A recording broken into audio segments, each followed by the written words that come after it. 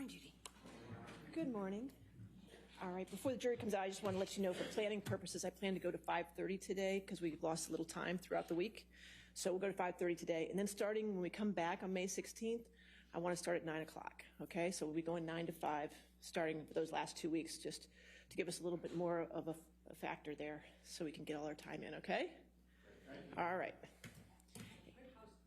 Okay, yes, ma'am? Just two exhibits, the Defendants 167, 170. One, Defendants 167 170. and 170. Okay, perfect. We're still working with counsel on redactions on some. Okay, all right, so we got those two. All right. Anything else before the jury comes out? All right, thank you. Give the tray.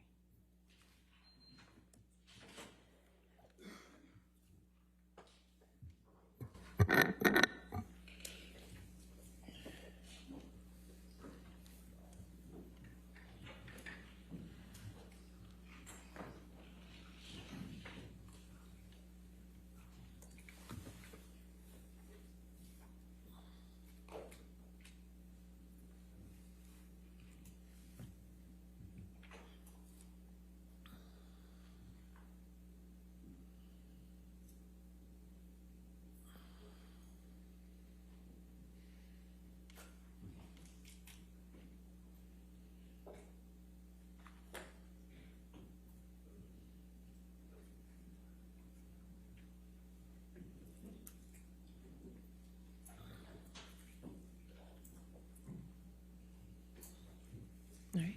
Good morning, ladies and gentlemen. I just want to let you know that today we're going to go till 5:30. So I just want to let you know at the beginning of the day that we'll be going till 5:30, okay? All right, thank you.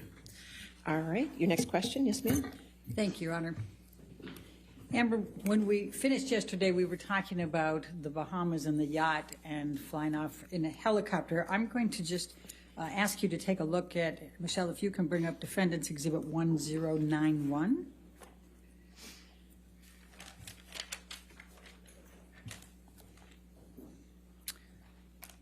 I think that's 1090.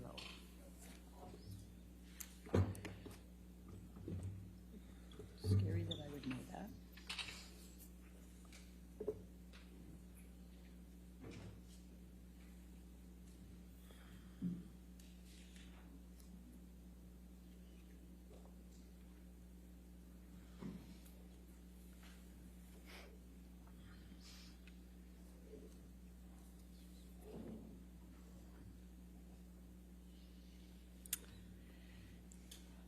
Do you recognize this picture?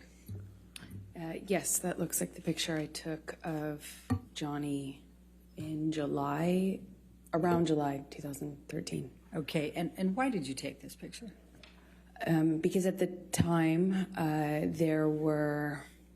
was already sensitive. I'd been in a relationship with Johnny for over a year, coming up on 2 years, and I had already noticed that there was this pattern of behavior changes with him that would make my life significantly more complicated or peaceful, difficult, or wonderful, depending on what he was using. And I only could tell what he was using because I would have to look for clues, and he would pass out and get sick and lose control of himself, and then people would pick him up and clean him up and fix it, and he wouldn't either remember, or he would deny it, or he would accuse me of saying that this had happened when it didn't, and there was no one to back me up. There was just his employees and everyone who had been taking care of him, versus my word. And so I started to take pictures to say, look, this is happening.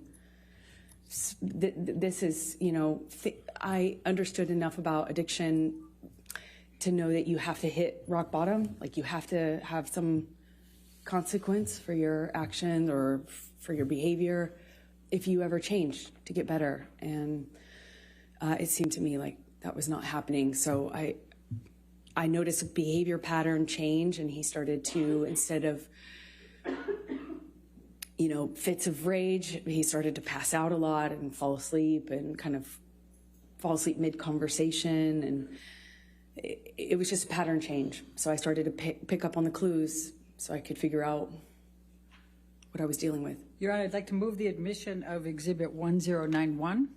Any objection? No objection, Your All right, Honor. 1091 in evidence, you can publish. Thank you, Your Honor. And Ms. Heard, and what is depicted in this picture? Please tell the jury. Johnny passed out on the island where we were vacationing. He had a bit of a stint of sobriety right before this, and it started to change with his friend Paul Bettany.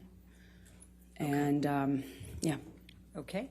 Now I'm going to ask you, Michelle, can you bring up Defendants Exhibit 1095? We talked about March 2013 yesterday, and I just wanted to bring this up quickly.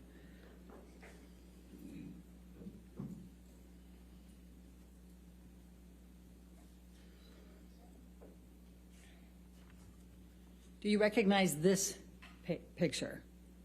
Yes, that was taken. Before you go further, did you take this picture? Yes, I did. Your Honor, I'd like to move the admission of Defendants 1095. No objection, Your All Honor. right, 1095 in evidence, you can publish. Okay, thank you. Okay, now, Amber, will you please tell the jury why you took this and when you took this? This was after a several-day bender, a binge of Johnny's. The 22nd of March, which we talked about yesterday, about he tried to burn a painting. It was accusing me of having affairs with a musician, my ex-partner, and he was on these, a drug binge where I saw him no eating, little to no sleep, and he would just use cocaine and drink all day long. Okay. And that would go for a period of time, and then a major blowout, and then he'd get sick and pass out, and then feel really awful, and often, including this time, would start a period of sobriety after that. Okay. Now I'm going to take you to mid-July 2013, the Tokyo press tour for Lone Ranger. Can you please tell the jury about that particular trip and the events relating to Mr. Depp? Sure. He was promoting Lone Ranger, and I had just met his kids at the premiere in Los Angeles shortly before this tour started. They found out about me. Amber, I'm going to just ask you not to go through that. Sure. Just take us to Tokyo, please. Okay. So I believe we went from that stop to Tokyo with the kids, and he had difficulty with drinking in front of them. He was trying to hide it, and yet he was dealing with some stress around his career. I didn't have a lot of details, but he was drinking at the restaurant, and the kids were kind of, noticing, but not really sure what to make of it. Objection calls for speculation and hearsay. She didn't say what they said. I'll sustain us to the last Okay. part of the answer. Okay, please continue, but don't say what they said. Okay, the kids said. Anyway, Johnny became upset with me for judging him. He was, it was like I couldn't win if I didn't do anything, if I didn't say anything to him about the drinking, if I didn't acknowledge it, it got worse. If I did acknowledge it, it was my fault and I was nagging. And I get it, I wouldn't like to be told what to do either, but it made him really angry, and the kids were on this press tour, and I was just concerned about them. I was concerned about them hearing us. Johnny screamed at me in the hotel room, and all I could think were the kids were in an adjoining room. What if they could hear us? I had just met them, and I didn't want them to think poorly of me and hate me, not knowing what was going on, in our behind closed doors. I I remember it was name calling, and he eventually passed out. Do you recall what names he called you? Do you recall what he said? I heard at this time nagging bitch all the time. Called me a cunt. He even said that he made a mistake with me, and that he didn't want to, that when we touched back down, he'd get rid of me and I'd go back to, he said some disgusting things to me. I don't know if I need to repeat it. Okay, let's go. Michelle, can you bring up Defendants Exhibit 1090? You indicated, I think, that he passed out at the end of that. Did you take this picture? I did. Okay. Your Honor, I'd like to move the admission of Defendants Exhibit 1090. No objection, Your Honor. Thank you. 1090 in evidence. You can publish. Thank you. And where was Mr. Depp when you took this picture? He was passed out with his head in a table in the hotel room, in our hotel room, not the kids' hotel room, in Tokyo, on that press tour. All right. Now I'm going to take you to August 2013. What, if any, discussions did you start having with Mr. Depp about moving in with him? Well, after this, I was getting close to his kids, and he had a stint of sobriety shortly after that, and it felt really good again. And shortly after that, he started suggesting that I let him rent my apartment for the vultures. That's what he called the press. And he said now that we were like a known couple, now that it was out in the press, that my apartment wasn't like safe effectively for me. And I had a modest apartment in Los Angeles. And so he started saying I needed to have security on me, or we'd rent out the neighboring houses because of the vultures. And it was a conversation, and then that conversation evolved into I should move in with him. Always wanted me to go with his security guards, wanted me to have his credit card. Obviously, I wouldn't accept that, but the conversation about moving in became, hard to resist, because I was increasingly becoming a part of his life, and also loving his family, and feeling like, more stability would mean more stability with him and his struggles with drug and alcohol use. And I thought I would minimize some of the jealousy and insecurity that he had. It was hard for me to justify working. Every audition, every meeting, every script I got was a negotiation or a fight. I had to justify it like as if I was saying, hey, let's have an open relationship. It was, and I thought that would be minimized if I could make him feel more secure. By, if we live together, certainly there would be more security, right? And that was my reasoning. So you talked about still reading scripts and things. What, if anything, did you do differently in terms of pursuing your acting career? Well, I've always been really independent, and I've never imagined not working. I've worked from the earliest time I can imagine. I come from, parents who worked until they literally couldn't anymore. I never imagined myself having to explain my job or justify my job, but I did, and I am independent, and I see myself as independent and strong-willed, and I had to bargain. Every time I'd get a script, it would be, I thought you weren't taking another job. I'd always say, are you kidding me? That's crazy. I have to work. I support my family. When I moved out to LA, I'd get a check for, a gig, $600 or something. I'd save half for me, send half to my family. I kept having to justify taking work by saying, I'm supporting my parents, you know, I'm supporting my sister, I'm supporting my family, I have to work. And he would say, you don't have to work, kid, let me take care of you, my woman doesn't have to work.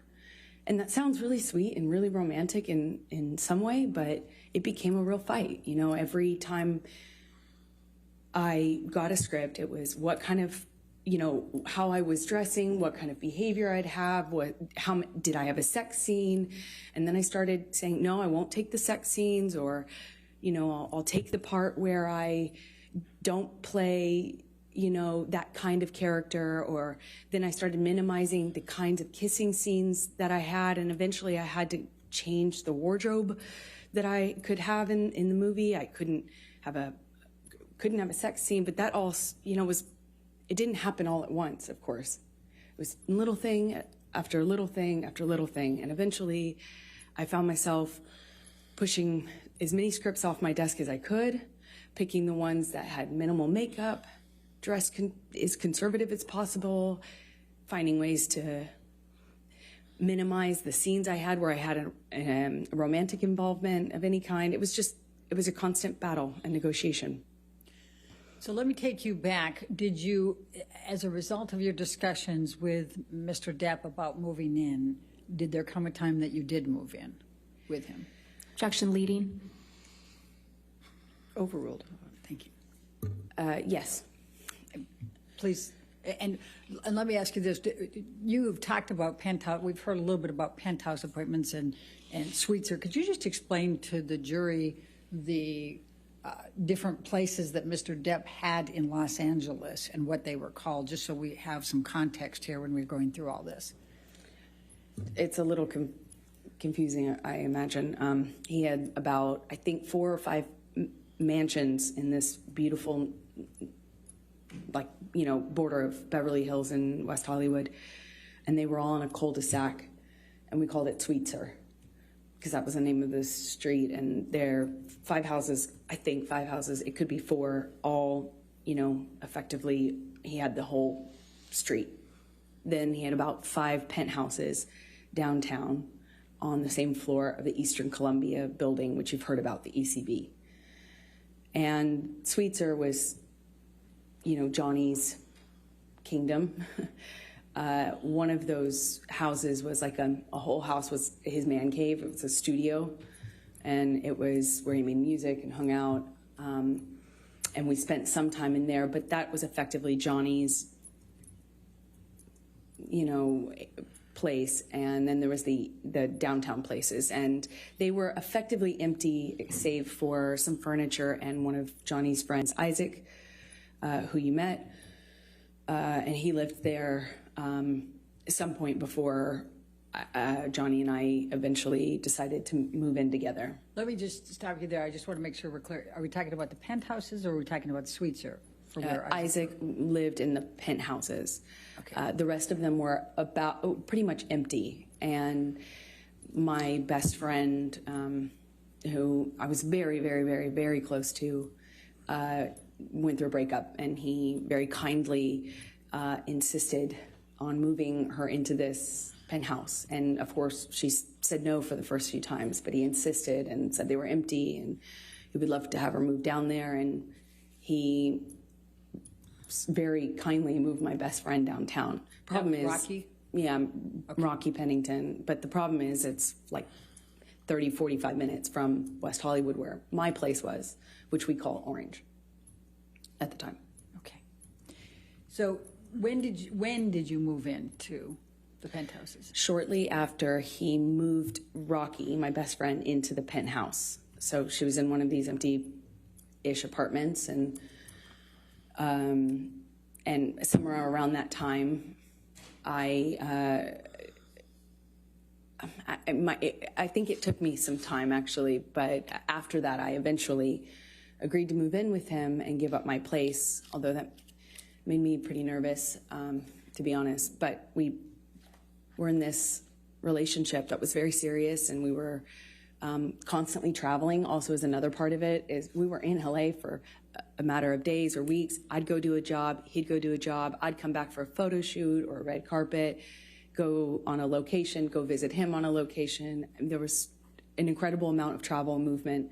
So we weren't really, again, living the day-to-day that you might normally with a partner, where you have a home and you move in together and you have one home.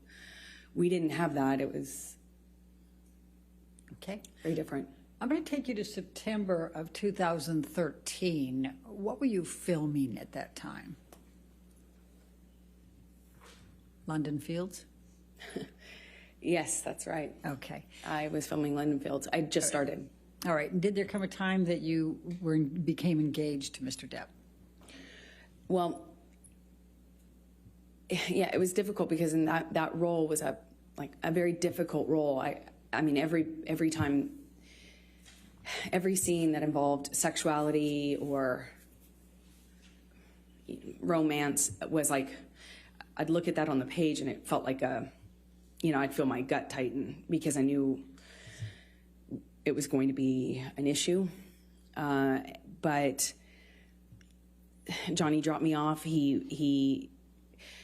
I gave him the script. I sent him pictures of what I was wearing in my wardrobe fittings. I sent him everything. I shared my script with his team. And the fighting eventually kind of minimized. It was clear I was going to do this job. And I told myself I had to do this job. And Johnny had to go to London, I think, for some pre-production stuff for a movie he was going to do a smaller part in, I think. It was called, I think this was Into the Woods, is my best guess. So he dropped me off in London, and when he dropped me off in London, we had a few days at this hotel that we first, consummated our relationship in, as when we were on the London press tour, and our relationship developed. That was the same hotel, and we were in this same room, which is Johnny liked to be in the same room. And it was really sweet. He got down on one knee and said, I want you to be my girl forever, my woman, my girl.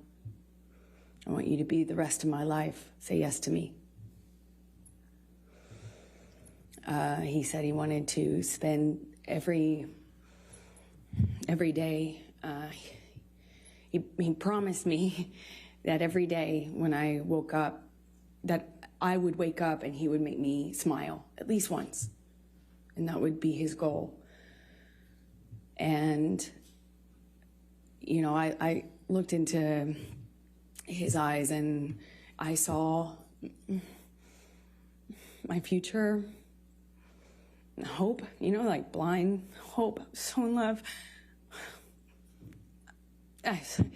It was one of the most, I can't describe that kind of joy, I thought, if we were married, then this is real. This is real. This isn't a thing of, this isn't chaotic and this will change. I had so much hope in that moment. And I just said to him over and over again, are you serious? Are you real? Are you serious? Are you sure? Because he didn't have a ring. So I thought, is this an impulse thing? My experience, Johnny, could be very impulsive. And he said over and over again, be my woman forever. I want you to be my wife, my wife, my wife. I, of course, cried, and we had a wonderful evening, and he left shortly after, and I was, the next day, I had to go to work, and I couldn't tell anyone, and I wasn't sure. Part of me was worried that he didn't mean it, or that he wasn't sure. I just didn't want it to be an impulse thing, so I didn't want to mention it. I want to bring it up. I didn't want to. And I kind of I walked around for a few days like I had butterflies under my skin. And then he brought my dad out to London with my best friends. And my dad told me, Johnny has asked me permission for your hand in marriage. And I felt like the luckiest woman in the world. So while you were filming London Fields and Johnny had gone back to L.A., what, if any, issues did you have with him on fraternizing with the cast? I'm going to ask, Michelle, can you pull up Defendants Exhibit 188, please?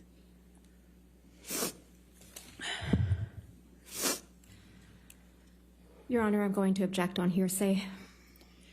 Your Honor, I'm going to, let's pull up 188A. I've redacted everything but what Mr. Depp says. All right, let me On just take a look 188A. at 188A. That's submission against interest.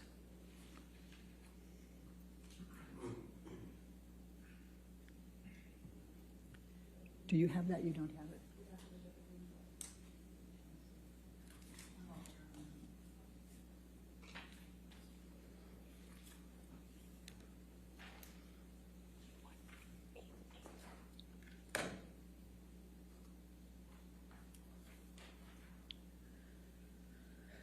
Give that a minute. While they're working on that, can you tell us what transpired between you and Mr. Depp when you wanted to do something with a cast member? So, as I said, he came to London for his own work and also dropped me off in London, where I had to be for a few months to film this movie. And he asked me to marry him. He brought my best friends and my dad out. They left. And shortly after they left, my co-star, one of my co-stars, invited me to go to a concert with him and some of the cast to kind of break the ice, and I'd be working with them for the next few months. And I had already, I already knew I couldn't be photographed, even if it was platonic. I couldn't be photographed with men or women that other people could possibly spin as romantic. I had learned that but in January, the hard way. So I asked him permission if I could go to this concert with the cast. And I said, Johnny, that he's my co-star. Objection, Your Honor. Hearsay.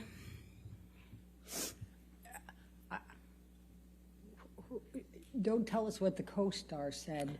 Just tell us what your communication was with Mr. Depp. Objection, hearsay.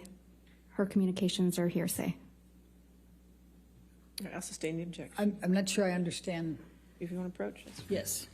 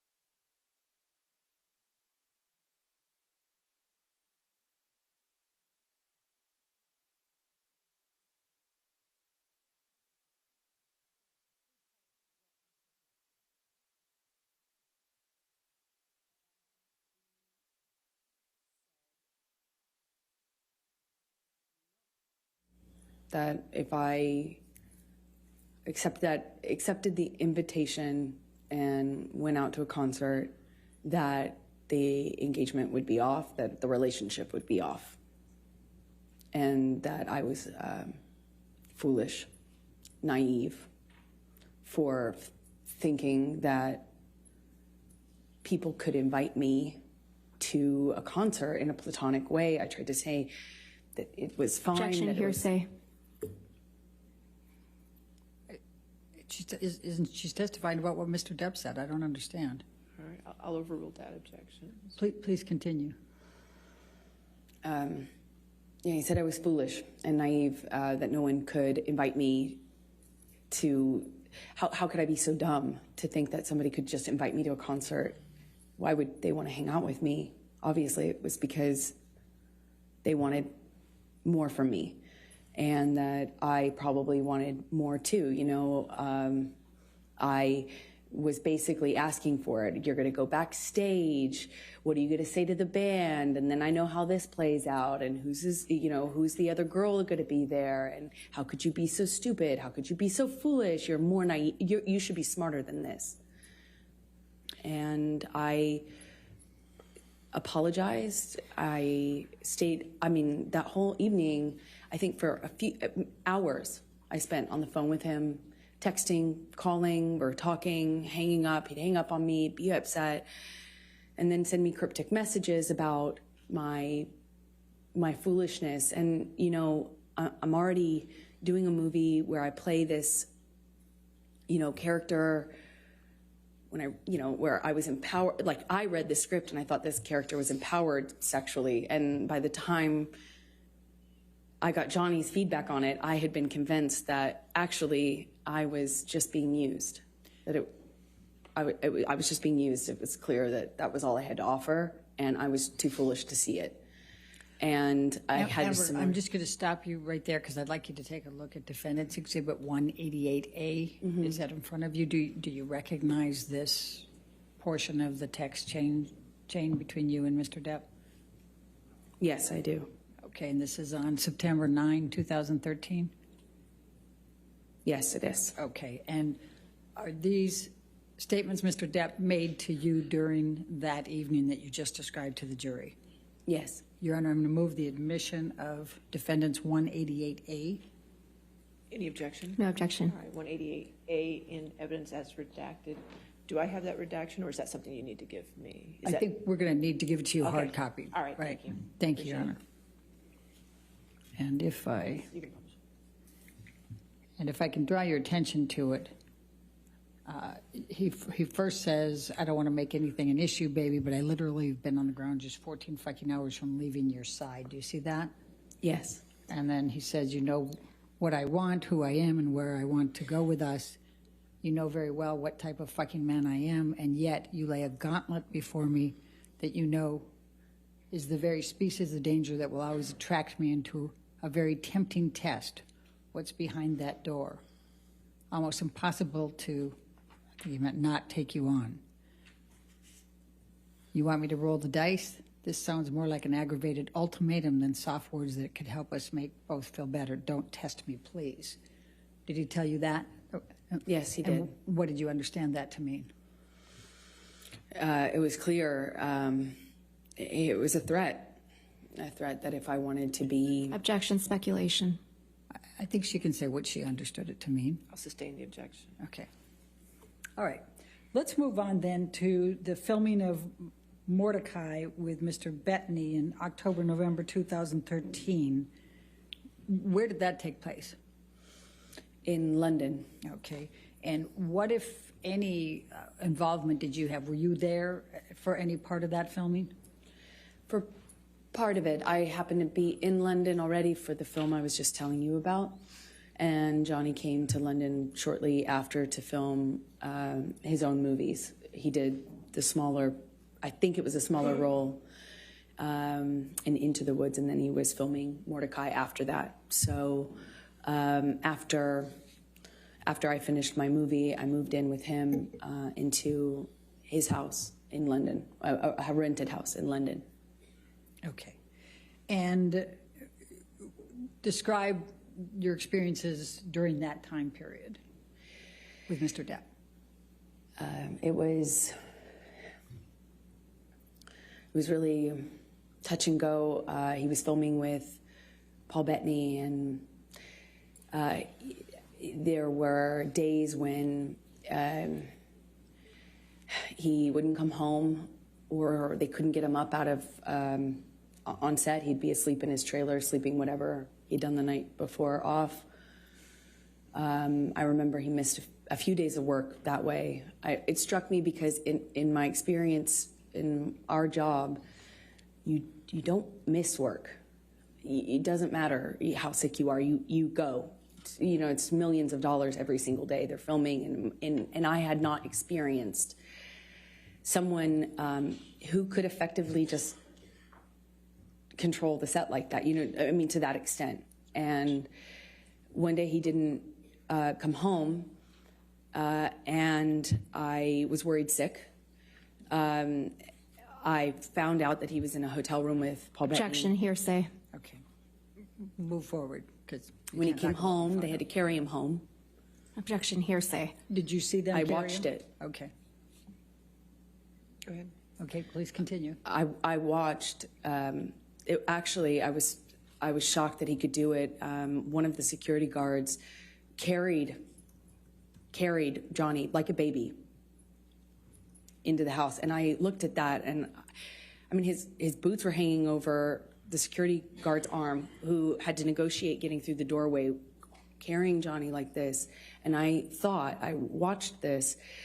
His assistants and the other security guards shaking their head, you know, just shaking their head, acknowledging this is how bad it is. And I remember thinking, this has got to be it. Like, this has got to change. This is it. And he was understandably very, very sick for at least 2 days, is my recollection. And in that 2 days, I had a lot of conversations with this team. I won't say what they were, but I felt at that juncture very encouraged that everybody and myself were on the same page.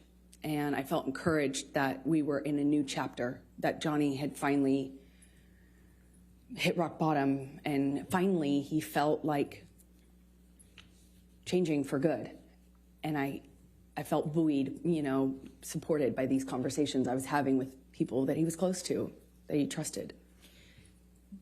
November 2013, did you have any contact with Lily Rose that led to any discussions with Mr. Depp? Objection, leading. What, if any, communications did you have with Lily Rose in November 2013? Objection, calls hearsay, leading. I'm asking what her connection was. I didn't ask what she I'm going said. to sustain the objection. If you want. Okay. November 2013, what, if any, interaction did you have with Lily Rose without saying anything she said? Objection, hearsay.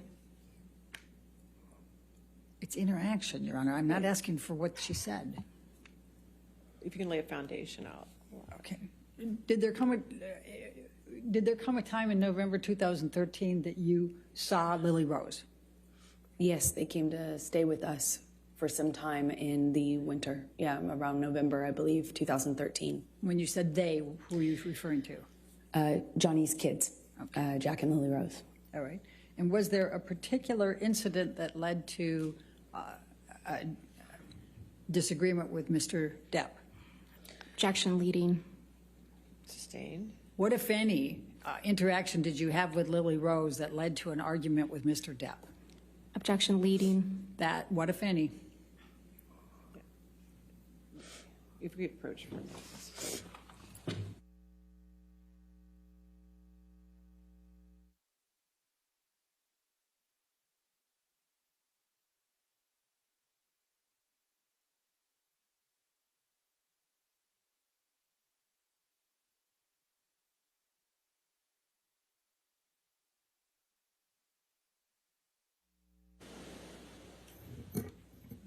Did you have an argument with Mr. Depp relating to Lily Rose in November 2013?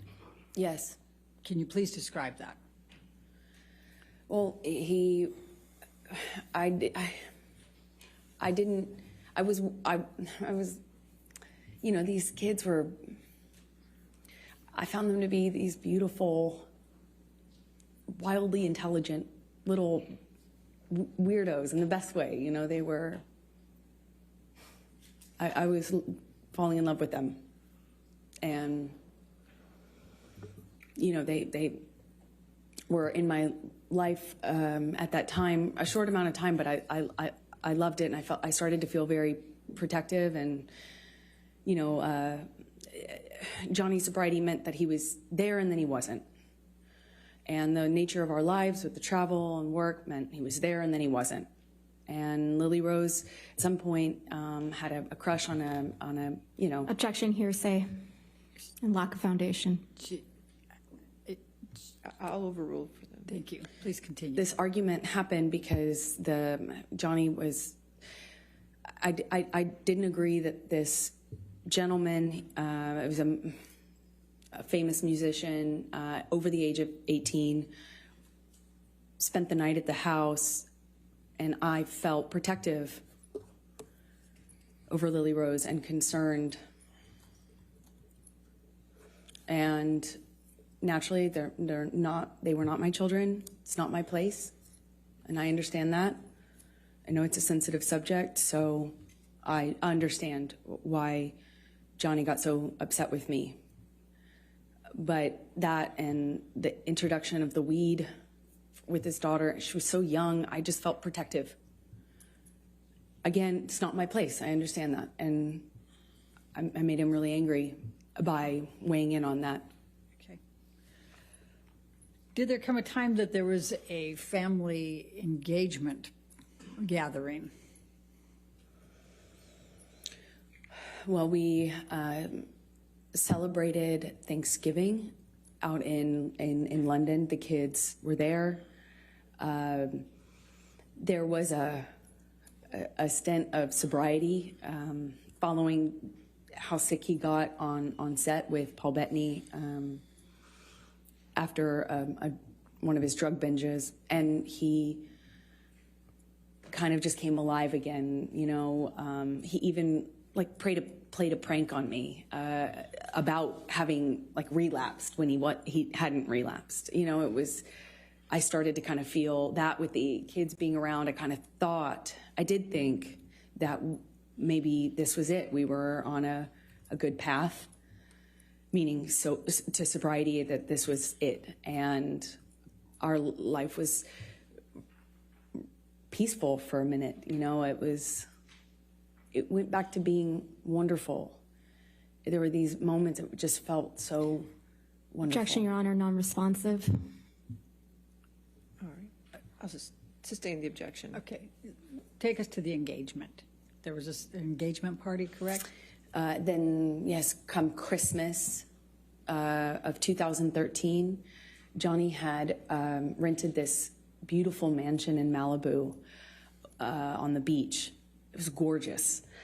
And he brought my family out, and his family was out, obviously, in LA. And we stayed in this rented mansion, and we're all together for the holidays. And one evening, we were going to his mother's house. His mother, who you've heard about, was older and sick, but at home being cared for.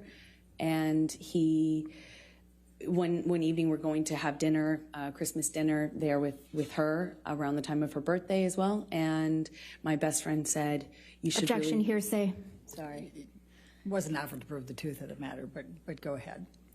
Go past that. What did you do? We went to Betty Sue's house, his mother's house, and Johnny proposed in front of our families in this big, surprise. He surprised me, got down on one knee, and I cried and hugged my mother and hugged his mother, and he gave me this enormous diamond ring, and it was a nice time. Okay. I'm going to take you into January, February 2014. You employed a woman named Kate James, is that correct? Objection, leading. What, if any, relationship did you have with Kate James? She was my assistant at the time. I hired her sometime in 2012, and had as minimal contact with her as I possibly could. So. And why is that? She was difficult, troubled, and inconsistent. She drank on the job and stuff like that, and her behavior was Objection relevance. horrible. She's already testified. Kate James has testified, and I think the bias, we can. All right, I'll allow that. Go ahead. Thank you. Okay. Please describe for the jury what job responsibilities Kate had and how you communicated with her and kind of how that worked. Objection compound. Overruled. Thank you. We had minimal person-to-person interaction because I was hardly ever in LA. If I was there for a few days at a time. And Johnny and I kind of lived in this insular bubble anyway when we were together. But we would send emails, texts, and a lot of voice memos, voice notes. And, you know, if I found that if I said, Kate, you know, you left the car running with your doors open and your kids in the car on the street. You Objection need to move hearsay. She's not testifying. She's testifying about context. Sustained objection. Next question. All right. I'm going to ask you to take a look at Defendants Exhibit 209.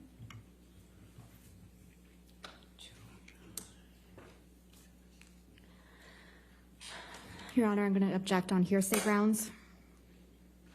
All right.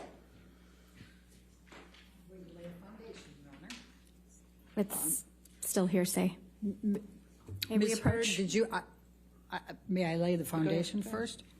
Ms. Heard, did you communicate with Kate James by email in the ordinary course of your business? Yes, I did. Okay. And I'm going to ask you to take a look at Defendants 209. Is this a communication that was between you and Kate James that was in the ordinary course of business with her as an employee? Yes, it is. So, Your Honor, I'm going to move the admission of Defendants Exhibit 209. Business records exception. Still hearsay, Your Honor. Business record exception gets the business record, but it's hearsay. If there's hearsay involved inside the business record, there's still objection to hearsay. Your Honor, the business records exception, I mean, I don't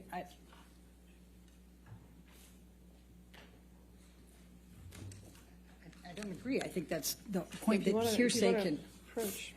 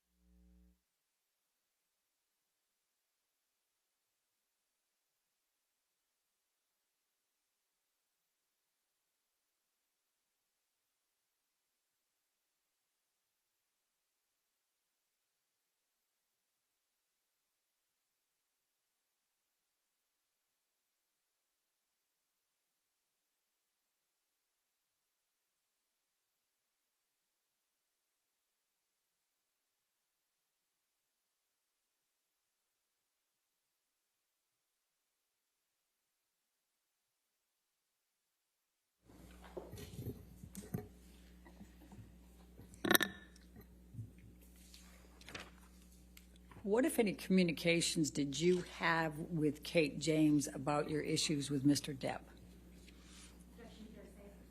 Objection hearsay. Your Honor, Ms. James has testified.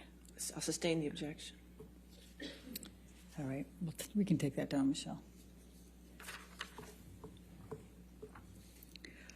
In the February, I'm going to jump to February, March 2016. What, if any, communications did you have with Mr. Depp about a prenup?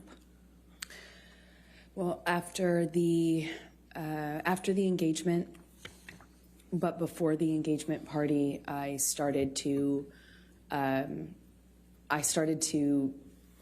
feel like it would make, you know, I know that he earned significantly more than me. He's a successful actor. I wanted to eliminate any doubt in his mind and in other people's minds, so I brought it up to him and brought it up to my therapist. Objection hearsay. She's just saying that she brought it up to her therapist. She's not saying what she said. But please focus on Mr. Depp, okay? Of course. Johnny said he would tear it up. He said, if you ever brought one up to me, or if I ever saw one, got my hands on it, I'd tear it up. Only way out of this is death. Only way out of this is death. And I thought it would, like, I didn't care either way, but I did feel that it would eliminate suspicion or doubt, and it would make things easier. And I told him over and over again, you know, are you sure? Are you sure? Maybe we should do this. And one time he said to me, he's like, kid, are you already thinking of how you're getting out of this? Are you already planning to get out of this, kid? You already planning on leaving? It was around the same time as the moving in together conversation. He accused me of having 1 foot out. And they kind of were happening around the same time. You know, I still had my apartment and we're engaged now. He was asking me to redecorate Sweetser, his main house, and kind of move into the ECB building downtown where my best friend was living at this time. While the decorations and the remodeling had been done on Sweetser. And so these conversations were kind of happening about how to build our future together and how we were going to move forward together. And I would have forgotten about the extent that we had those conversations early on in the engagement if it hadn't have been for my therapist's notes. I'm sorry, if it hadn't been for your what? If it hadn't been for my therapist's notes, which were taken at the time when I was talking to her about this and my conversations with Objection Johnny. hearsay. Okay. I'll sustain the objection. We'll move on. Okay. Let's take it to March 2014. Did there come a time there was an engagement party? Yes, so it was March 2014. Please describe for the jury. We had an engagement party, and we decided that when we did get married, we'd have a small wedding, you know, something intimate. But, you know, our lives were kind of big. His life was extremely big. And we needed to we wanted to have a bigger engagement party than a wedding, you know, and kind of get our guests in, our family, our friends, and have a big event of it, as opposed to making the wedding something that was big. And, you know, so we kind of put it on the engagement party and had a bunch of people, a lot of friends, business acquaintances, a lot of family. I had all of my family friends and my childhood friends come out for it, and I even invited my therapist. It was, you know, a big event. Okay. And describe what took place at the engagement party.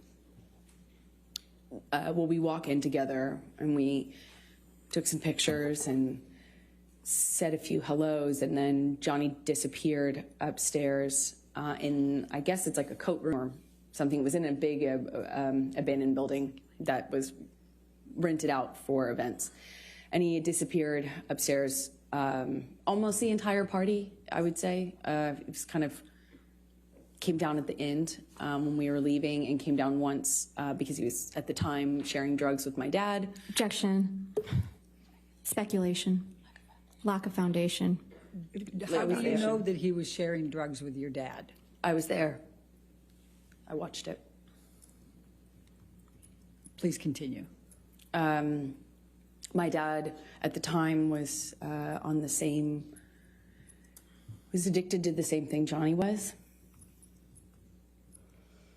And so my dad had, either my dad ran out or Johnny ran out. I can't recall which of the two ran out, but there was they needed more, of course, and had to leave the party. My dad actually left with Johnny's security to go get more drugs from Objection. West Calls for Hollywood. speculation. How do you know that? They told me. Hearsay. Sustain the objection. Okay. And they left to go whatever, and then they came back with drugs, and everything was okay in terms of the withdrawal symptom, or I don't know what you call it at that point. But he still stayed upstairs. And Are you referring to Mr. Depp? Yes, I am. Okay. Please So continue. shortly after that, I tried to get Johnny to come downstairs, and he just snapped at me, just verbally told me to shut the fuck up. And I remember talking to my mom about the irony of it. Okay. We were in an engagement party, but that was pretty much it for the engagement party. And I went downstairs and entertained guests and smiled and took pictures and put on a face and, went about my evening. All right. I'm going to take you to May 2014, the Met Gala. Could you please tell the jury what a Met Gala is and what's involved in that? Objection. Compound. Overruled. Met Gala is a big event, annual event, celebrity event in New York. It's a fashion event, but it's just a major red carpet event. And so you have to be invited, and it's kind of a thing, and we were invited that year. And I had already gone for the previous year or two, and this year we were going to go together. And at some point in the evening, we're sitting across the table, and Johnny starts asking me about this woman. He thought I was looking at this woman in a sexual way, and I kind of turned it around on him and said that exact Objection. Hearsay. All right. It's context, Your Honor. This is I'll context. sustain the objection. Okay. Just say what Mr. Depp said then. I guess you can't tell us what you said to him. Okay. He was accusing me of flirting, and that's how the argument started. I don't recall what other accusations I was fielding at that moment, but typically in my experience with him, it wasn't just one. So you'd make a point, and then he would go on to a different accusation. But I remember that what started it is this accusation that I had been flirting at this event. We get back to the hotel room, and Johnny shoves me and kind of grabs me by the collarbone area, like not really my neck, but top of my neck, above my collarbone, below my neck. I think at that point, when we were still in the living room, I shoved him back, but I don't really recall too many specifics. I remember he threw a bottle at me. It missed me, but it broke the chandelier. And at some point, I remember maybe this was the shove that I was talking about, but at some point, Johnny and I are in a struggle in the living room, and he kind of like shoves me down on the sofa, and I get up, and I'm trying to get him off of me, and it's just stronger than me. I don't know how else to describe it. And at some point, he just whacks me in the face. And I had not, at the time, been, I think that was the first time I was like, is this a broken nose? At the time, I was unsure what that feeling was, but I suspected I had a broken nose. And other than that, I was relatively unscathed. But I remember my nose being swollen, discolored, red, and I took a picture of my face at some point and made a joke about it to my friend about how bad I looked compared to how the red Objection, carpet. hearsay. All right. It wasn't offered to prove the truth of the matter, Yes, sir. I'll sustain the objection. Okay. Okay. Just don't say what you told a friend, okay? Okay. Let's take you to the Adderall Diaries. When did you start filming the Adderall Diaries? Believe May.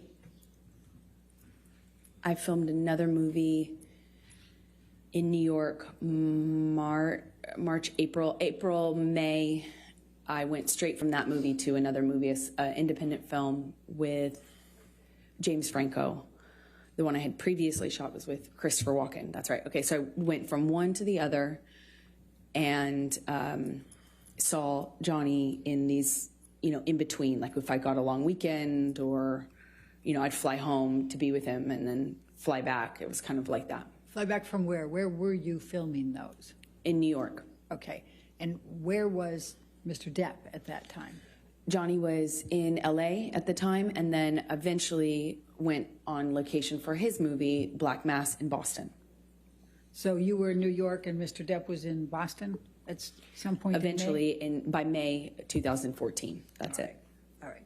And what, if any, discussions or arguments did you have with Mr. Depp relating to James Franco in that time frame of May 2014?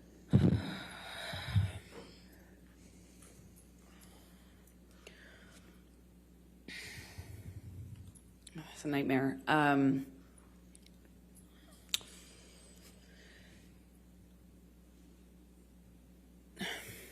I wanted to do this independent film. I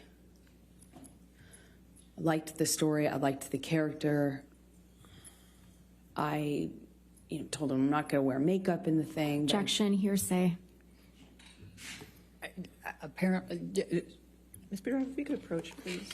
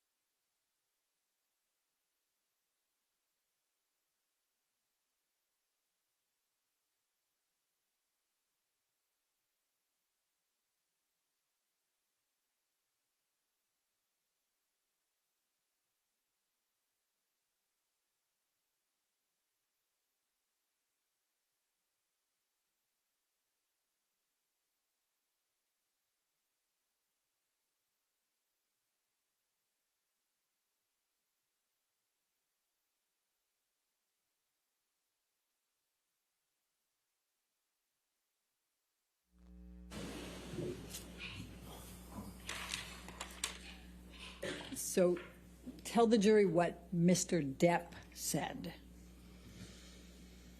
He was mad at me for taking the job with James Franco. He hated James Franco and was already accusing me of kind of secretly having a thing with him in my past since we had done Pineapple Express together. Okay.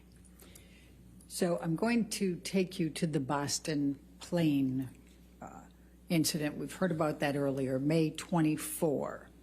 Can you please describe for the jury what took place on May 24 relating to the plane incident? Well, I had spoken to Johnny, he's in Boston, I'm in New York, and I spoke to him. He had already been upset with me and accused me in like many arguments about not telling him about scenes that I had. If I had a kissing scene, any sort of romantic scene, and I wasn't explicit about what I was going to do.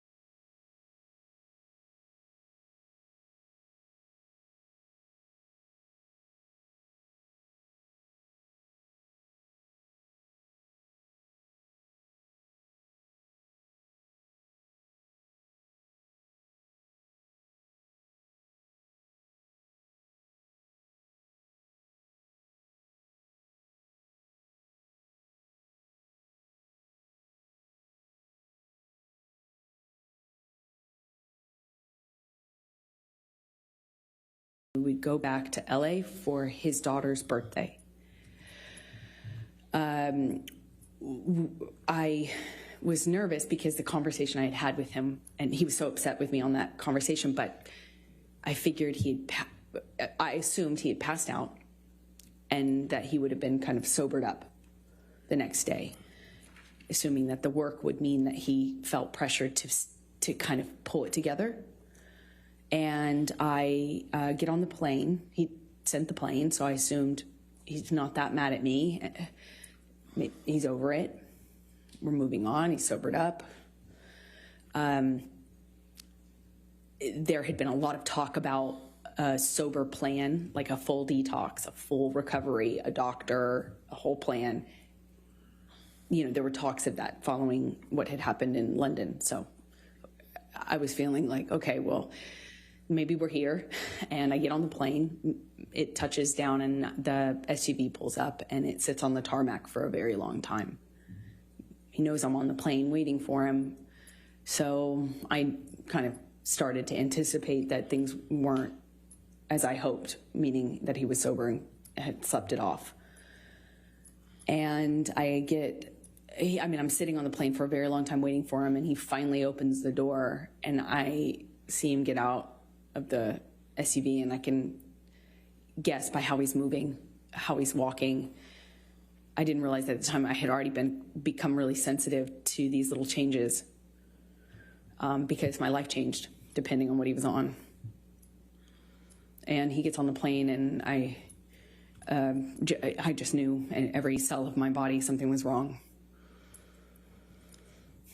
And he comes straight up to me, doesn't say anything to me, but is looking at me. He's got these glasses on and he takes them off in this kind of aggressive manner and sits down across from me, not in the usual spot. We'd kind of have our places on his plane, you know, where you get used to sitting. And I remember I got up and moved to accommodate him getting by so he could sit in the normal seat as per usual. He didn't. He sat across from me. At some point, and I don't really remember the exact sequence of it, we take off, and at some point he's asking me what's wrong with me, what do I have something to tell him? Do I have something to tell him? You want to talk to me about your day yesterday? And then it gets, I already know that he's drunk. I already know he's using, he reeks of weed and alcohol. I mean, his breath smelled so bad, and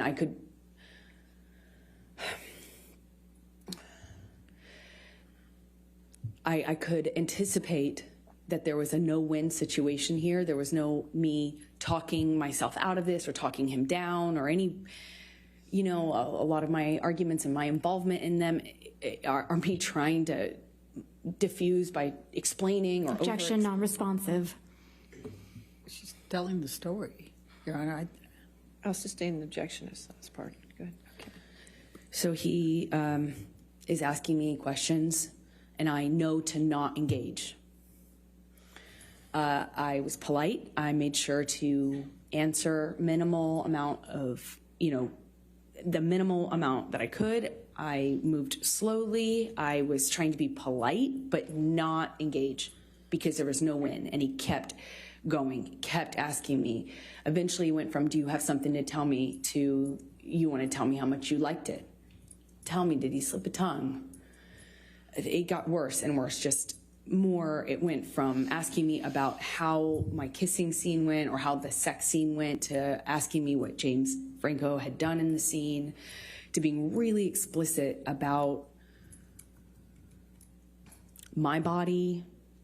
You know, he was talking about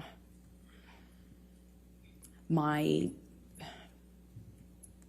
was saying really disgusting things about my body, about how I liked it, how I responded, and then he started just straight up taunting me.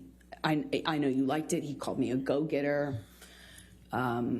He called me a slut in front, and also this is happening with security and his assistants on the plane. And I remember I felt I struggle to be able to tell you how embarrassed I was, because he was speaking to me in front of people in this way, asking me if I liked it and if I was wet, and you know, why I wasn't looking at him, and that was proof I wasn't looking at him. That was proof that I was asking for it. Did I ask James to do this and this to me? And how about if he does those things to me? Insert sexually explicit descriptions of what he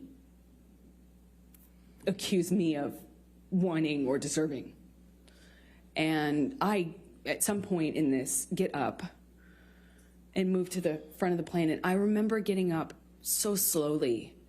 I didn't want to aggravate him. I didn't want to give him any excuse to pounce on. I didn't want to upset him. I didn't want him to flip a switch and get worse. I just remember very slow movements, and I slowly get up and move to the front of the plane, and he starts throwing things at me. Ice cubes, utensils. He's calling me a go-getter, and then an embarrassment, talking about what an embarrassment I am. I don't know how many times I moved seats. I wish I did. I don't. I remember moving more than once, and Johnny came to me each time, not the other way around. He sits down in front of me at one point, and because I'm not answering him, I was looking out of the window, and he slaps my face. And his friend is in our proximity. And it didn't hurt my face. It just felt embarrassed that he would do that to me in front of people. It was the first time that anything like that had happened in front of somebody.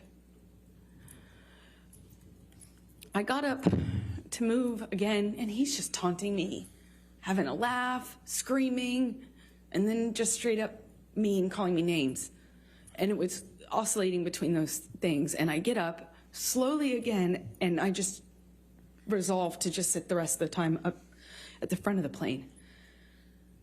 And as I get up, he kind of kicks the swivel chair into my hip, kind of just hits me. And I look at him, and he asks me, what are you going to do about it? I just stared at him. I just stared at him and wanted him to see me. I wanted to get through to him didn't feel there was it felt like there was a blackness in his eyes. I wanted to look at him. I wanted him to see me. It didn't even feel like him. And as I'm walking away, slowly, trying not to be, I was being very deliberate about my movements, wasn't saying anything, I wasn't engaging. I am walking away from him slowly, and he tells me to hurry the fuck up. Hurry up. And I just look at him one more time, wanting to penetrate the monster to see the man that I love underneath that. The man I loved. And he tells me to hurry up again. And I pull my gaze away from him. I walk away from him. My back is turned to him, and I feel this boot in my back. He just kicked me in the back. I fell to the floor. I caught myself on the floor, and I just felt like I was looking at the floor of the plane felt like a long time. And I thought to myself, I don't know what to do. I can't believe he just kicked me. No one said anything. No one did anything. It was like you could hear a pin drop on that plane. You could feel the tension, but no one did anything. And I just remember feeling so embarrassed. I felt so embarrassed that he could kick me to the ground in front of people. And more embarrassing, I didn't know what to do about it. I got up and I walked to the front of the plane. I sat down and I just looked out of the window. And Jerry, Judge, Security, and my friend both kind of under their breath asked me, "Are you okay?" Objection, hearsay. I spent the rest of the time looking out of the window. Sustain the objection. And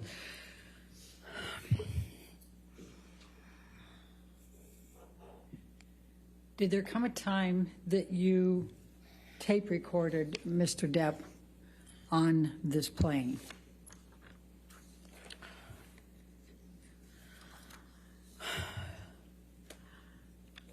I want to sit here and say that I was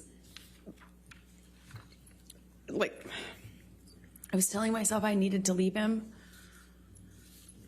but as he got worse, he demanded the oxygen tank from the flight attendant, excuse me, and he continued to drink, and then eventually started howling like an animal and passed out in the bathroom with the door locked, and was howling. And I at some point pushed record on my phone because there was that 5% part of me. Objection, non-responsive. I don't think it's non-responsive. She's explaining what led up to her tape recording him and why. I mean, I can ask her, Okay. will that solve it? All right. Why did you tape record him? Because I knew that Johnny wouldn't remember what he had done. I knew he would not remember. And if Calls for speculation. She can say why she did it and what she thought. But that last part called for speculation. I'll sustain the Don't objection. say I knew. Why did you tape record? in my experience, when Johnny was that inebriated, he would not remember what he had done. Calls for speculation. How can that call for speculation? I'll sustain the objection. All right, let's go to Defendants 221. And I'm going to play 3 different parts for it. Your Honor, And may we we can- approach, please? Okay.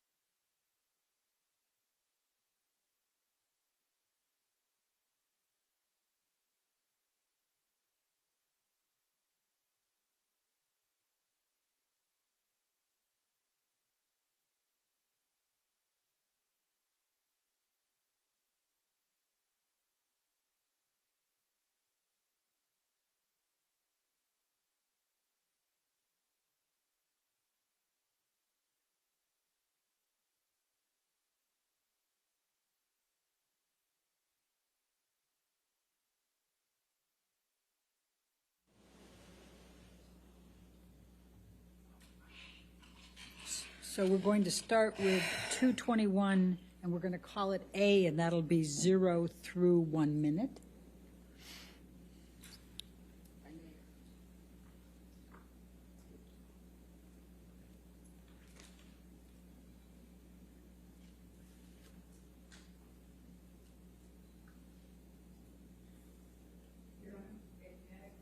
Okay, sure.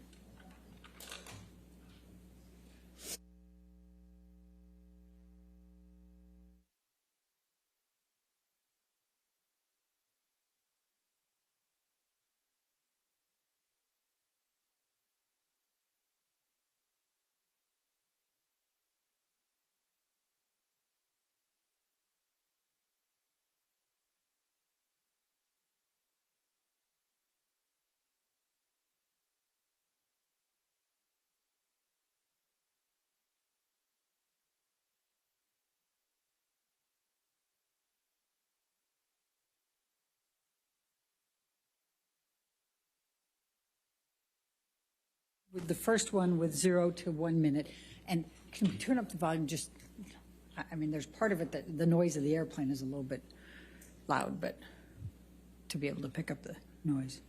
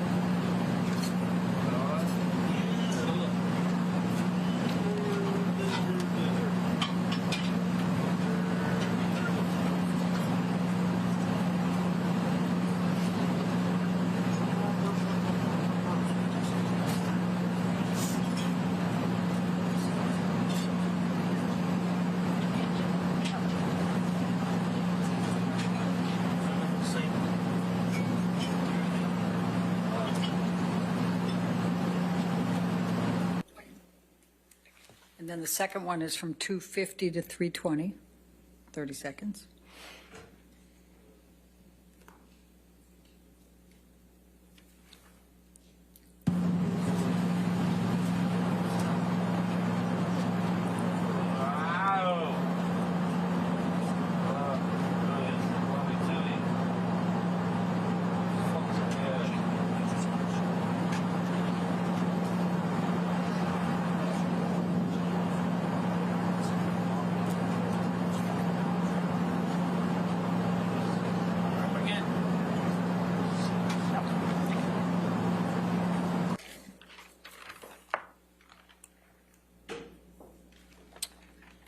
You, 221 is in evidence.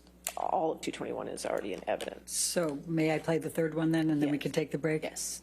Thank you. Play- That would be at You can play 9. all of it if you'd like. That's fine. Thank I you. think that'll torture the jury if I do that, Your Honor.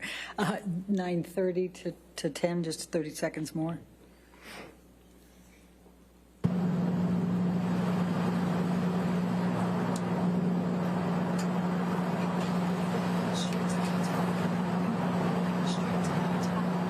I must have this fucking lady in case she gets sick.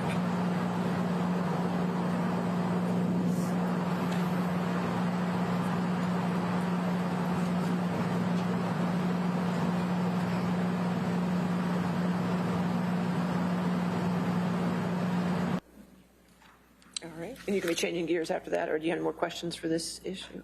No, I think this would be fine Okay, for a break. all right. Ladies and gentlemen, let's go ahead and take our morning break then. Just do not do any outside research and don't discuss the case with anybody.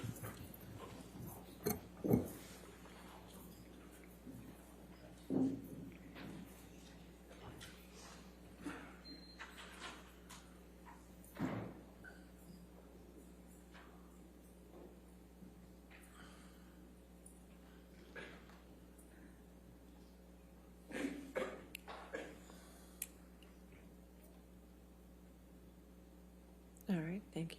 And again, ma'am, since you're still testifying, don't discuss your testimony with anybody at this point, okay? All right, so let's just come back at, let's make it 11:42. All right, 11:42. Thank you, Your Honor.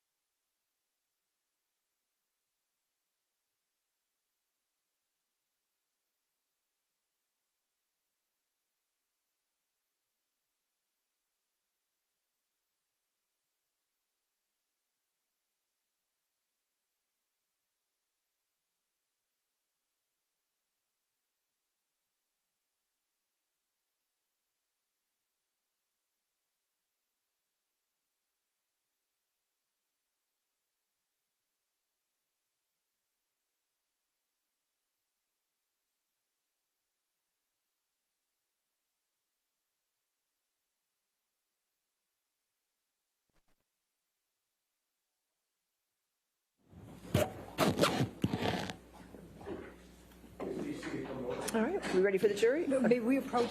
Okay, sure.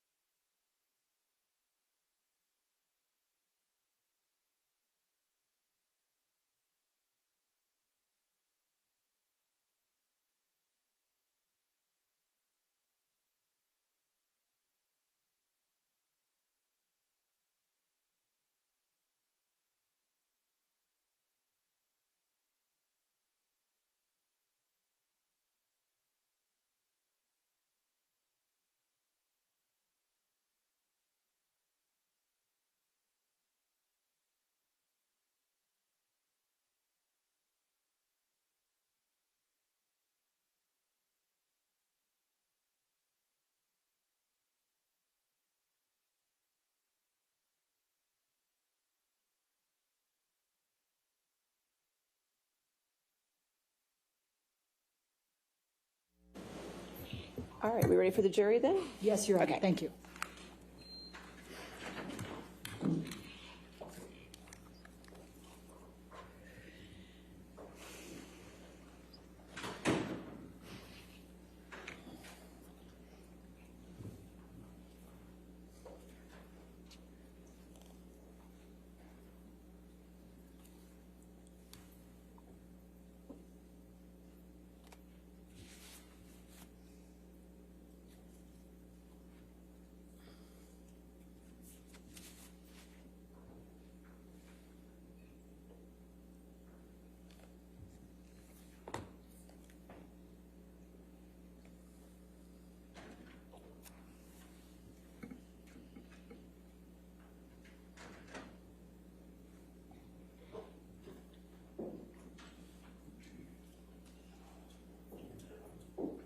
All right, thank you. All right, see your next question.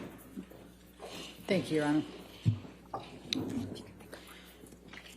Amber, following the plane ride, what did you do once you arrived, once you landed in L.A.? I called for a cab, a car to pick me up, met me at the private airport, and I left. I got straight off the plane as soon as we touched down.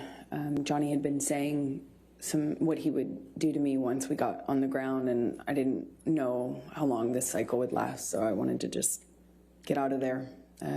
I went to a hotel and called my friends to join me, which was my coping strategy at the time.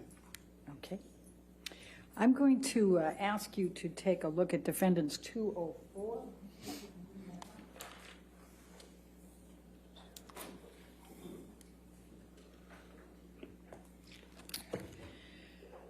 Did you reach out to... Objection, Your Honor, hearsay and bleeding. Your Honor, I would direct Your Honor's attention to the first one in blue and the third one in blue, and I would say present sense impression and the state of mind at that time. All right, if you want to approach. Yes.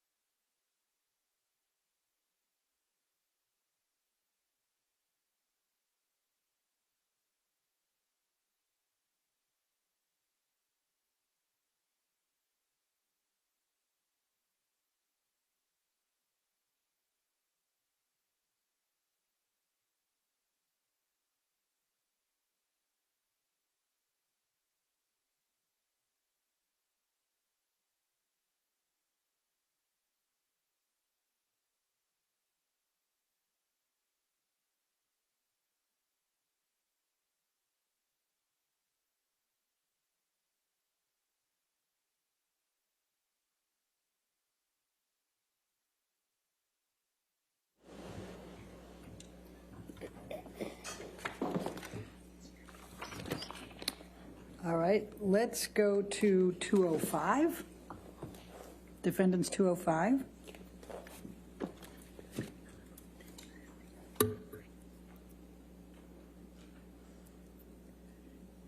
And this is a communication between you and Rocky Pennington, your best friend, is that correct? That's correct. Objection, hearsay. Needs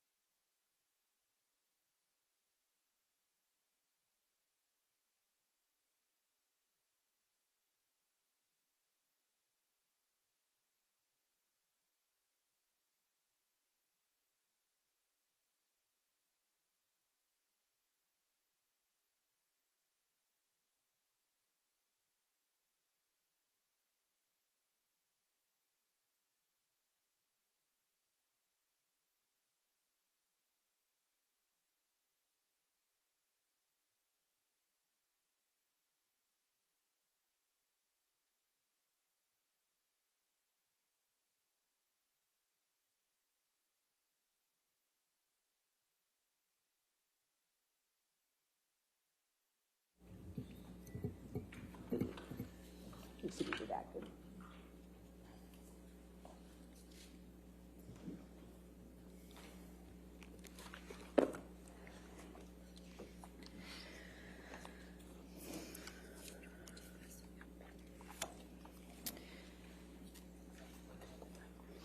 So 205 with redactions is in evidence.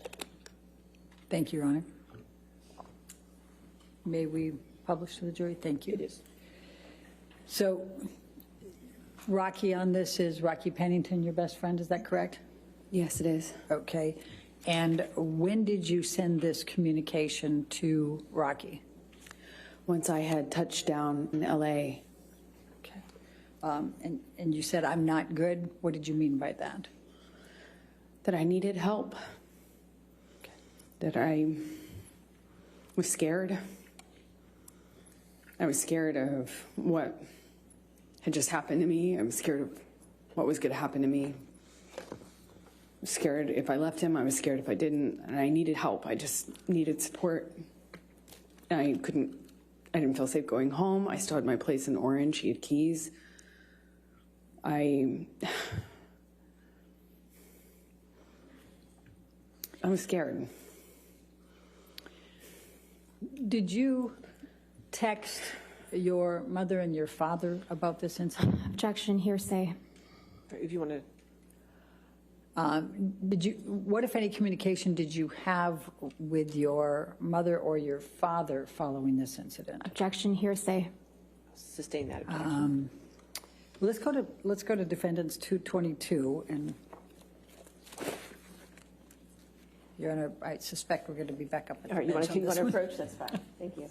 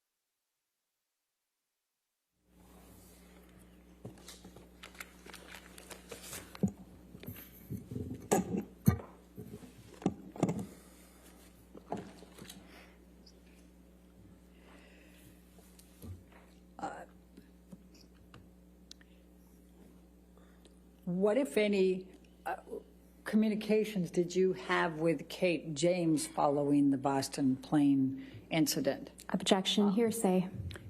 Your Honor, if we go to 224, Okay. 224. my argument would be business records exception. All right, you want to come forward? We can do it.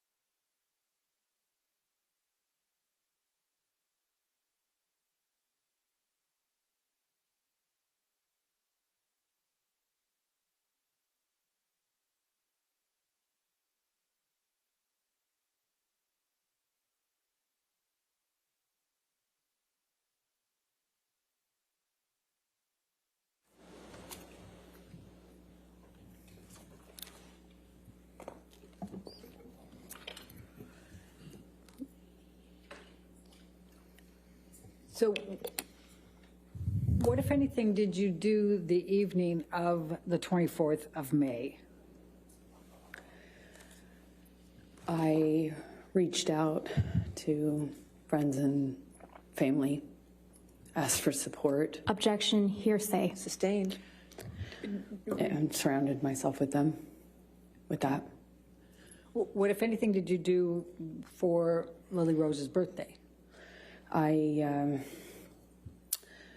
That's why we had gone back to LA. Johnny was sick after having passed out on the plane. So I took her to dinner. We went to Benihana's. It was, again, put on my smile, took her out,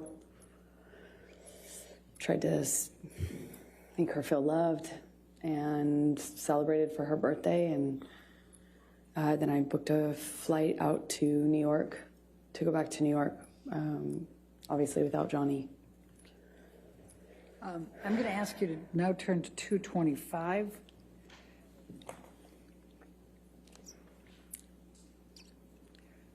And Your Honor, I'm going to be referring to the last two blue spots on that page with the state of mind.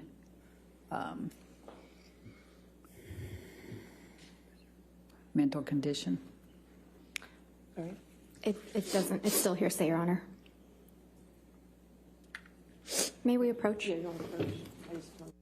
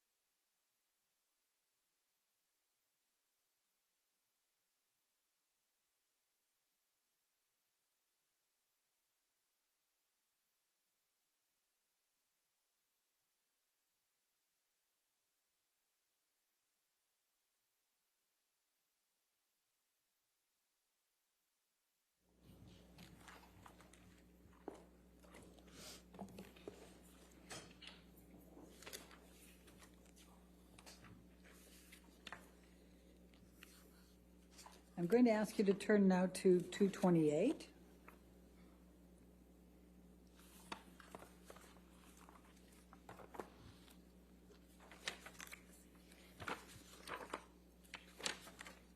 Your Honor, we're going to object on hearsay. First line, Your Honor, Okay. is all I understand in Your Honor's ruling, but I think.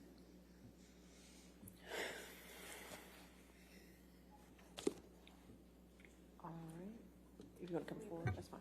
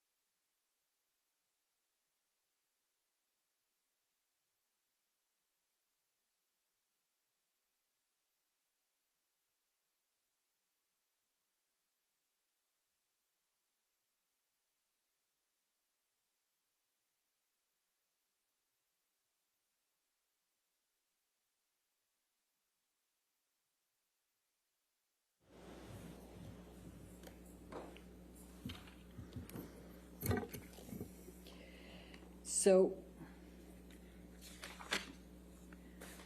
tell us please tell the jury what you did then over that night, the next day, and at the hotel.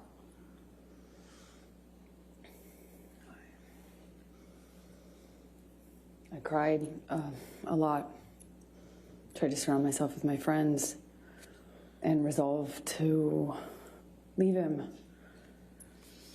I felt powerless. Nothing I did made a difference. You know, on the plane, I was so careful. Objection, non-responsive. Please just tell us what you did, and you can tell how you feel, but don't go backwards, okay?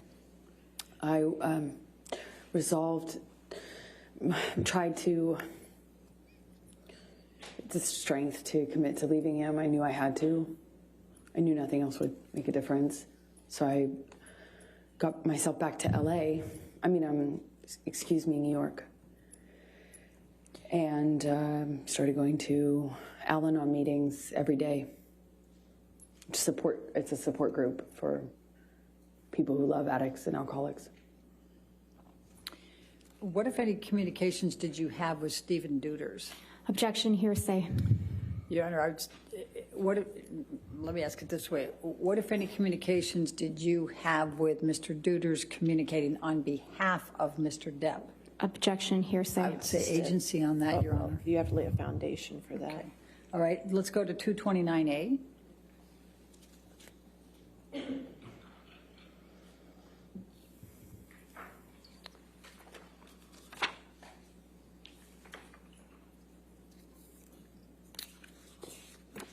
And could you, without saying what the content is, can you tell us who this text message is with?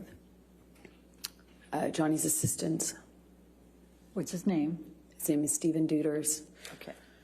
And what, if any, communication were you having with him following the Boston plane incident? Objection, hearsay. May we approach? All right, Ms. Williams.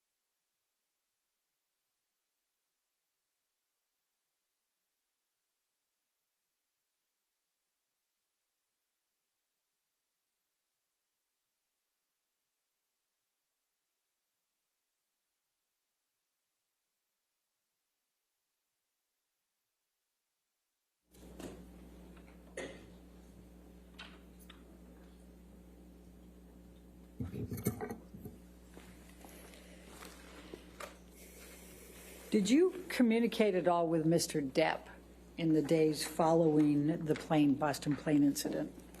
Yes, I did. Please tell the jury about those communications. I heard from him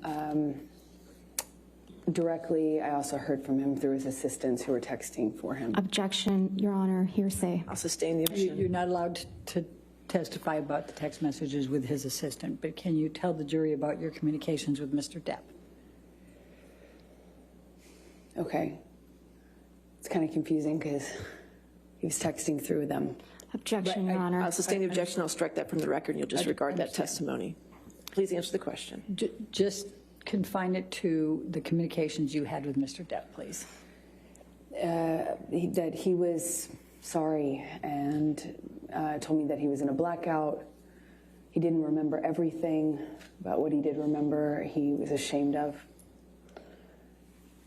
He begged me to forgive him. Said he understood and forgave me if I never wanted to speak to him again. He texted me at one point, and then I didn't respond right away, and he texted me again that he understood that I had made my decision to move on and good luck, and I was better for it, and then continued to contact me. I spoke to him when I was in New York on the phone, and he said that he was he had a chip, or that he was going to meetings, that he I think at the time mentioned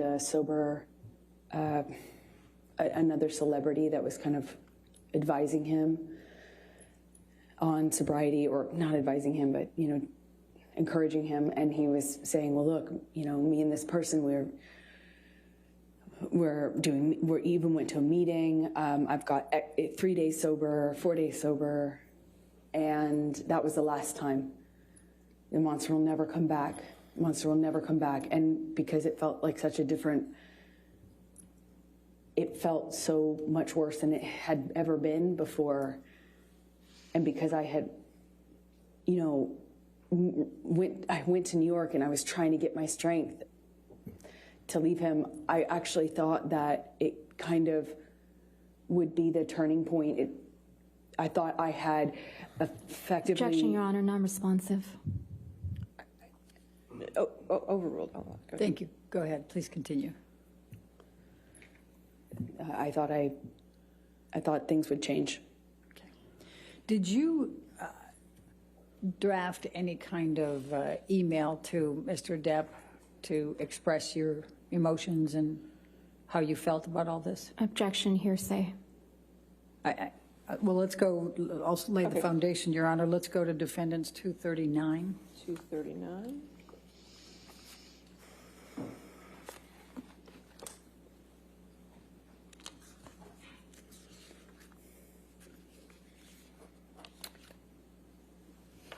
Objection, hearsay, Your Honor. And I would say both present sense impression and definitely state of mind, Your Honor. I'll sustain the objection. All right. So did you ultimately communicate to Mr. Depp what you first drafted up in an email without saying anything about what's in the email? That calls for hearsay, Your Honor. I'm just asking if she did. Not what she said. Correct. Okay.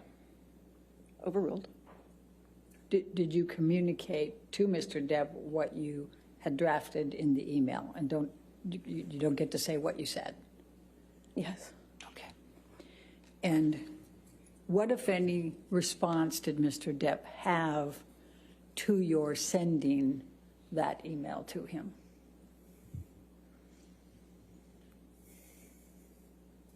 He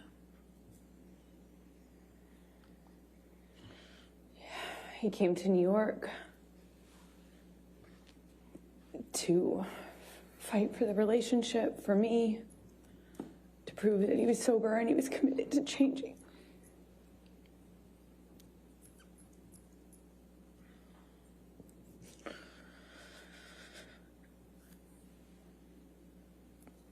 I believed he was embarrassed and sorry. He said he was, and I believed him. So I took him back, or I got back with him on the condition that he would uphold his promise to do the treatment, to do the full detox, clean up, and never go back.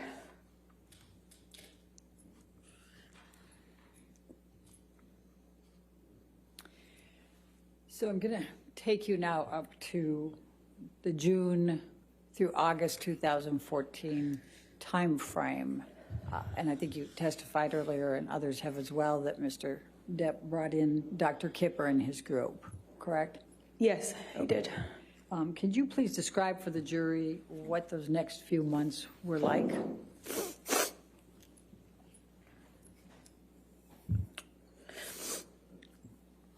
All of a sudden, this doctor gets brought on that we had been talking about. I'd heard this name before. And all of a sudden, this doctor, Dr. Kipper, who apparently wrote a book on addiction and was this doctor who was going to be the solution, the cure, you know, and he got brought on board, and all of a sudden the plan was that this team would be involved in Johnny's recovery. So it felt real, it felt serious, I felt like protected. You know, I had already by this point heard a million times, it seems like, promises to get clean and sober, but this felt like a change. And they were going to come to Boston and start working with Johnny, and the plan was to keep Johnny on the same level of drugs that he was on since he was filming. They needed him to finish filming the movie, so he was going to be maintained with his with prescription pills, including the painkillers. And the plan was he would obviously abstain from alcohol completely and all other drugs like weed and coke. And then when he finished filming, the plan was to do Objection, the full Your Honor, detox. hearsay. And lack of foundation. I don't understand what the objection, I don't think it is. I think she was just explaining the context there. I don't think she was saying Well, we what could somebody lay a foundation how she knew, but it's fine. How did you know that? I was involved in the conversations Okay. Please with the continue. doctors and with his sister. Objection, And Your Honor, nurse. that's still hearsay. All right, I'll Okay, sustain the that objection. part is. So what happened next? As a result of these communications, without saying what the communications were? A nurse came to Boston where Johnny was. I just would come for short periods of time in between, on weekends from filming until I wrapped my movie, which I did, I think in May, if I am not mistaken. And then I went to Boston and I was there and saw a nurse was flown out to Boston, Debbie Lloyd, and I believe Kipper came out too. And they put Johnny on a bunch of new medications, which they shared with me, told me about. Objection, Your Honor, hearsay. Well, we have to be careful about what other people told you, okay? But you can testify to what you know, okay? So what happened then? I saw his medications change. I know the amount that Johnny told them he was on was so that they could maintain him for the filming, meaning not make a drastic change in the amount of painkillers he was taking. But his behavior, his whole personality changed drastically. He would be speaking to me, and at the time I was staying in Boston with him, having wrapped my movie, and he would, in mid-sentence, mid-word, fall asleep. One time I was sitting across from him, and he would come in and out of sleep, of being awake, or completely what appeared to be asleep while talking to me, and he had a cigarette in his hand, and, Johnny constantly smoked, and he just sat the cigarette, as he fell asleep, while speaking, down on his leg.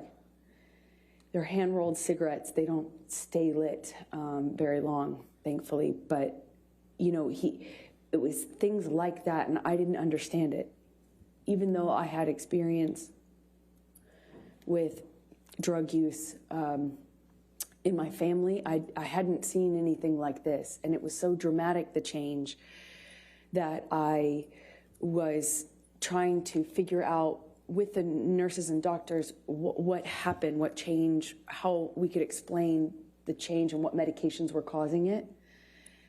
I knew there were new medications involved, so, I was constantly worried and in communication. And Johnny's behavior got worse and worse, more of this passing out, nodding off, waking up in the middle of the night, screaming, waking up in the middle of the night, sometimes crying. And the emotions would change from one to the next, like by the second. I remember we were on a long weekend when he was filming in Boston, and we went to this like a resort retreat hotel, and you know, he was just bawling. You know, it broke my heart. There was just a lot of changes, and I really didn't know. I felt so bad for him, and I thought maybe it was just what Kipper had introduced into the regime, the medications. But what I found out in that time is that he was taking about double the amount. Objection, Your Honor, hearsay. Was this your observation? I saw it. Okay, overruled. Thank you. Please continue. It was taking about double the amount that he told them was his normal when he started the process with the doctors. So after a few, you know, it's, I think, months of going, what is wrong? And, you know, turning him over when he vomited at night or checking his pulse, there were, all of a sudden when I realized the amount was about double, I realized then he had been lying to them and me about the amount so that he could get extra high before he had a detox. But that I can't it was such an agonizing weeks, months. It was so agonizing. I don't know how long it lasted, but I was so concerned for this person, and he had just been doubling up his meds because he didn't. So, Michelle, can you pull up 1092, Defendants Exhibit 1092?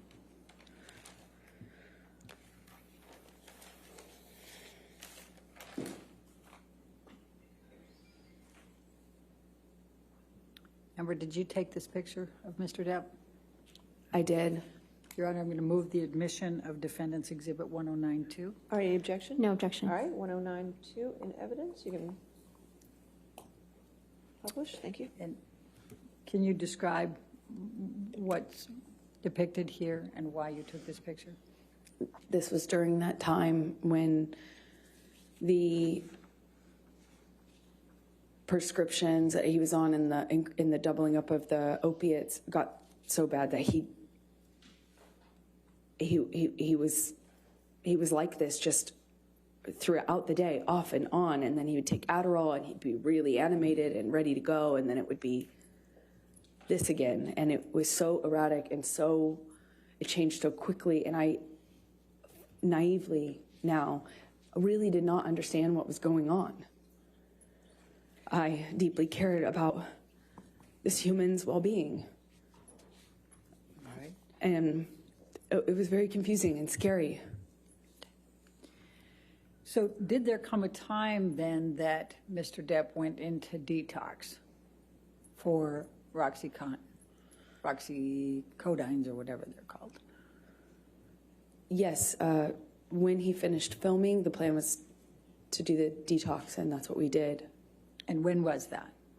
That would have been early August of 2014. I believe we left. We were there for, I think, a week to 10 days, 8th through the 18th, more or less. And we've heard some testimony about this, but can you please describe for the jury what took place during this detox on the Bahama Islands in August 2014?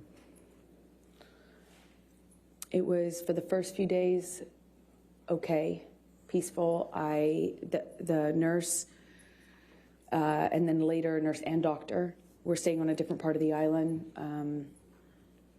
A few minutes drive by ATV, like 10, 15 minute, by one of those ATV vehicles.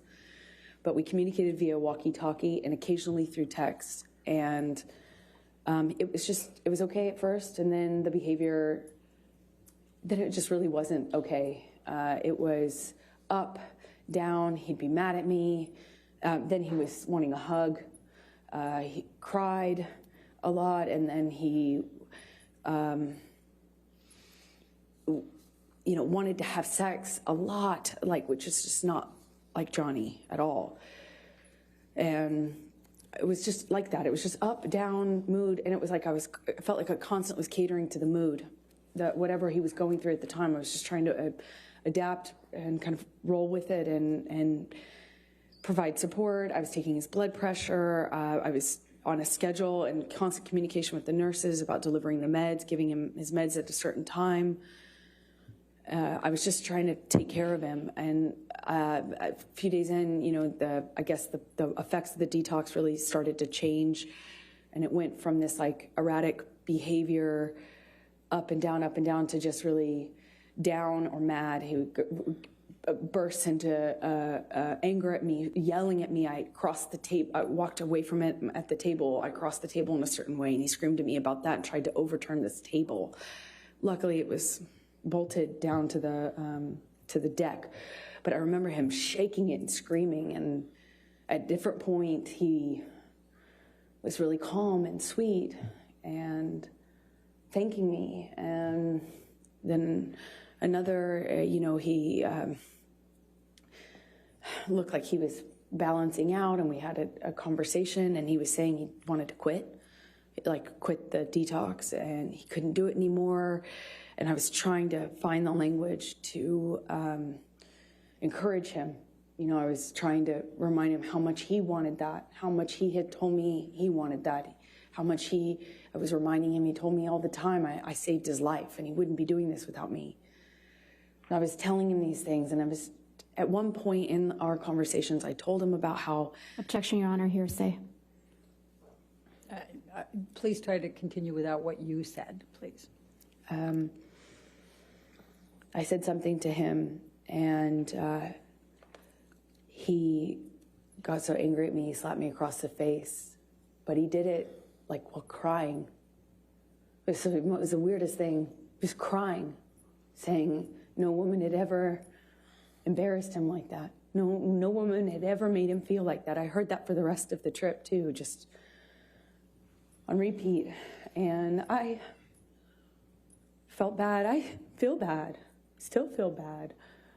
But, you know, I didn't want to make him feel embarrassed. That's not what I wanted to do. It just was in over my head. I don't know how to detox someone. You know, I don't know how to help them through that. And I shouldn't have been there. You know, I don't. Why were you there? Because he asked me to. And I didn't know that was a phenomenally dumb idea. I don't know why why the doctors and nurses didn't tell me not to. I had no idea what that was going to look like or be like. And it was hell. You know, we're on an island. I'm trying to take care of him, and he was hallucinating and... Objection, Your Honor, non-responsive. Overruled. Screaming at me for things that I said when I didn't say any. I hadn't said anything. I would tell him, Johnny, Objection, Your Honor, hearsay.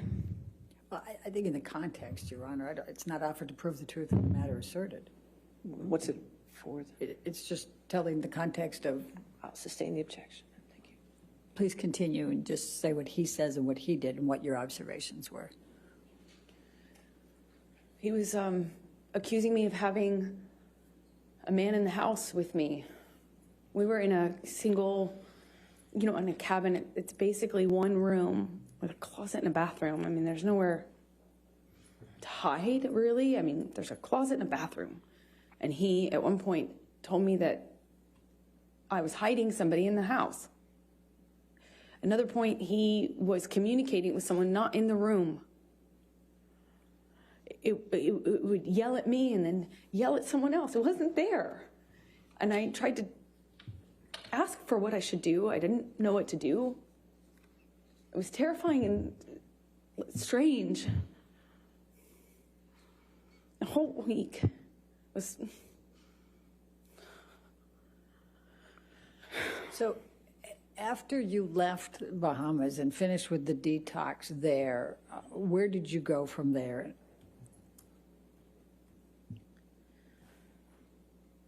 We, meaning Debbie Lloyd, Dr. Kipper, and I and Johnny, we flew back to LA, and he was going back and forth between saying he wasn't going to continue to, he was committed, it was back and forth. Everything was up, down, erratic, like changing every second. And we got to LA, and Debbie and Kipper communicated with me. I won't say what they said, but I decided it would be probably in everyone's best interest if I went away to a hotel. Johnny put me up in this room in this hotel while he finished the process of detox in LA, and I had my friends out with my girlfriends there to support me as per usual. So Michelle, can you pull up 272, please?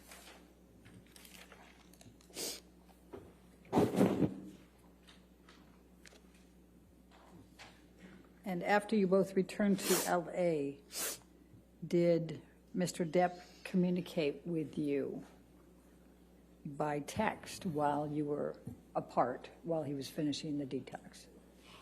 Yes, he did. Your Honor, I'd like to move the admission of 272. Any Defendants objection? Yes, Your Honor, to the first message. Excuse me, Your Honor, to the You second. mean the response? Right.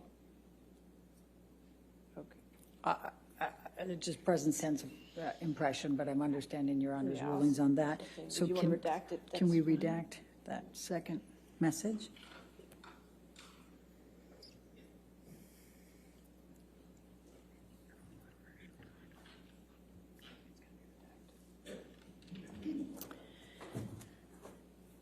All right, Your Honor, All right. Any objection to 272 redacted? No, thank you, Your Honor. All right, 272 is in evidence, and we will publish.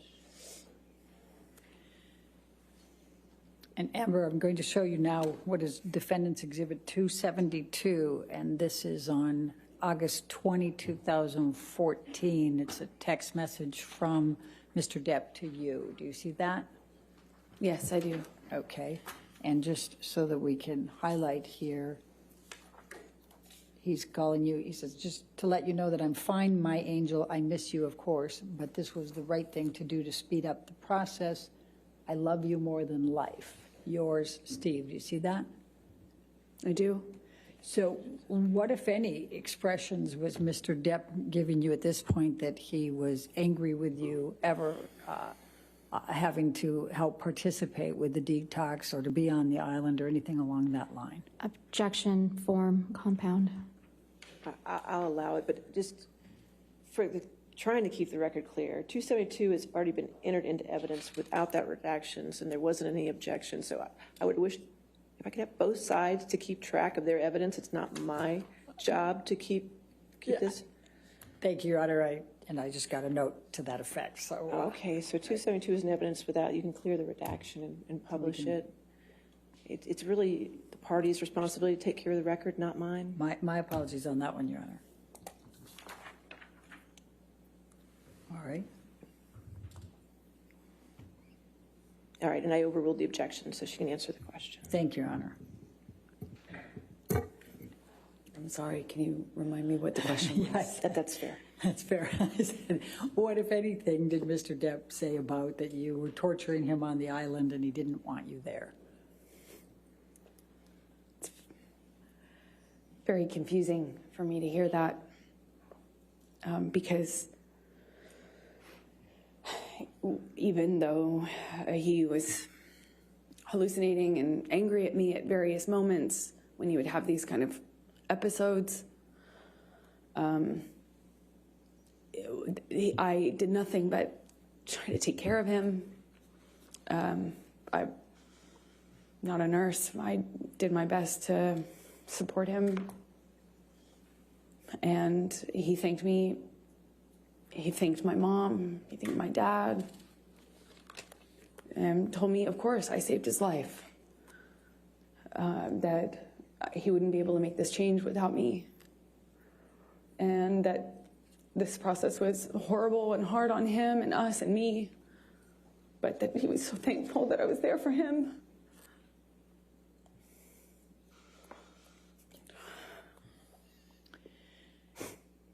Okay, we can take this down now, Michelle. Thank you. And I'm going to take you up to September, October of 2014. Do you remember filming Magic Mike 2 in that time frame? Yes, I do. And what, if any, connections did you have with Mr. Depp in that time frame? Well, I bargained with him about me doing the role. He told me he would call the actors. It was a mostly male cast. But I bargained with him. Objection, Your Honor, hearsay.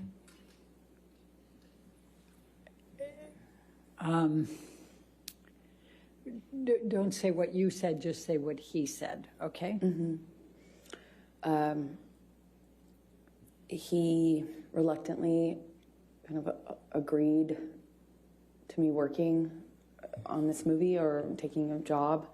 He was filming a different movie in London at the time.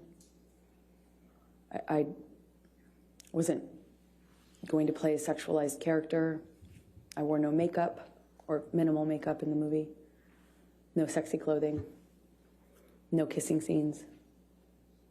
No sex scenes. So I went and did that film in October of 2014 in Georgia while he finished his movie in London. And then at some point he came out to pick me up in Georgia and was there for my last day or two of filming.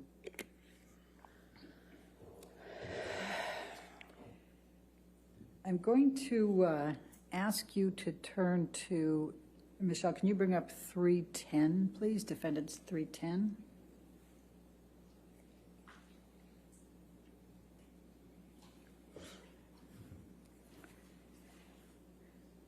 Did you have communications with Mr. Depp about auditioning for another role in this time frame? Objection, Your Honor. I'm going to object to the exhibit. That's hearsay.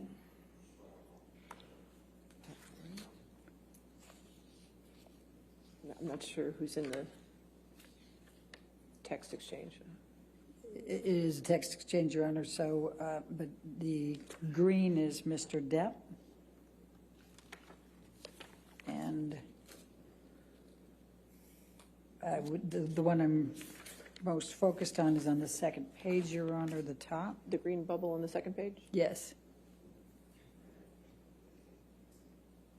All right, so just that text? Based on Your Honor's rulings, yes. Any objection to that text? No, thank you, Your Okay, Honor. if we can get that redacted.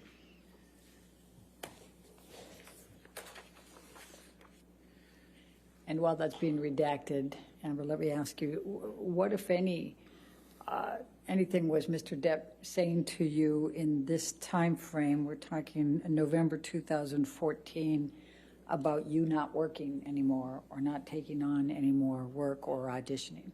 Objection, Your Honor. Compound. They're all the And same leading. subset. Overruled, I'll allow it. Thank you. Johnny was angry with me for working. I had finished my job and I needed to eventually find another job, meaning a movie, to work on, and he was furious at me for, he found, we call them sides, they're just pieces of an audition, pages, and he found something that had been sent to me to consider auditioning for, and he blew up at me for, yeah, I think what he said to me is that I didn't tell him, that I didn't ask him, and that because he didn't know about that audition that I hadn't done yet, that I had been hiding it, and was furious at me. I ended up not doing that audition, I believe. Well, there was a few, one or two in that time that I did I did audition for, and one or two that I didn't. I'm going to ask you now to take a look at what is Defendants Exhibit 310. Do you recognize this email from Mr. Depp?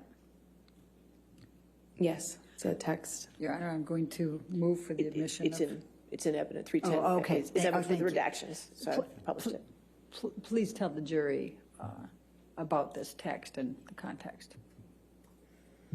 This was Johnny's response to me apologizing for having an audition. Okay. Thank you.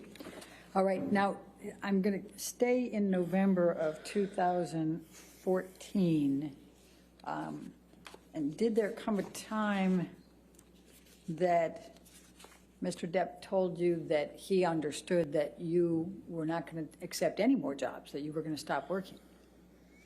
Well, Johnny said this to me in an argument, in a fit of rage, is the best way I can describe it, and kind of alluded to me having agreed to not work anymore, which if you don't know me, is preposterous. There's no way I would agree to that. Although I did make concessions and gave up a lot of Objection, these Your Honor. fights. Hearsay. That wasn't... Overruled. Thank you. Please continue. So he reached out to other people and to me to that effect, furious at me for taking meetings. There was one in particular I wanted, one meeting I wanted to take because it was a project in development with a sci-fi writer. And I remember I wanted to take that.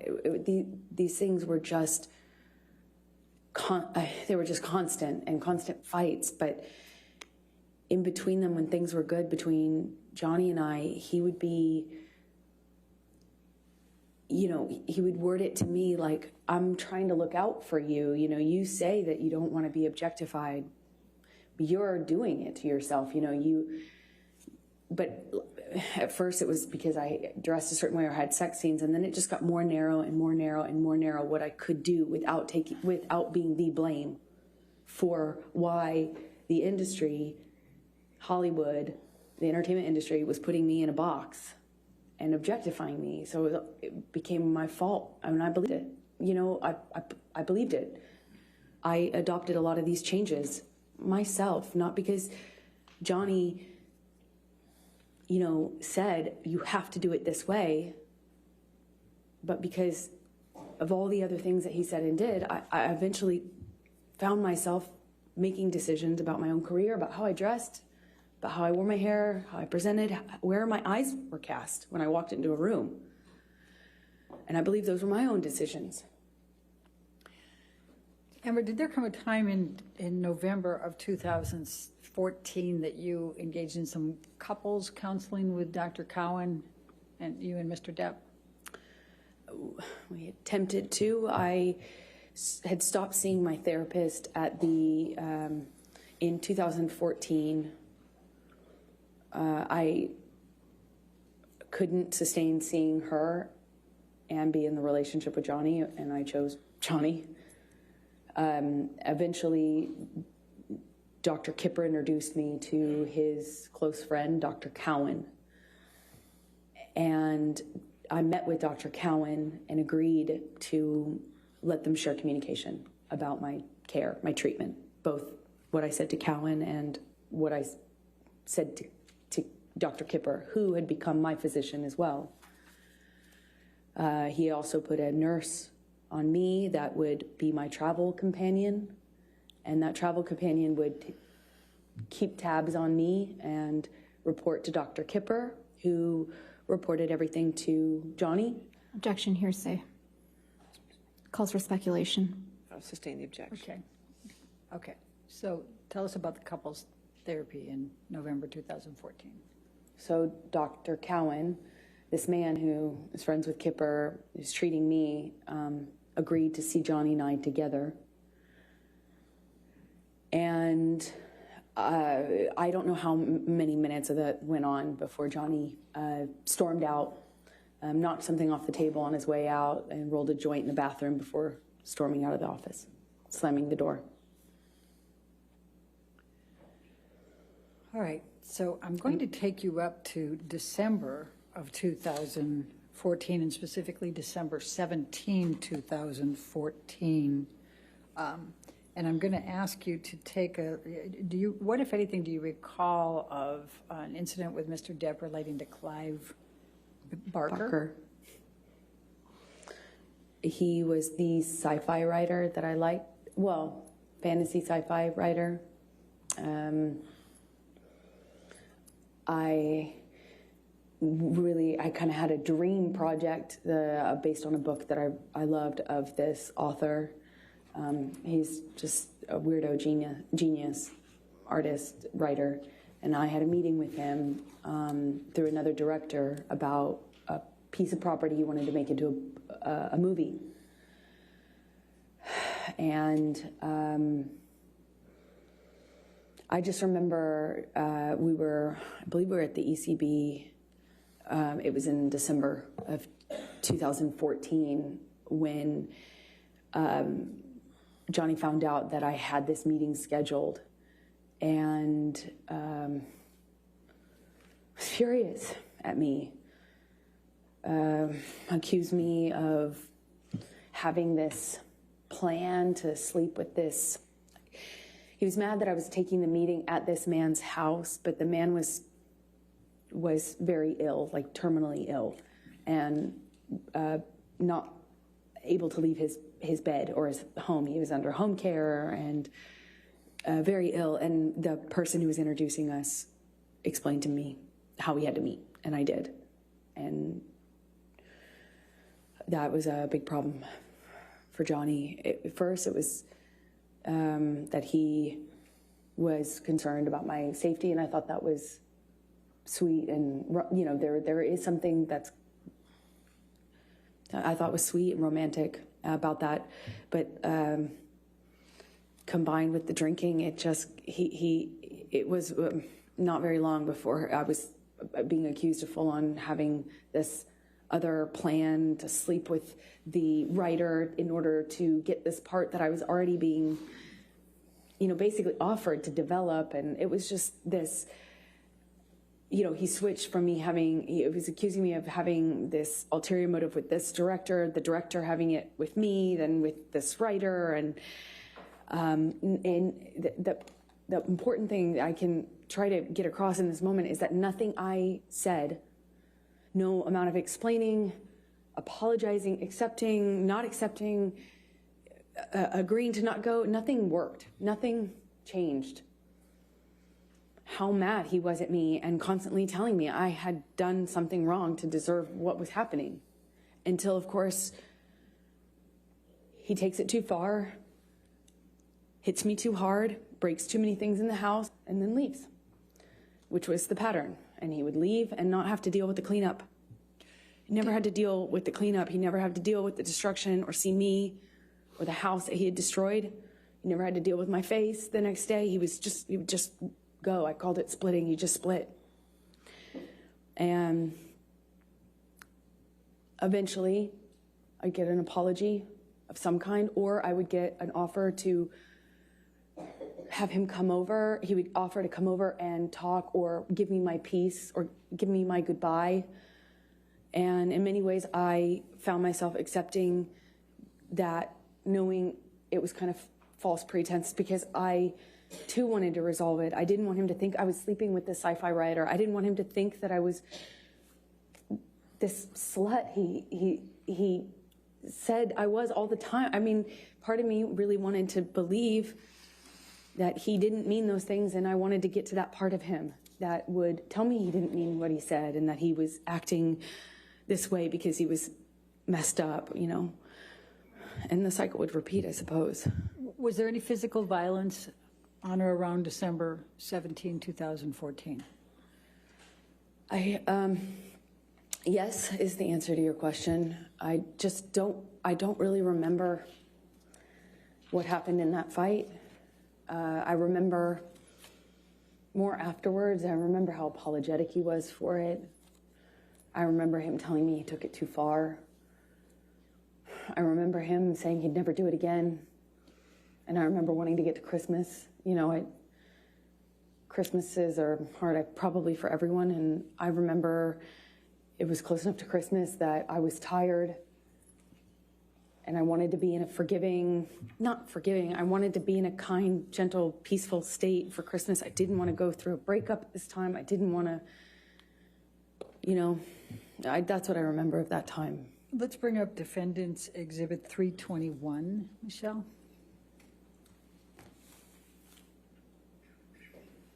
And this is on 12/17/2014. Is this a text message exchange between you and Mr. Depp? Yes, it is. Your Honor, I'd like to move the admission of Defendants 321. Any objection? Sorry, Your Honor, just a quick minute.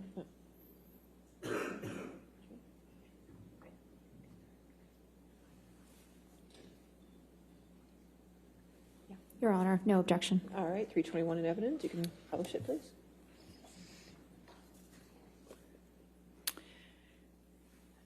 Amber, I'm just going to turn your attention to this. This is an email exchange between you and Mr. Depp, and he says, I am truly sorry to have upset you to the degree that I have. I couldn't be more sorry for yet again ruining your day. I do, of course, take your generosity, your selflessness, your affection, and your sweet doting deeply into my heart, and I think that I've been reciprocal. Agony is never the answer to any equation or occasion, nor is rage. Please know that my apology is sincere and solid, and as stupid as it sounds, I hope your meeting with Clive Barker is excellent. Do you see that? Yes. Okay, and then you respond, thank you for your words, and you indicate you just left Betty Sue's, that's his mother? Yes, and I then had a glass of wine with my former agent, Megan. Okay. That afterwards, she encouraged. Objection, hearsay. Yeah. Okay, thank you. Sure. All right, and we can take that down. Let's bring up 325, Defendants 325, please.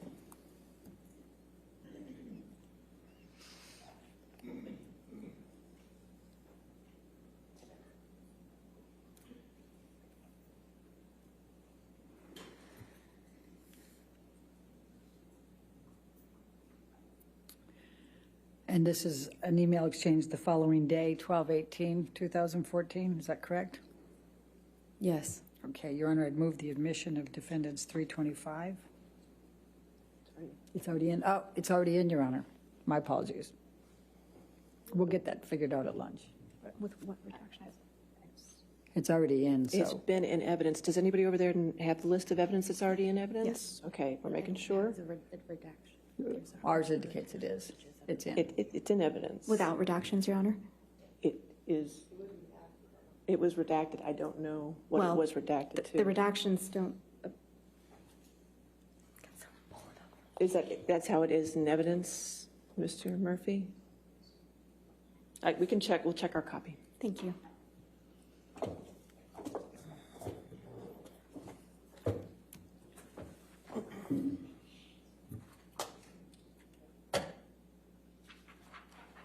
It's fine, Your Honor. We've confirmed.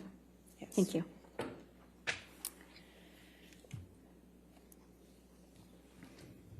All right. It can be published. Thank you. That's-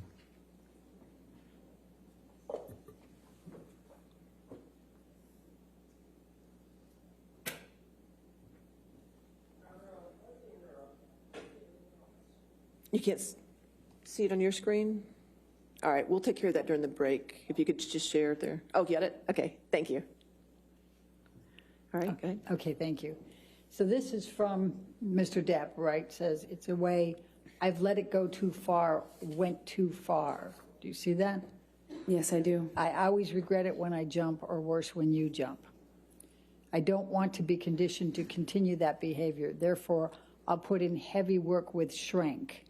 What is your understanding of what he's referring to with shrink? Psychologist. Objection calls for speculation. Did you have an understanding of what he meant?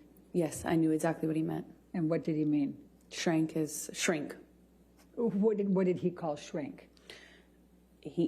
Johnny called shrinks, meaning of psychologists, therapists, shrank. Okay. I'm sorry for being less, for your disappointment in me, for my behavior. I'm a fucking savage. You see that? Yes. All right. Gonna lose that, gonna lose that. The devil is all around, right? Now, you respond to this. And of course, before you go there, and he says, I am well aware I should have been bigger at the moment and that it will never again manifest in negative experiences. It can be done. What a killer concept to visualize. Do you see that? Yes, I do. And you respond, I love you, I miss you already, correct? That's right. Right. And what, if anything, is that consistent with the cycle that you have described? Well, the language he used after particularly violent episodes was savage, monster, devil. And so we ended up both calling his other side, the side of Johnny that would do and say unbelievably horrible things. It was very different from the other Johnny. That was, in my opinion, exact opposite.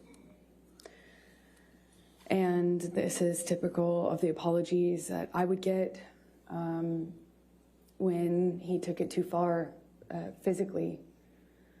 I was encouraged because I thought it meant he understood that he could really hurt me. Sometimes I didn't think he understood how much he could hurt me physically. I mean, so after this, I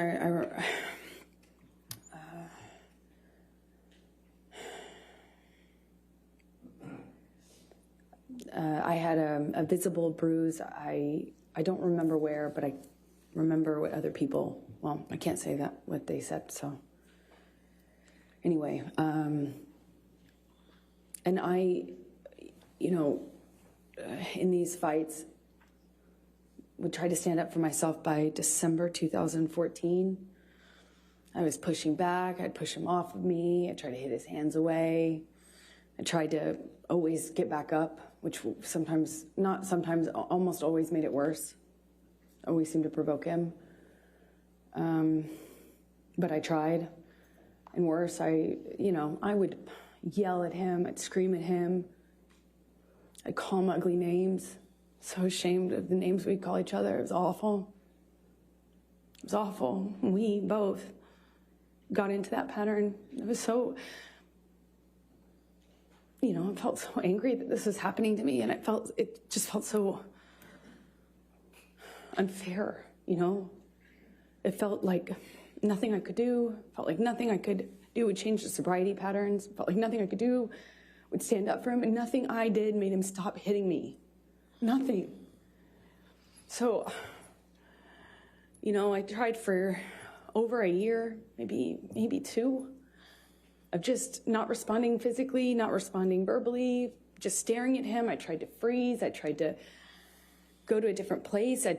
I would try then lashing out verbally. I would try to threaten that if he hit me again, that I would call the police. The police were called several times, but I tried to do everything. I even threatened to leave him, and tried to leave him, and nothing was working. And I think by this point in our relationship, we're both saying awful things to each other, screaming at each other, and unfortunately, when Johnny would start hitting me, he'd just win. I don't know how else to describe it. This might be a good Okay, that's time for good. the lunch break. All right, ladies and gentlemen, we'll go ahead and take our lunch break at this time until 2 o'clock. Please do not discuss the case or do any outside research, okay? Thank you.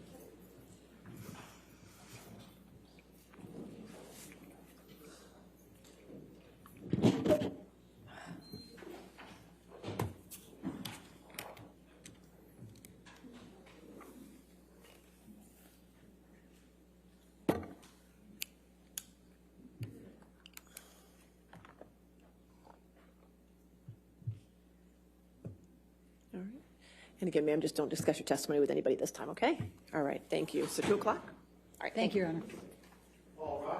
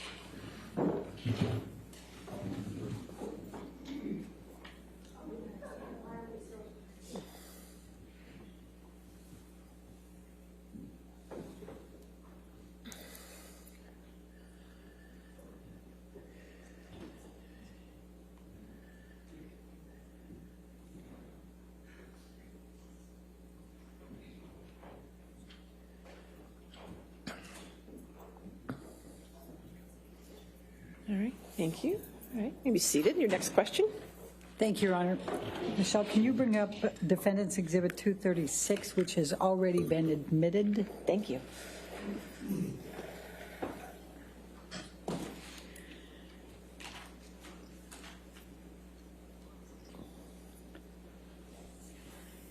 Amber, I'm jumping back to the Boston plane incident just for a moment. We had a lot of different texts and a lot of exchange, but I just wanted to point out to you, this text message is from Mr. Depp to you, correct? Yes, it is. And this is on 5/25, the day after the Boston plane incident? That's correct. All right, and he is saying, once again, I find myself in a place of shame and regret. Of course, I am sorry. I really don't know why or what happened, but I will never do it again. I want to get better for you and for me. I must. My illness somehow crept up and grabbed me. I can't do it again. I can't live like that again. I know you can't either. And I will for both of us, starting today. I love you. Again, I'm so sorry. So sorry. I love you and feel so bad for letting you down. Do you see that? I do. And was that the message that you testified to, that he gave you? Yes. Okay. All right, now I'm going to jump back to where we left off. We're up in January of 2015. Danish girl, you're filming in London, is that correct?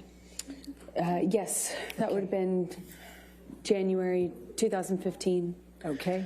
Now, we heard some testimony from Isaac Baruch earlier about a telephone call that you had with Mr. Depp. Do you recall that call? I do. Can you please tell the jury and remember to tell them what Mr. Depp was saying on that call? And you can give the back. I didn't mean to cut you off on the context. Go ahead. Is it okay to... The nature of the conversation was pleasant.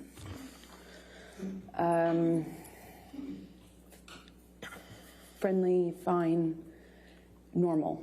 And then Johnny stopped making sense with this. Like, you know, he'd start a sentence and then trail off and act confused when I would be confused. And that pattern kind of increased pretty dramatically in a short amount of time. And I was in a hotel room in London speaking to him in Los Angeles. And the phone, what I assumed, cut off. I thought it was a connection issue. And I remember getting out of bed and walking into the bathroom to get something, and I was redialing him. And in the span of that short amount of time we had been disconnected, it was minutes, not even minutes. I called him back thinking the phone had been disconnected, and he answered and he said, how could you tell me that? How could you say that to me? Who the fuck is he? Who the fuck is he? And he asked me that a few times, and I was so confused. I didn't understand what he was talking about. I expressed that to him. He says, who is the guy, the one in New York that you're fucking? And it was such a bizarre conversation, because it had already started to feel like he was not making, it was almost as if he was confused by what sentence he had started by the time he got to the end of it. And then all of a sudden he tells me that I have just told him that I had a boyfriend or a lover in New York, and he's accusing me of having just told him about it, which was crazy to me. Not only was that not accurate, I would never have communicated with him like that. More or less called him on the phone to do it and then call him back and wonder what the connection issue was. It was just the most bizarre thing. But he was so worked up, incoherent, and accusing me of having had this conversation with him. Eventually the line drops out, and I spoke to the person who picked up the phone. Okay. And how did that end? I no longer spoke to Johnny. I probably can't say what the person told me. Are we talking about Isaac Baruch? Yes. Okay. So without saying what he said, you had a brief conversation with Mr. Baruch, and that was the end of the call? I did. It was my understanding Johnny was passed Objection, out. hearsay. Okay. Sustain. All right. January 25, 2015, Tokyo. Please tell, it's the premiere of Mordecai, correct? Did you accompany Mr. Depp to Tokyo for the premiere of Mordecai? I did. When I was... Please tell the jury about that trip. Well, I had just started to pick out the wedding dress right before that trip, and plans were moving for us to get married shortly after this trip. So we took this trip to promote his movie. I went with him. We got in an argument in the hotel room, and I said, I don't remember what I said to him, but I said something snotty to him that provoked him. It provoked him, and when I walked into the hallway, he grabbed me by the arm and slammed me up against the hallway wall, and I kind of struggled with him, tried to push him off of me, and I managed to get out of his grasp enough to take a few steps, and I kind of curved around and went into the closet. And by the time I made it into the closet, he had me by the hair, and what felt like he was just wailing on me, but in a really sloppy way, like hitting the back of my head, and kind of wrestled me down to the floor. I mean, it felt to me like I didn't even have a fair shot, because I wasn't facing him or looking at him. I was walking away from him. Or else, I would have at this point even I would have tried to defend myself more, but I didn't. I kind of felt like it didn't see it coming, and he just wrestled me down to the ground. And I remember he was screaming at me. I mean, like really screaming loud. And what I remember of that is trying to get up and him kind of wrestling me back down, and at one point put his knee on my back. It was kind of like kneeling on my back. And I just had this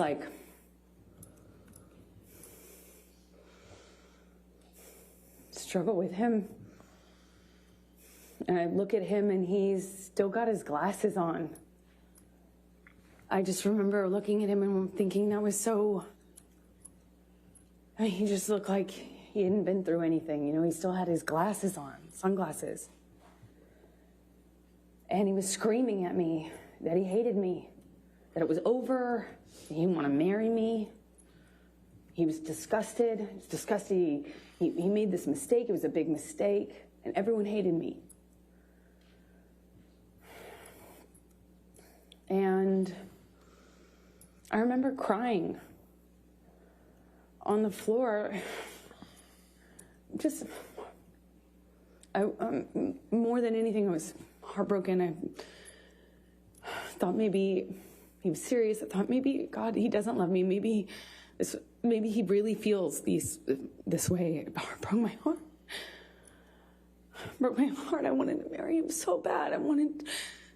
This is the man I loved, you know. Yes, it was awful at times, but I loved him and what he was saying. Objection, Your Honor, non-responsive. Overruled. What he was saying to me hurt just as bad as anything else. I just remember that he left me on the closet floor, and as embarrassing as it is to say, I went up to him at some point. I don't know how much time had passed. He was sitting at the piano in the living room of the hotel room that we had.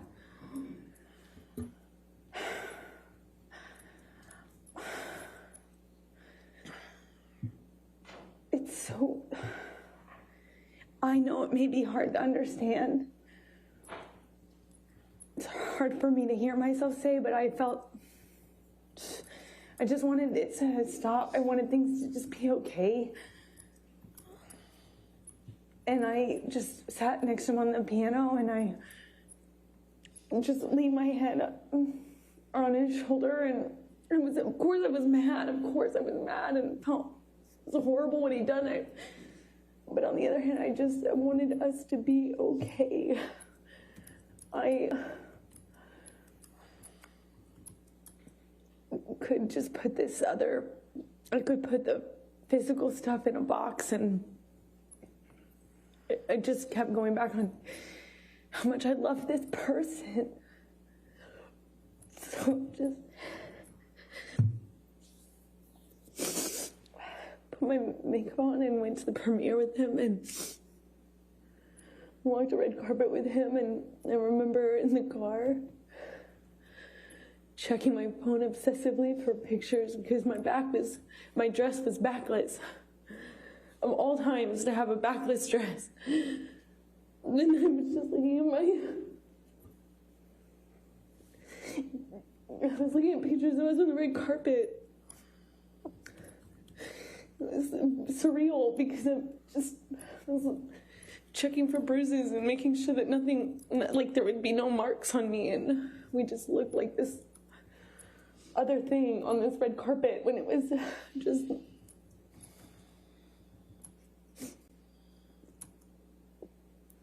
It was not like that.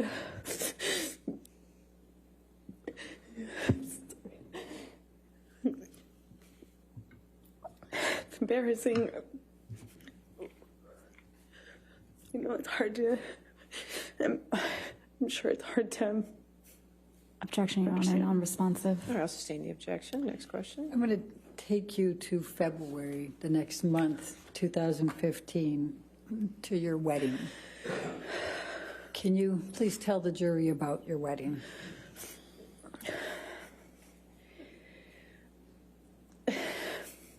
So we get married in Los Angeles.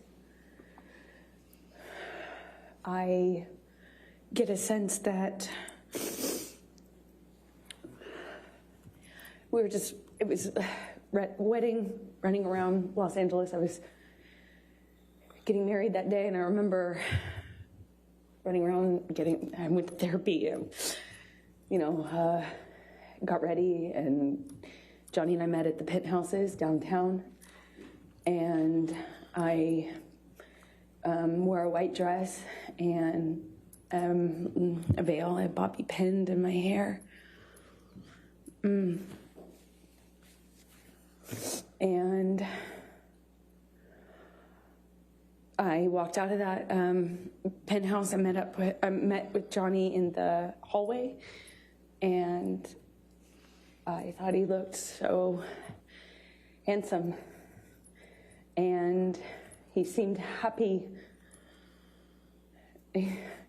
and I felt we were making the right decision. I was so looking forward to having this. I thought we'd get married and we'd have stability, safety. So we get in the car, we get into actually Johnny's car, and for the second time since I've known Johnny, he drove drove us in his truck. It was weird being in the car with him alone. You know, we didn't have that.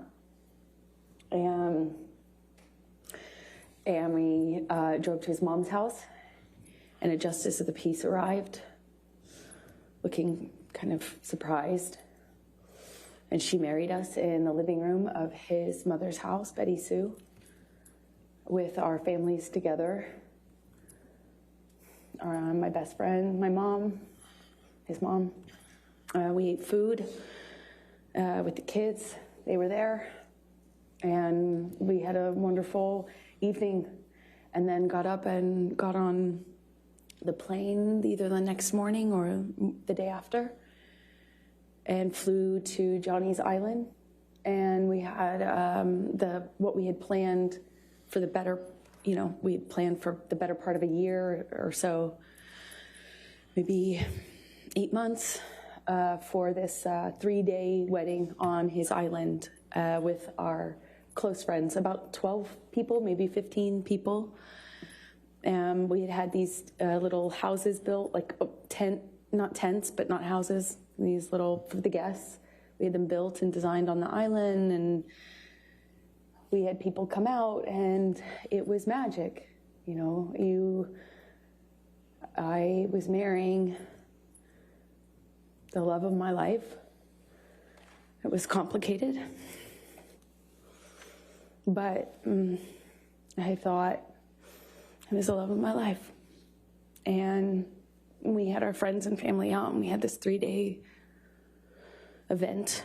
The first night of which was supposed to be he and I separate, with our relative party. So me with the bridal party and him with his fellas. The bridal party, we had planned to do a cuddle puddle, have mushrooms and drink wine, and have our own girl party separate. And then the next day have the wedding festivities. We were going to be married around sunset, and on this beach, not the beach that Johnny had named for me, although I think we originally planned on having the ceremony on that beach, but it was changed at some point to the other beach. And we walked down the beach aisle, and said our vows, and the sunset behind us, and we took pictures with our family, and we shot the bird, meaning the middle finger, up at the paparazzi helicopter plane circling around us while we were on the altar. And we danced and celebrated. And then I left the island because I had to go work. When you say you left the island and you had to go to work, what were you working on that required that? I was filming The Danish Girl in London, which is the film that I had been in London for in January when Johnny was hallucinating on the phone with me. I was there doing kind of prep work for that film. And what, if any, film was Mr. Depp going to at that point? Well, the plan, why we did the wedding when we did it, is because he had always had this commitment to do Pirates 5. And he was going to shoot that in Australia, and I was going to shoot The Danish Girl. And I started The Danish Girl in early February, and he was going to fly out mid-February to Australia. So his movie was going to take the majority of the year, meaning until August. So maybe longer, so that the plan was to do it when we did it so that we didn't have to wait until the fall of the following year. So shortly after I left, Johnny returned to Los Angeles and then flew from Los Angeles on to Australia to shoot Pirates 5, excuse me. Okay. And what was the plan for you when you finished with Danish Girl? The plan was always for me to wrap on my movie and then come and join him in Australia, where he was filming Pirates 5. Okay, and when approximately was that? That was March 3rd. March 3rd that you wrapped, that you finished with Danish Girl? I believe, I can't recall the exact date, but I believe it was around that time, yes. Okay, and then tell the jury, where did you fly to get to Australia? How long of a turnaround was it for you to get to Australia? It was about 24-hour, I think it's about 24 hours. I could be mistaken on the exact amount of time, but I remember it's quite a distance from London. I was filming in London, he was filming in Australia. Effectively, you have to fly 12 hours, stop, get on a different plane and fly, I think, around the same amount of time, if I'm not mistaken. Okay. So when you arrived, before you finished wrapping with Danish Girl and were heading out shortly before, what, if any, communications did you and Mr. Depp have? Well, at first it was great. Even though we were separated, it was so hard to leave leave right after you get married, especially considering that in Johnny and I's relationship, it was always so much worse when I went away to work. That's when problems started. So that was hard, but we communicated pretty consistently, and it was positive until it started to change.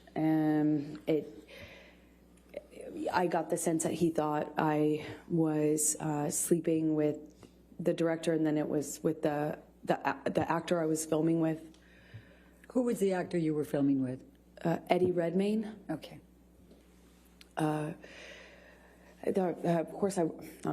was not that it mattered, but I could do my best to field the accusations, and then they would kind of subside, and I thought things were okay. And one day, right before I'm supposed to fly to Australia, he, I think it was the night before I was supposed to leave to go to Australia, he calls my hotel room, apparently. I had a sense that the phone was ringing. I think I was in the shower at the time, but not much time had passed, and I get a knock on the door, and it was someone from the hotel that I was staying at. The hotel staff had been sent up to the room because Johnny... Objection calls for hearsay and speculation. I'll sustain the objection. So don't tell what the staff said. What happened next? Then I start communicating with Johnny.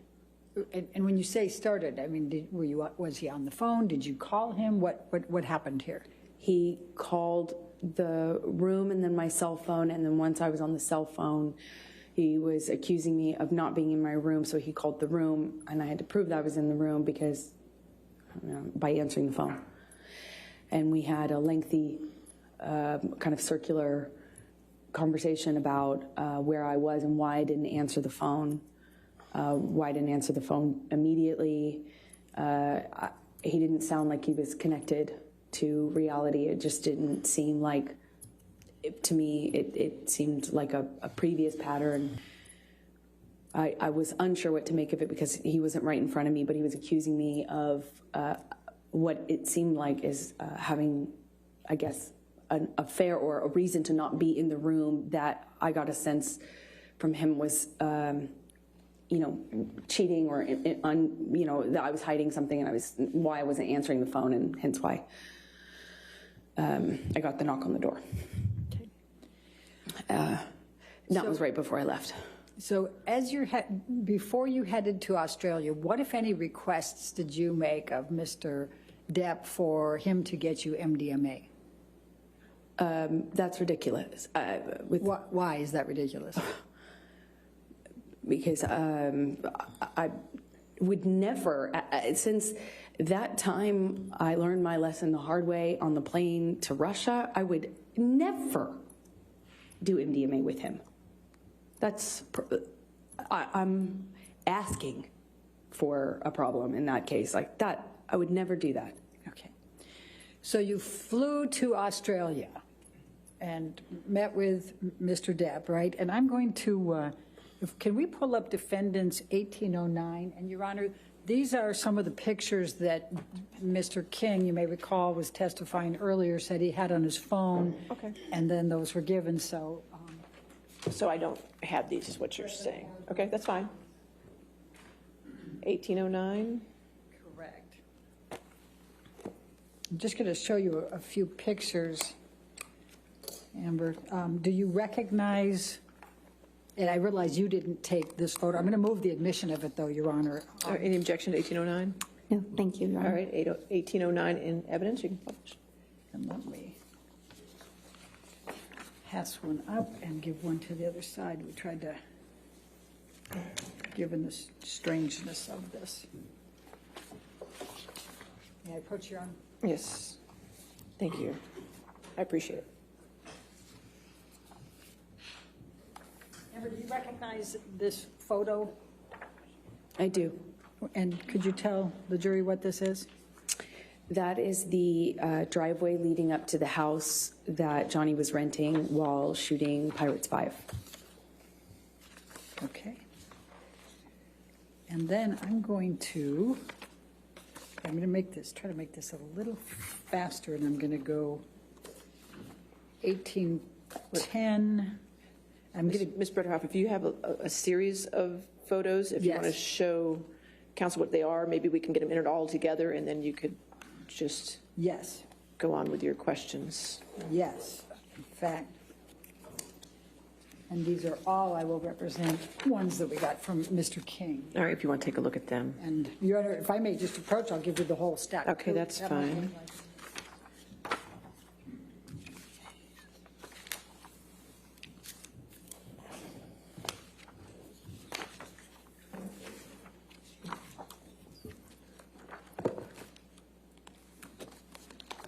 We can keep that up if you want.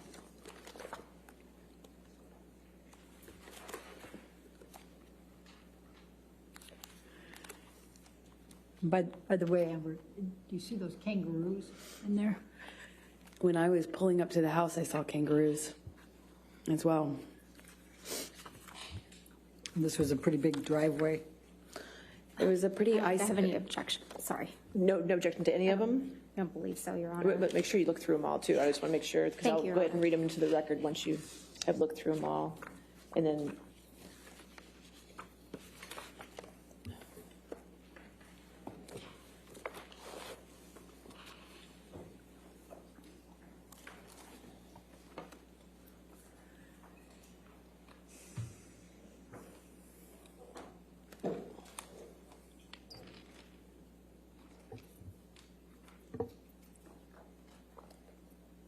Thank you, Your Honor. I've reviewed them. I have no objection to All any right. of these photographs. So we'll enter into evidence defendants 1804, 1805, 1806, 1807, 1808, 1810, 1811, 1812, 1814, 1815, 1816, 1817, 1819, 1820, 1821, 1825, 1827, 1828, 1829, 1830, 1831, 1834, 1835, 1837, 1838, 1839, 1840, 1841, and 1842. Did I get them all? I believe so. I want to make sure more than believe, so we agree that's all in evidence? Okay. They're all in evidence. So as long as you're just going to be referencing those photos, we'll keep it on We're before going you to keep it publish moving. them. Thank you, Your Honor. Appreciate it. Okay. Whose home was this in Australia? It was I think like a well-known sportsman, racing cars or something of that nature. Okay. Let's, Michelle, if you can pull up 1810.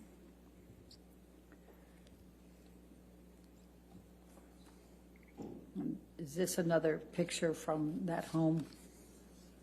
Yes, that looks like it's the view from the bathroom. Okay. And then let's go, Michelle, if you can pull up 1811.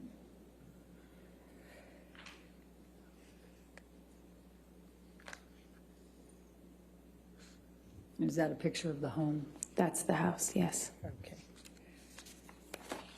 And let's go to 1812.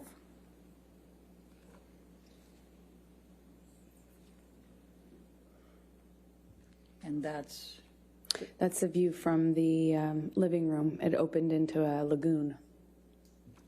okay. And then let's look at 1813.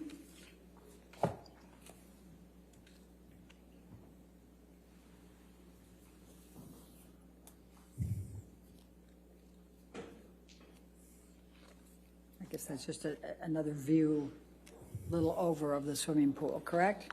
Yes. Okay, and then let's do one more, 1814.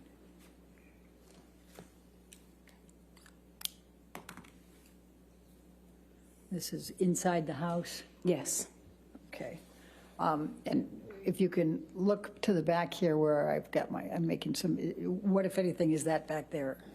That's the kitchen. Okay, and this is the dining room, and this is on the main level? What we're looking at is the dining room table on the main level with the kitchen in the background. Okay. Thank you. Now I'm going to ask you to take this jury through your experience, what happened in Australia once you arrived there.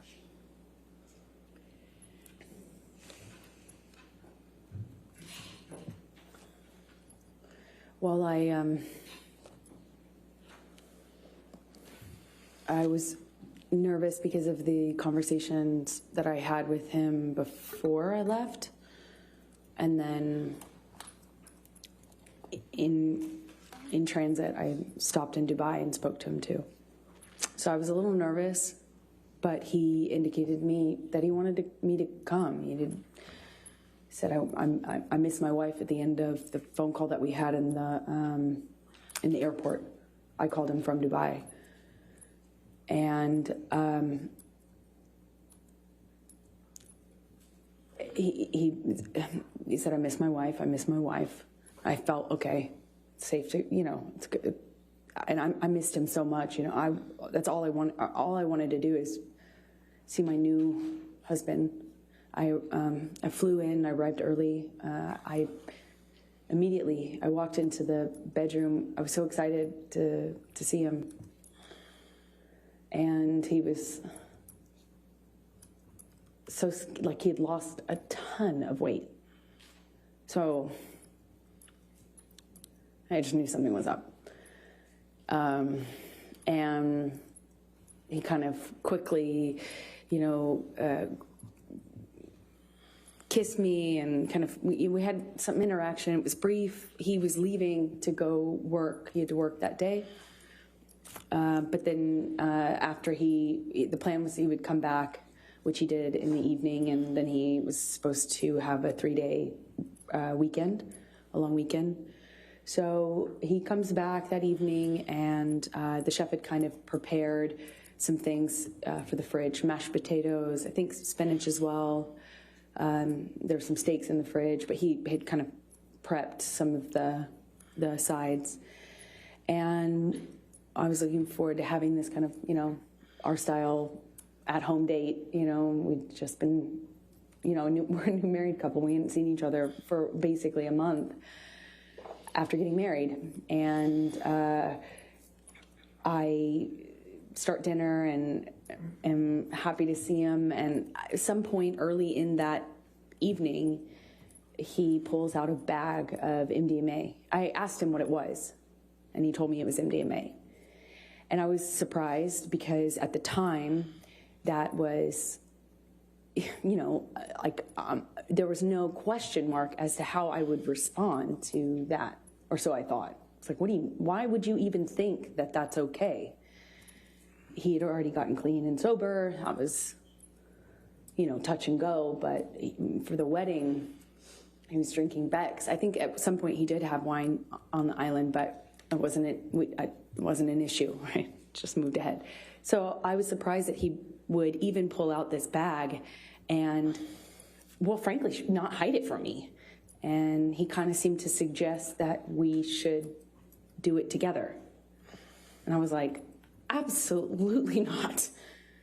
Like, I just got here. I want to see you. I want to spend time with you. It was the exact opposite of what I expected, what I wanted. And it just seemed delusional at the time to me that he would even suggest this to be something that I could participate in with him. If you had been through what I had been through at that point, it's crazy. And at some point, he drinks in front of me. At first, I think it was like a Malbec or a wine or something. And I remember we hadn't, it kind of started an argument. And that was upstairs in that room that we just looked at a picture of, by the sunflowers. That's more or less where we were standing, just closer to the kitchen. And we get in an argument, and I shove past him, just stomp off. And he grabs me. We have an argument about me walking away, and am I walking out of this? And in my head, I was like, I actually wasn't thinking of leaving yet, but that would later be going through my mind. We had a brief interaction, and I don't remember the exact sequence of things. I wish I did. I have a lot of flashes. It gets a little bit more confusing from my ability to recall everything in a linear way a little later on as things got crazier. But for this part, the first night, what I distinctly remember is at one point, I don't think I had gotten very far, or maybe I came back into the room, but when he shoved me, I went flying across these parakeet floors. I mean, just skidding across these floors. And I remember thinking it just looked so easy for him to throw me around like that, I just slid, screeching my skin against this beautiful wooden floor. And we had another argument that was a spin-off from that. It was just kind of this on-off sort of thing that I remember eventually in this interaction, he shoves me up against the fridge. He has me by the throat, and he just was holding me there by my throat. And I wondered if it was the drugs. I wondered if it was him. It hadn't, in my recollection, it hadn't been that long. He has me up against the throat. He's kind of bashing me against the wall next to the fridge. We're kind of moving in that area. And at some point, I'm in his face. And I don't know if he had let go of my neck or loosened my grip, but I remember slapping him across the face, screaming at him. He's screaming at me. I got my hand free when he tried to grab me when I walked off. I stormed off. I slammed the door upstairs. I don't know if it was in that instance or if it was in a later one that I eventually barricaded the door.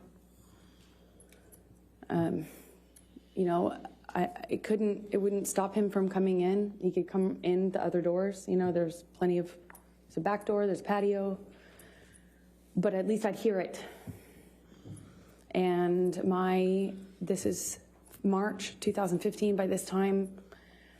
I'm being medicated by his doctor. He's giving me anti-anxiety meds, giving me, had already tried to give me antidepressants. They didn't work for obvious reasons, I hope.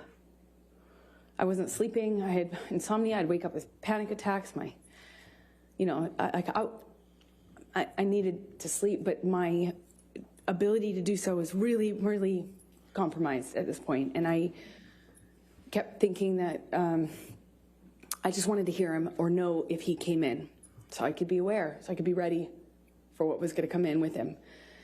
And at some point I go back downstairs. I don't really know at what point I gave up and stayed behind my barricaded door, but I managed to go to sleep. I took some sleeping pills.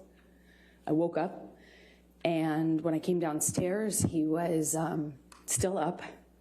He confirmed that when I asked him that he had not slept. He had not eaten, so I tried to get him to eat. We get in an argument.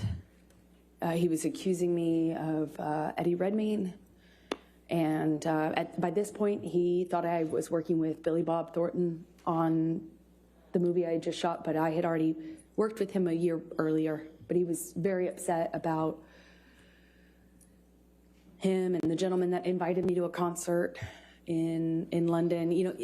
My co-star, he was upset about these people, even though I had done that movie a year prior.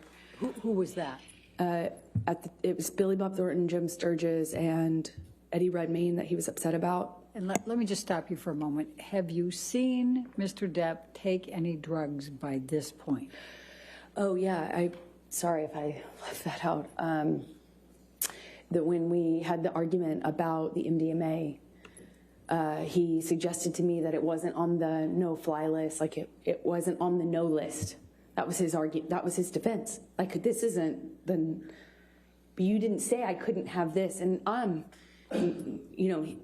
over and over again, Johnny told me I wasn't the reason he was getting sober, but I was the reason he was staying sober. I had saved his life and all this stuff. It wasn't like it wasn't my job to police him, but I kind of ended up being in that situation, it seemed like, in his mind, when he would express that to me. So he took a handful of pills, and I didn't count how many, but when I came back downstairs, I did the math on the amount that was left, and I think it was either 8 or 10, I can't recall as I sit here now, either 8 or 10 pills of MDMA. That he had taken or that were left? I remember we had a conversation about the amount that he took. So I remember saying, you Objection, took all hearsay. Okay, I'll sustain the objection. Okay. There were only a few left in the bag, so I think it was what he took. And I said, Johnny, Objection, hearsay. He confirmed that he took that amount and that he could take that amount. And what amount? At this point, there were 10. He had taken 10, 8 or 10. I can't recall. And when you say at this point, is that the first night? Is that the second day? This is the second day. This is after I've already fallen asleep for the night in the room upstairs. Come back downstairs. He was still awake. Okay. Please continue with that second day. He was accusing me of being mean to his sister. He was accusing me of not liking his sister. Something about the wedding. I was trying to put out that fire, as you will. I was trying to say, no. First of all, I'm not filming with Billy Bob. No, I wasn't filming with Jim Sturgis. Yes, I filmed with Eddie Redmayne, but he was a lovely gentleman. Objection, Your Honor, hearsay. Let's not offer to prove the truth of the matter. Overruled. Thank you. And then when it came up with his sister, he was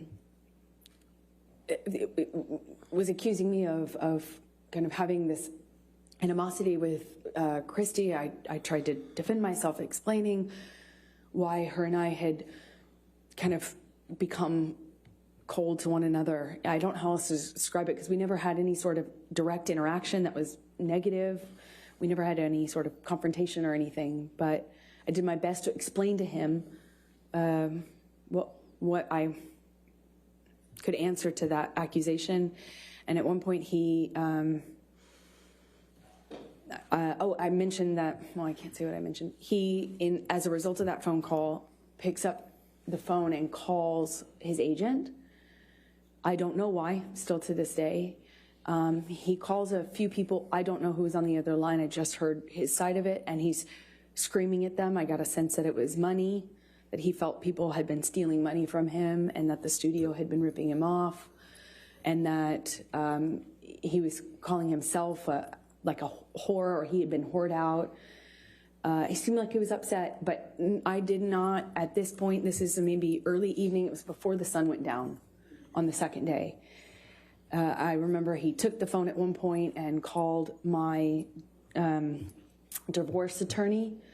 I had, at some point prior to this, got a divorce attorney, or not a divorce attorney, a domestic relations attorney, to do a post-nup, because we got married in February, and there was never any mention or talk from Johnny about a prenup, but I had had interactions with his sister, and so I thought, okay, I'll get a lawyer and let's do a post-nup. When Johnny found out about that, or when I reminded him of that in Australia, he went outside and called my divorce attorney and fired her and said the only way out of this was death. Again. And I heard that already at this point, March 2015, probably 25 times. So he's screaming at her. He calls his agents. I hear him talking incoherently, screaming incoherently at my lawyer and his agent. He comes back inside, and I genuinely didn't know if he was still mad at me or if it was about me at all. I didn't know. It didn't seem like it was connected to reality at all. At some point shortly after that, I have been saying to Johnny, you need to sleep. Let's eat some dinner, baby. Let's relax. Please, like, calm down. In my head, I was thinking that it would genuinely change if he just got some sleep. He needed to sleep it off. He needed to come down off the drugs. Clearly, the combination of what he had taken pill-wise with whatever else he was hiding from me was not good. I had recognized that sort of delusion. I had recognized that sort of unattached to reality rage. I had recognized the patterns of those kind of loops where he's yelling about things that aren't even being discussed or talked about. I knew already that he just needed to sleep it off, clean up, sober up. And I thought we could. I remember I went to the fridge. I got out the steaks so that they would, be ready to cook. And I got out some of the food I was going to put together for dinner. I went upstairs. I don't know if I came back down in my nightgown at that point or if that was shortly after, but the next thing I remember is coming downstairs and looking for him. We had an interaction that I can't really describe. It didn't make a lot of sense to me. He was just belligerent, throwing things, screaming at me. And I realized I was back on the chopping block. I realized it was back. I realized that the arrows were pointed at me again. And I tried to defend myself. I was explaining, trying to say that. Objection, Your Honor, hearsay. It was not for to prove the truth of the matter. She hasn't even said it yet. But try not to say what you're saying unless it needs it for context or something. Try to say what he's saying. I'll sustain the objection. Okay. He was just belligerent. I don't know how to describe to you because it wasn't making sense. It wasn't making sense. I don't know how. I don't know how the immediate next string of the next part of the violence actually even initiated, but again, he has me up against the wall, and I remember this time he slams me up against the wall hard. I mean, I hit my head hard. And this is a wall next to the, I say kitchenette, but it's more of a bar. I remember there were these cooling fridges, and I remember kind of being slammed up against those. I remember pushing him off of me. I remember the name calling, the whore, the slut, the fat ass. I remember a lot of name calling.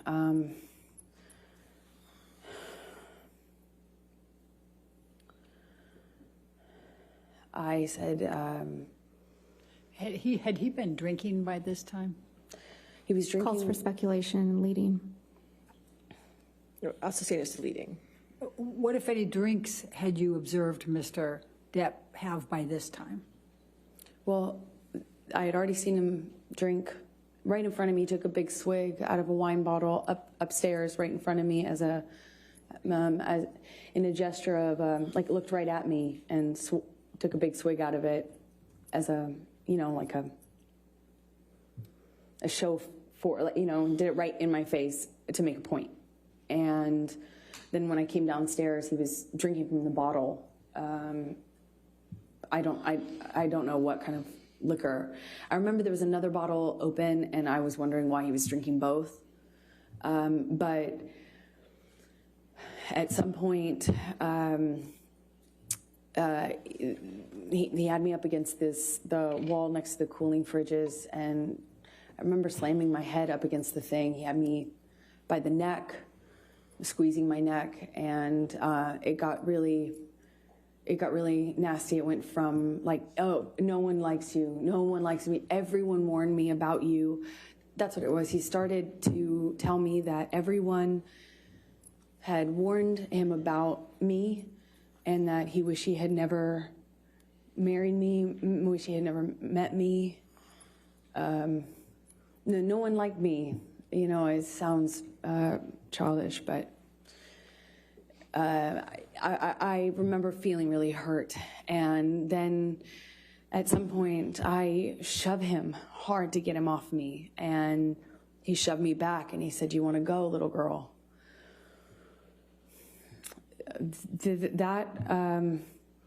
I couldn't, as I sit here today, tell you if that happened before he choked me up against the wall, but at some point, I am in a struggle with him where I'm holding his shirt lapel, and he kind of just flings me, for lack of a better way to describe it, throws me across the room. I land on a games table. It's like a ping pong table. And I don't know if I was holding on to him or if he pursued me separate, but he gets on top of me on the games table and is just whacking me in the face, like repetitive. We struggle on the games table. I don't know how we get up. I don't know if he pulls me up. I wish I could tell you, but we were in this struggle down in this games room by the bar. And we had this conversation about the drinking, or argument about the drinking, and he holds up this bottle to me, and you know, I'm saying, did you drink this whole thing? Something stupid, focusing on this detail, and he is telling me that I can't control him anymore, and that if I really wanted to try, take it. And then he's like taunting me to take the bottle from him. If I really want him to stop, why don't I take it from him? Go on. Kept saying, go on, and kind of gesturing with the bottle towards me. And like he does that 2 or 3 times. I reach for it, he'd revoke it, kind of laugh at me. And he's holding out the bottle. I think like maybe the 3rd time or so I get a hold of it. I pick it up and I slam it down on the ground right in between us. There's a tile floor, a white tile floor. And I smashed the bottle on the floor. And that really set him off. So stupid. Sorry. He's It was like a light bulb switch went off. And he started screaming.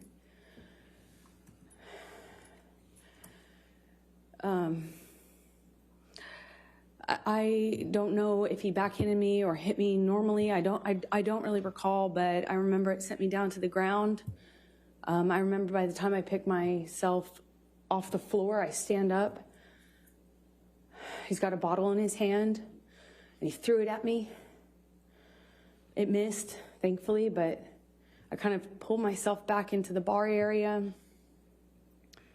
I don't know how much time passed, but at some point he had a broken bottle up against my face, neck area by my jawline, and he told me he'd carve up my face. I don't know at what point in the evening. I couldn't tell you what sequence-wise when that happened, but it was terrifying. It wasn't the first time he said that to me. He said that to me on the plane as well. But this time he was holding a broken bottle to me. I honestly don't remember if I threw anything in his direction. I don't think I did. I just remember him having me by the nightgown. I remember him flailing me, throwing me around. I'm flailing. This is after there were some bottles broken on the floor. I think this is actually after, again, forgive me, I wish I could remember the sequence, but it's flashes. He's throwing these bottles at me. I remember retreating. There were also cans, like soda cans, beer or soda cans, and they're coming at me one after the other, and I keep pulling myself into the bar area. There's a bar behind me in like a, I don't know, like an L shape. He's standing in the only way you can exit, so I'm kind of trapped in front of this sink, surrounded by bar on three sides with him in front of me-ish, kind of front off to the left, and he's throwing these bottles one after the other, and I can feel glass breaking behind me. I remember feeling one of them go by my head really fast. I mean, a real velocity. I remember being terrified. I remember I couldn't move. I couldn't go anywhere. I eventually, trying to, he ran out of things to throw. I think that's how I moved myself towards the exit. And I believe that's most likely when we got kind of in this struggle by the bar area, because I remember my feet slipping on the tile as he was slamming me from the wall to the countertops. At one point, he has me up against the wall, and he's punching the wall. He had my, nightgown, and it kind of ripped it off my chest. I remember at one point he's teasing me, taunting me that he has my breasts in his hand. My nightgown came completely off. It was ripped off of me. So I was naked, and I'm slipping around on this tile and trying to get my footing. And I remember slipping on this tile. Glass was underneath me, and I remember just trying to get my footing. I felt really destabilized and felt really vulnerable. I'm naked, and he's flinging me around, and at some point, I'm up against the wall, and he's screaming at me that he fucking hates me, that I ruined his life. I remember I ruined his life over and over. And he starts punching the wall next to my head, holding me by the neck. I get free from him. I kind of step back from him, and it's like his energy shifted to the phone. There's a wall-mounted phone on the wall next to where my head was, and he went from punching the wall to like realizing there was a phone there, and he picked up the phone and he's screaming. He's like, at the top of his lungs, screaming, I fucking hate you. I fucking hate you. You ruined my fucking life. And screaming at the top of his lungs, he picks up the phone and starts bashing the phone against the wall where I was just being held. And I remember kind of having some distance on what was happening and watching him do this. And it was like his energy had shifted, and I was that phone all of a sudden. And he was just over and over again smashing this phone into the wall, over and over again, screaming at me. And I was watching the phone every single time he pulled his hand back. It was just breaking into pieces. I remember thinking this phone is disappearing. He was smashing it to smithereens, just going into the wall. And at some point, he's on top of no phone, but screaming the same thing. I fucking hate you. You ruined my fucking life. I'm on the countertop. It had me by the neck. And he felt like he was on top of me. And I'm looking at it in his eyes. And I don't see him anymore. I don't see him anymore. It wasn't him. It was black. I've never been so scared in my life. It was black. I couldn't see him. And he was looking at me, and I was trying to get through to him. I was trying to say to him in some way that it was me. I was trying to get through to Johnny, and I couldn't see him. I couldn't see him at all. And my head was bashing against the back of the bar, and I couldn't breathe. And I remember trying to get up, and I was slipping on the glass. My feet were slipping. My arms were slipping on the countertop. And I remember just trying to get up so I could breathe, so I could tell him that he was really hurting me. I didn't think he knew what he was doing. I don't know how.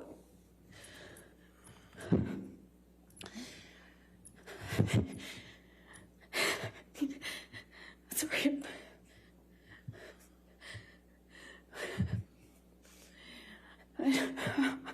I'm sorry. I couldn't breathe. Please. I don't know. Please, I don't want to do this. I don't want to do this.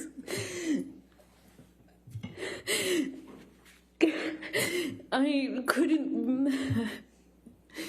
couldn't breathe. I couldn't get through to him. I couldn't get up. I couldn't get up.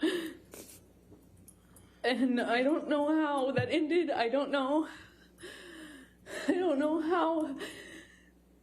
I don't know what happened next. I don't understand this.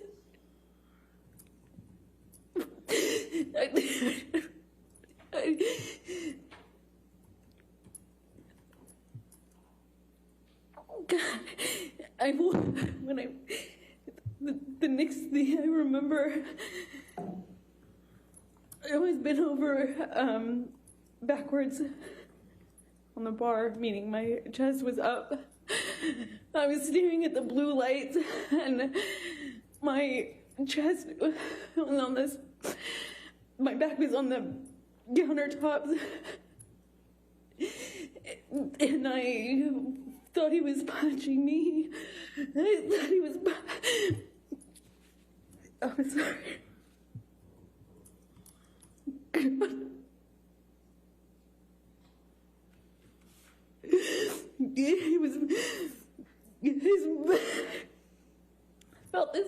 I felt this pressure.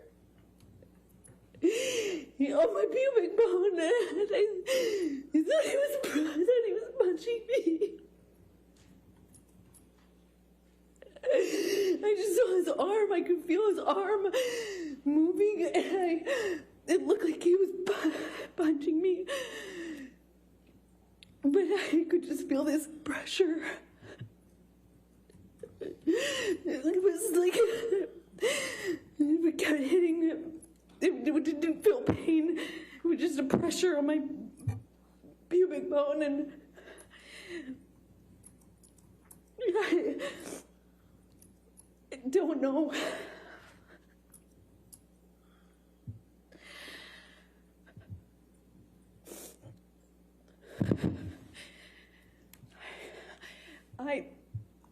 don't remember what I said.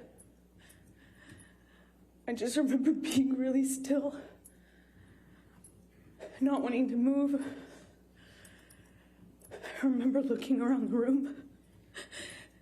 I remember looking at all the broken bottles,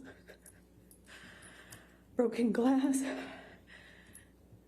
And I remember that it's just not wanting to move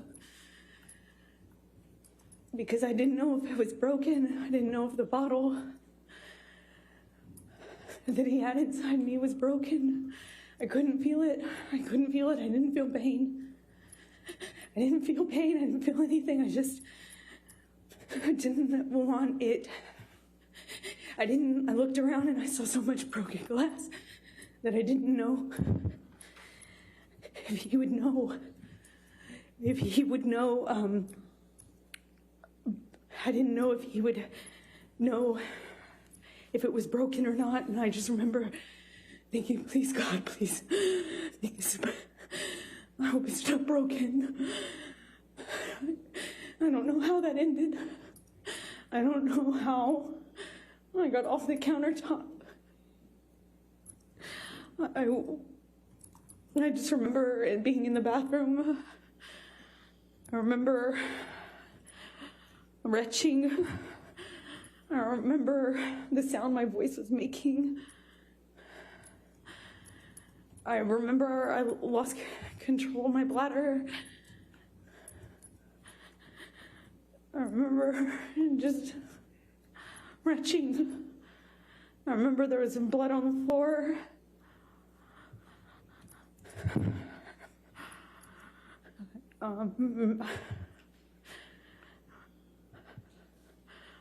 I got up at some point.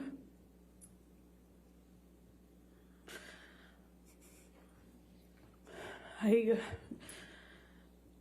don't know how that night ended. I don't remember what happened. I don't remember. I have a memory of him begging me not to leave. I remember going outside the front door. I remember him coming out to the front area, but I don't remember. If that was before or after this, I don't remember. I just have that memory. I remember taking a bunch of sleeping pills. Not a bunch, like 2, which is a lot for me.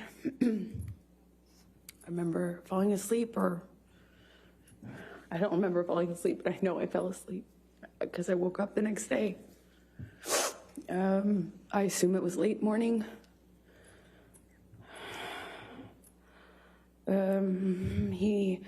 I could hear him downstairs. I could hear Marilyn Manson music, not in person. I could hear the music. Maybe he said it was Marilyn, or maybe I could recognize it. I don't remember, but I became aware of it. That's what I was hearing. It was blaring. It became clear, obvious to me when I walked downstairs. He was still up. He hadn't gone to sleep again. I walked downstairs and I saw this brown on the walls going down the stairs. And the brown on the walls became clear, like lettering.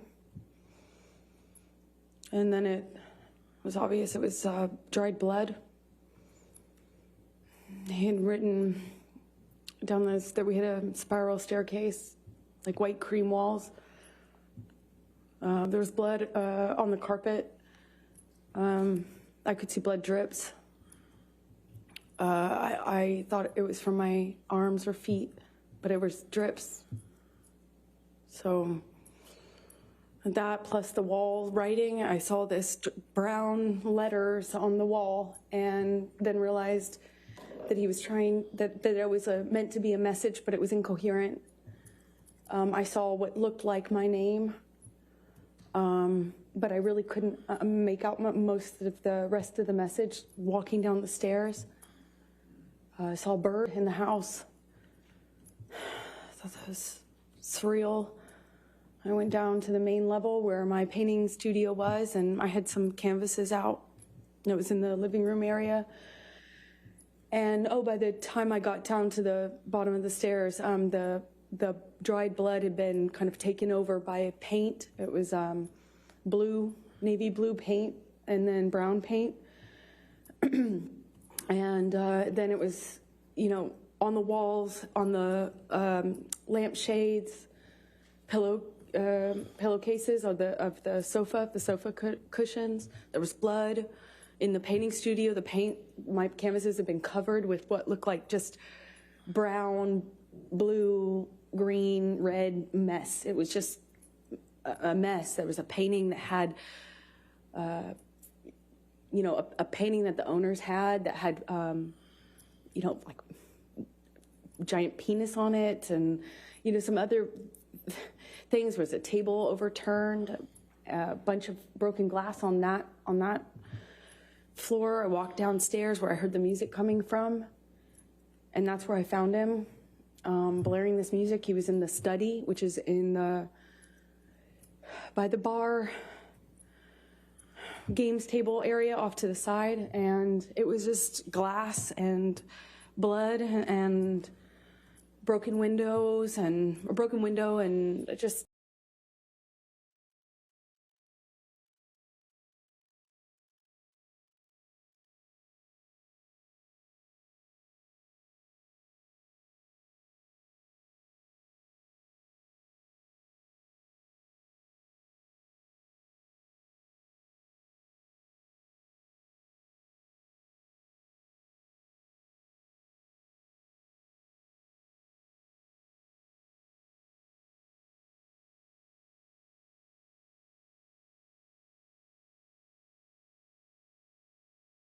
and I think he took them down or somehow showed me, and he said, "Look what you made me do. I did this for you," something to that effect. And I kind of put together, it was covered in paint, and I put together that's like he was using his finger. I quickly became aware that that's what he was using as a paintbrush, even though there was lots of paintbrushes around. And we didn't have any sort of like coherent conversation, as you can imagine. I figured out he was missing a finger. He kind of held it up, and I said, "What did you do? When? Like, what did you do? When?" And I realized in my head that there had been many hours since this probably happened, assuming that was happened with the phone. In any case, I knew it had been way too long, that he had had this blood, that he was bleeding, and I said, "I'm going to call 911 if you don't call Jerry now." I still don't recall which of us called Jerry Judge, his security. At some point we went upstairs. He came upstairs, but he went up to the third floor while I was in the main floor, the entry-level floor. I went to make him a cup of coffee because he was demanding more Red Bull. And I was thinking, that's probably not a good idea. I don't know why coffee would be so much better, but in my head it was. I thought maybe, I don't know, sober him up, or I don't know. Help was coming though, and I remember I made him coffee. As soon as I handed it to him, he threw it at the TV and started screaming again. It was like back to square one. Shortly after that, security arrives. I don't know how long, maybe a few seconds or minutes went by, not long, but they kind of find Johnny, or Johnny finds them walking out of the front door, and they were trying to figure out what was going on. And as they were kind of looking at him and trying to figure out what the heck was going on, Johnny took his penis out of his pants and started trying to pee or peeing outside of the house, saying that he had more messages for me. And this is in front of security. And they kind of just like looked at each other and looked at him and kind of not laughed, but kind of half, played it off and corralled him. It was how it looked. It looked like corralling a wild animal. back into the house with, you know, with his penis still out of his pants, peeing or trying to pee. That's what he was indicating. And he went to the wall of the house. And I remember him standing at the wall trying to leave me more, saying he had more information for me. He was going to leave me more messages, more information for me. It made no sense. And Jerry Judge, his security, and one of the nurses, shortly after, I think they put me in the theater room, but shortly after, I remember talking to one of the nurses, and she was trying to give me drugs to sedate Objection, me. Your Honor. Hearsay. Trying to give her drugs, she didn't say anything. Thank you. Keep going. And I just remember crying and rejecting what they were trying to give me and fighting with them about how much they were trying to give me. I felt like I needed to figure out what was happening with my life, what was happening with Johnny. I didn't know if he was okay. I didn't know.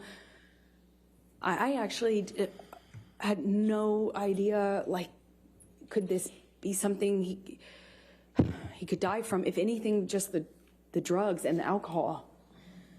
I mean, that alone, I didn't, you know, I just remember being scared and being in this theater room, this dark theater room, and not knowing what the heck was going on.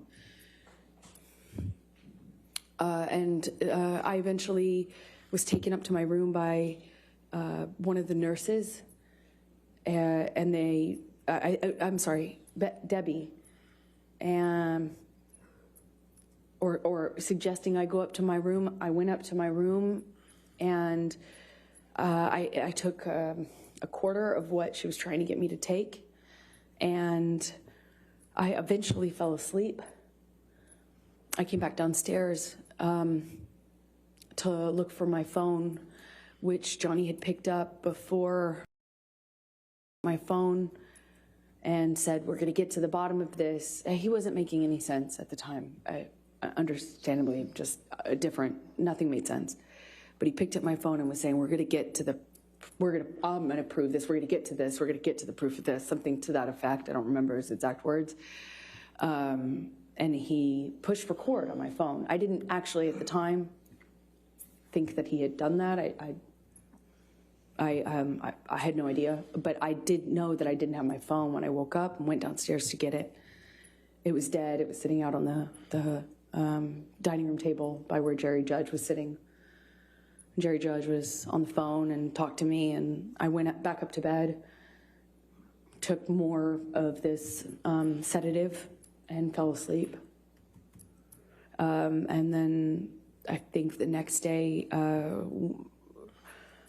went to the closet and took out the clothes that he hadn't painted on. I guess when he went back upstairs, he had just, like, it looked like what he had done is dip his hand in a bucket of paint and just wiped it on my clothes. Just went, and he had picked up another portion of my clothes and put them in the bathtub. And I don't know if he added paint or if he just had touched them with paint, but it was this ugly navy blue brown paint. I packed what was packable, what hadn't been destroyed, and eventually left Australia with Ben King, who you met on the way there. Let me stop you there because I want to ask you some more questions about those 3 days, and then we can talk about Ben King and going home. So, do you recall what bottle Mr. Depp was drinking from and then had that back and forth with you and you threw on the ground? Objection, Your Honor. Compound leading. Sustained. Do you recall what the bottle was? No, I don't. Okay. Do you recall whether it was wine or liquor? It was liquor. The wine was upstairs. Okay. Do you recall what color it was? Well, I believe it was white, clear, but I can't be certain. I think it was clear. Do you remember whether it had a handle on it or not? No, it was a normal bottle. Okay. I remember because he was holding it like this and gestured to me to take it. And I did try to reach for the bottle. It was a normal size, but for life of me, I can't remember like what brand. Okay. When you woke up that third morning and came out of your room, what, if any, food did you see? Oh, yeah, I forgot about that. Objection, Your Honor, leading. Overruled. There was mashed potatoes smeared all over the bedroom door, on the wall, in various places. But I remember opening the door and being really confused at first as to what it was. It had little like specks of green in it, I assumed to be spinach. And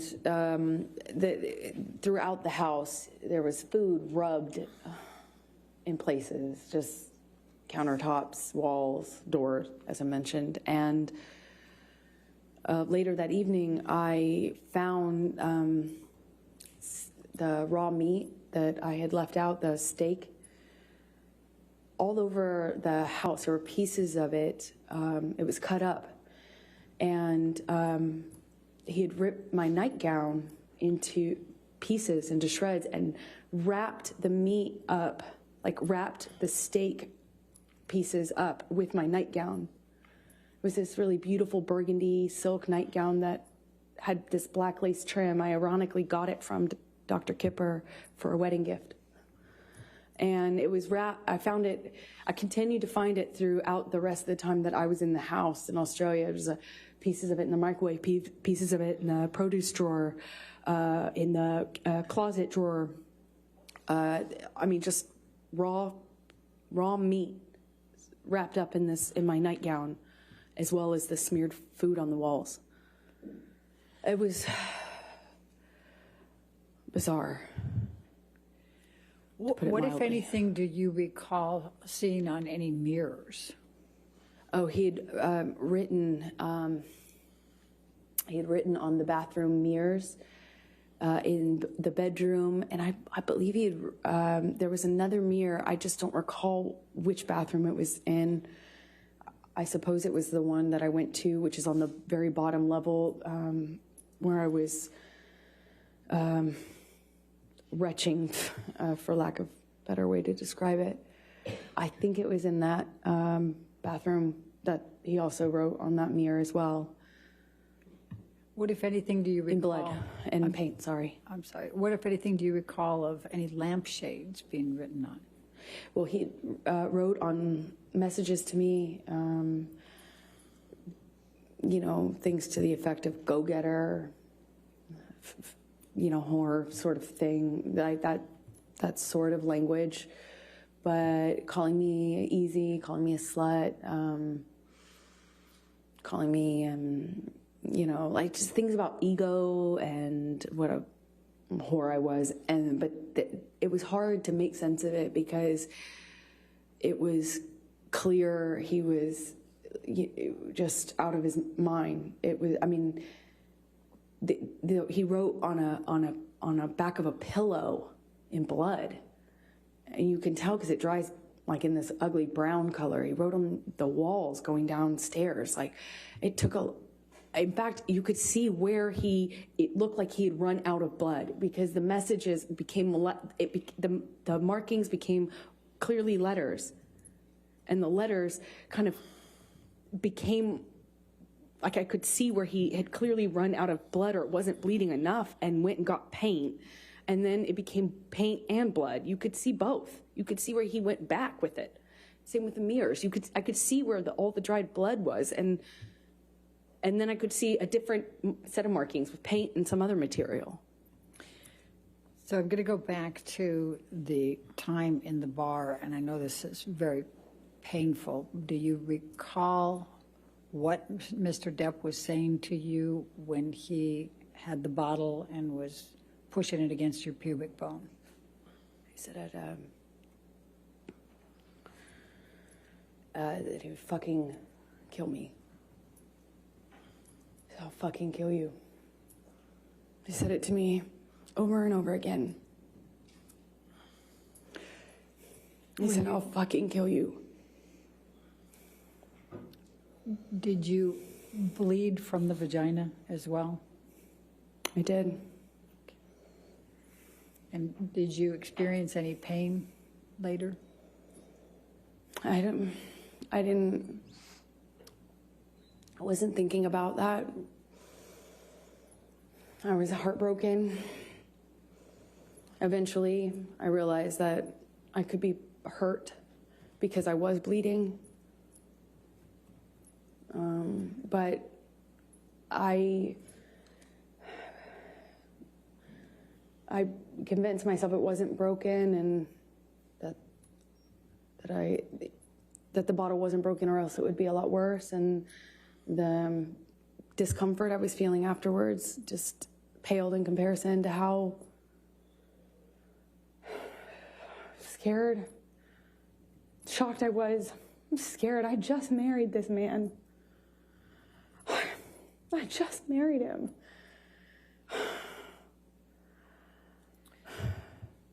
And forgive me for asking this, but I need to just make sure the record's clear. You were penetrated up the vagina into the pubic bone, is that correct? Objection, Your Honor. Leading. Sustained.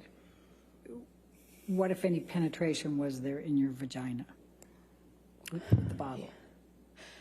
I can't believe I'm so sorry. to do this. I am so sorry.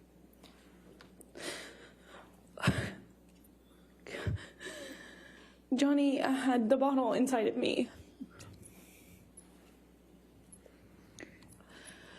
and was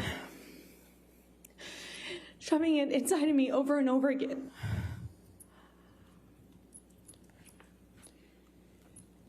Did you experience any cuts on other parts of your body? My forearms were cut. My bottoms of my feet were sliced up pretty good. Did you have any other bruising or swelling? I had a bruise across my jaw, I suppose, from one of the many times he clocked me in the face downstairs. I think I just didn't make a record of anything else. I'm going to ask you to turn to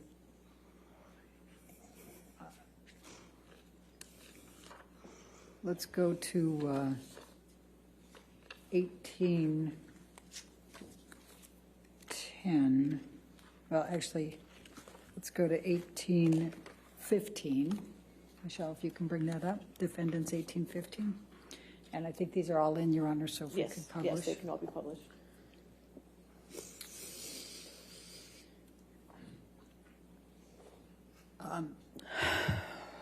Is this the game table? Yes, it is. Okay. And is this, based on your testimony, is this where you were you on top of this table? Yeah, that he briefly got on top of me and was pushing on my throat, actually, at some point when I was on the table. I had forgotten about that. And this, though, looks like it is after a lot of the stuff was cleaned up, because it didn't look quite like this. Okay. And did the table collapse? Yes, it did. Objection, Your Honor. Leading. Sustained. What, if anything, happened to the table? The table collapsed underneath me when Johnny threw me into it and got on top of me, or fell on top of me. I honestly don't know which one.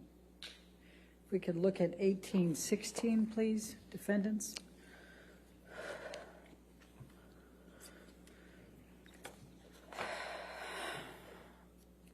Do you recognize this, what's depicted in this picture?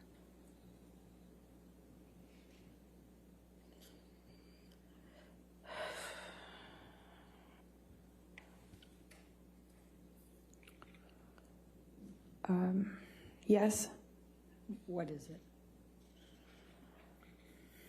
it looks like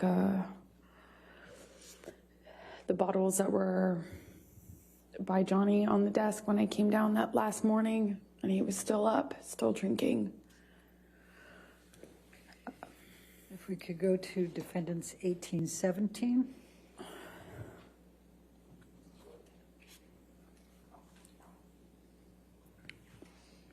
The bottle shape.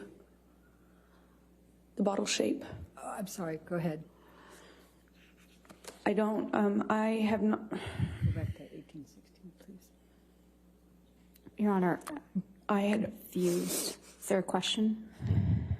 I just want to ask a question. What more do you recall? You had, sorry, it took me a minute to respond because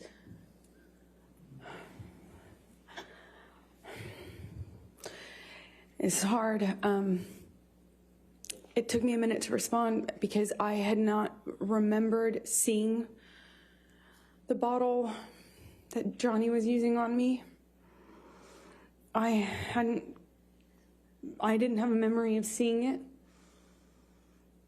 And this picture, I wasn't aware of until just the other day, yesterday, the day before. And I felt my stomach tighten up, like I was going to be sick when I saw it. Because even though I didn't remember seeing the bottle, what I had remembered is a pressure, like something square, which is why I thought he was punching me.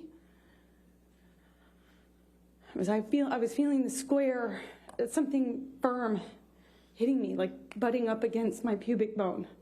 Over and over again, I felt that pressure against my bone. It felt like a flat surface. But when I realized it was an object or bottle and not his fist, which is what I thought, because his arm, I could see his arm while he was holding me down, saying he was going to kill me, but I thought he was, his arm looked like he was punching me. And I hadn't seen this bottle. I didn't know. And then this came out in Ben's evidence because he didn't share it until this date. Objection, Your Honor. Sustained. And so I recognize it. All right, now let's go to Defendants 1817.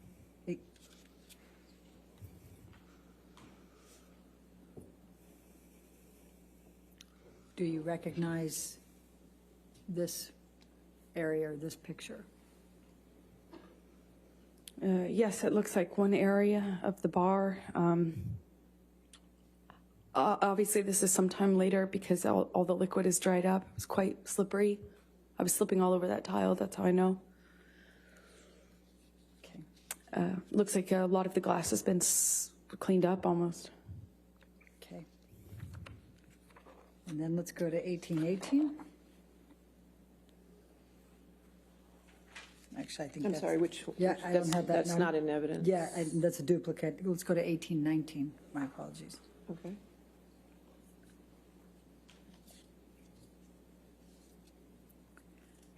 Do you recognize this? Yes, I do. What is this? This is close to where my feet were when I was dangling off the counter, when he had me on the countertop by my neck.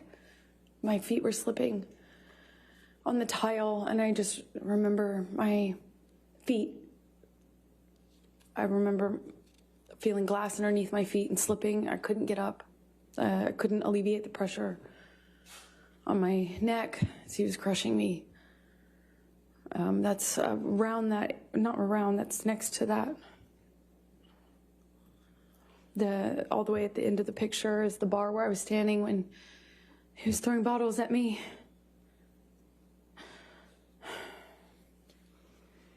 Can we go to 1820?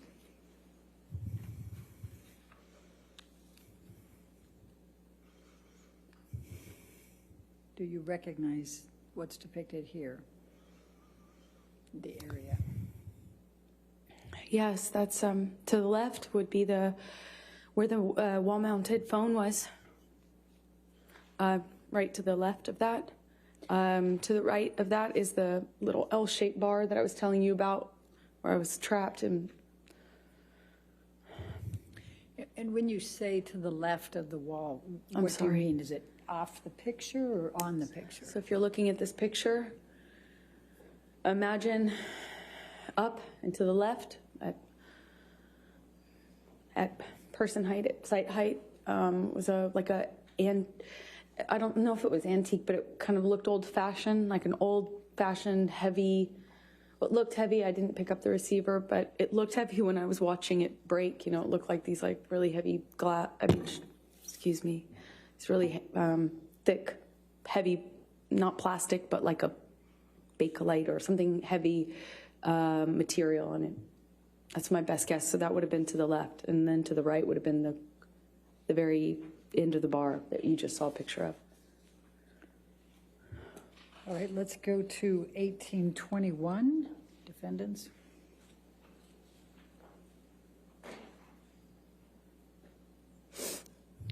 And do you recognize what's depicted in this photo? Yes, that's the bar that I was just talking about. Okay. Now, I see a phone on the right side. Is that the phone you were talking about? No, that's not. This is a wall-mounted phone. That's just a landline. And you see straight ahead at the very, if you look straight ahead at the picture, on the top part of that, it appears to be some broken glass. Do you recall, what do you recall of that? I recall more than just this window being broken. This is one of the windows that he broke when he was throwing things at me. My body was standing in front of that little kitchen sink you see at the end of the picture. I suppose that's some of the glass I felt, though, on the backs of my arms, like when the window shattered. Okay. Let's go to 1822. 1822, I don't have in evidence. 1822 is not in evidence.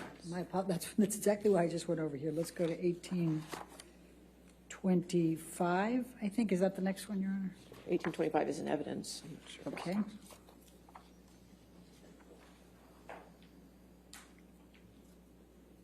Do you recognize this picture? Yes, that's where Johnny was standing when I found him the last morning. That morning, it might have been like midday. When I say morning, it was after I woke up. It was certainly not early morning. And he was standing at that desk, behind the desk, with the Manson blaring. When I found him and told him that I was going to call 911 if he didn't call Jerry. If you look in this picture, there appears to be a lampshade down below. Do you recognize that lampshade down below the table? That's one of the lampshades Johnny wrote threats or messages to me on. Okay. Then let's go to 1827.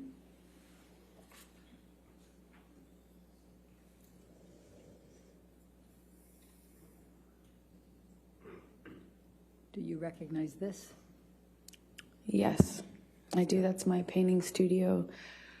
So when I walked downstairs and saw all the blood on the walls, I walked into this room first. That's where the stairs empty into this room, kind of my painting area. And those are the canvases that he repainted. And do you see, if you look by the white tablecloth table to the right of that, do you see a lampshade there? Yes, I don't know if that's the same lampshade or another one. Okay.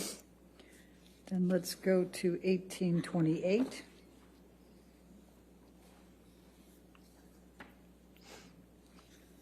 And do you recognize what's in that one? I do. Those are were my paintings that I don't know when he did that, if it was before or after the writing on the walls, but he just ruined them. So I just want to make sure, so the painting canvas that's dark colored, there's two of them there. Well, there's 2 or 3 smaller one in the center, and that was his daughter. I was trying to paint a portrait of, and that was untouched. Okay, and then, but just so we're clear, the one directly in front of you that looks like it's just a lot of dark colors, was that dark colors before, or? Objection, Your Honor, leading. I said, was that dark colors before? I'll sustain the objection. What, if any, change was there on that canvas? Oh, I'm a terrible painter, but I'm not that bad. That was not my painting. It was the start of a portrait, and he changed it dramatically. Okay.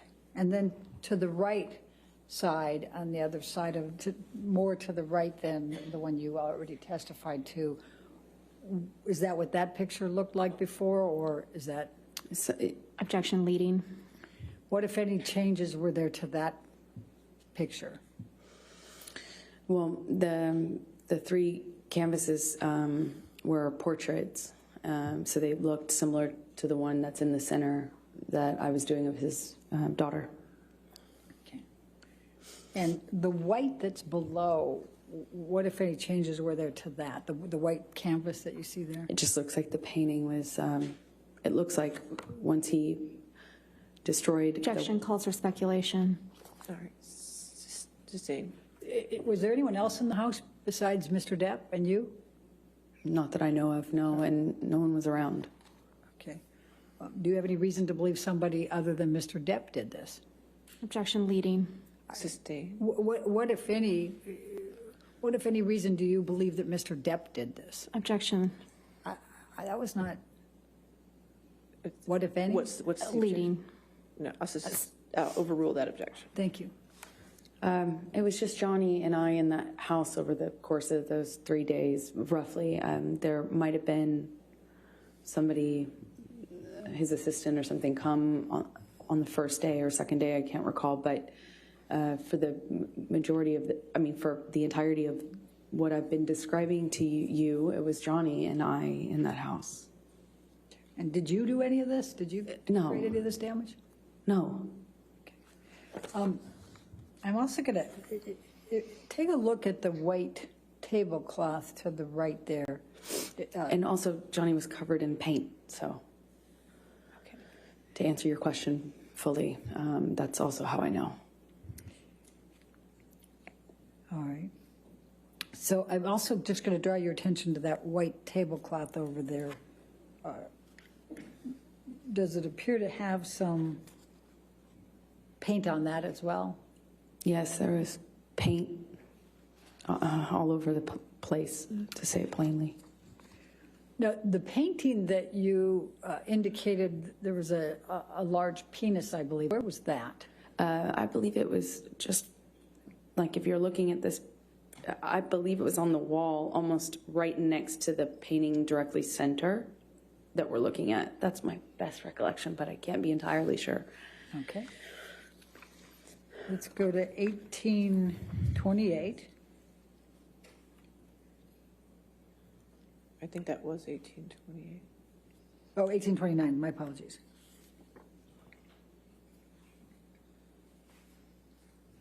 And do you recognize this photo? Yes, I do. What's in it? And what was this? This is one of the lampshades that Johnny chose as a medium to leave me messages in blood and paint. Okay. Let's go to 1830.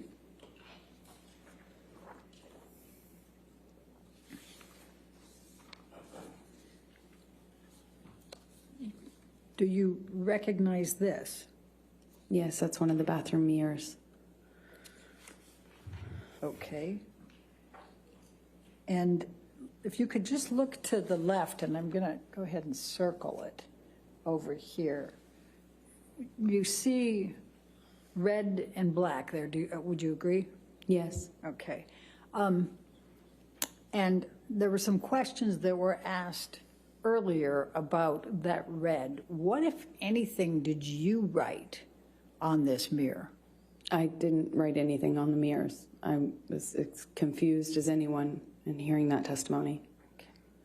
And based on looking at this area that I have circled, is the black on top or underneath the red? Objection, Your Honor. Calls for speculation, leading. I'll sustain the objection.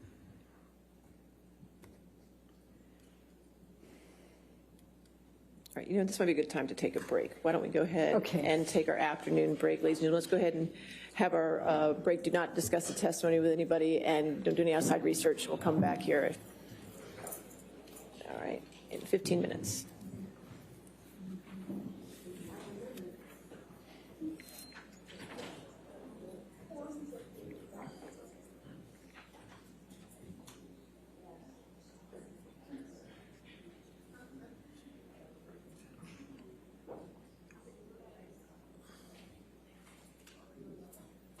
All right, so we'll come back at 4:02, okay? Thank you, Your Honor. All right, thank you. All right.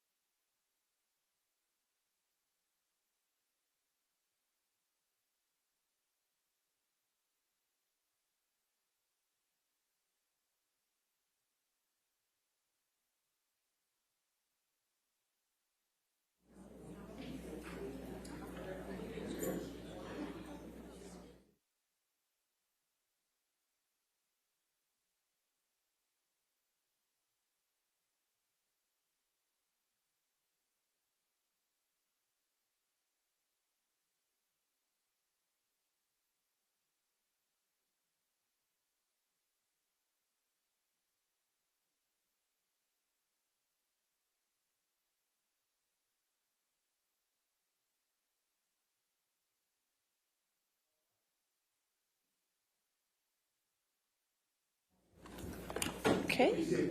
All back? Thank you, Your Honor. All right. Before we get to the jury, I just want to see, talking with Sammy, is Friday, May 27th? It's not, we usually don't meet on Fridays, but is that an okay day to have trial on that Friday? It's the Friday before Memorial Day. I want to check with the jury, but I want to check with you first. Yes. That'll actually be closing argument day for anybody that wants to know. Okay. So, right. So I just want to make sure that keeps on track. But if it's good with the jury, I just want to make sure that Friday's good with them. That works for me, Your Honor. Okay. Okay, sure.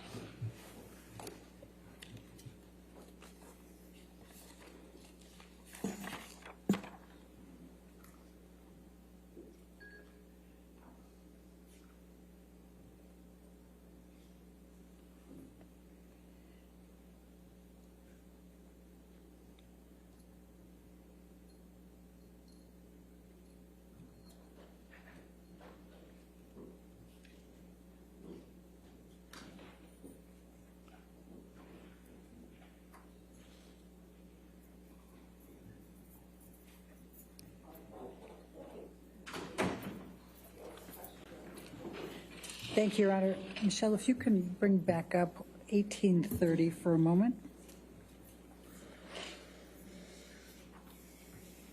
1830, I'm sorry.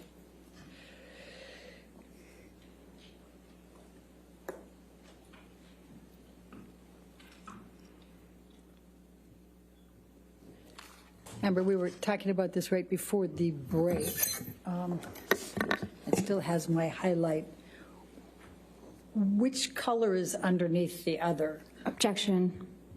Calls for speculation. Based on your perception, which color is I'll underneath? sustain the objection. All right, let's do this. Let's bring up Defendants 375, which is already into evidence.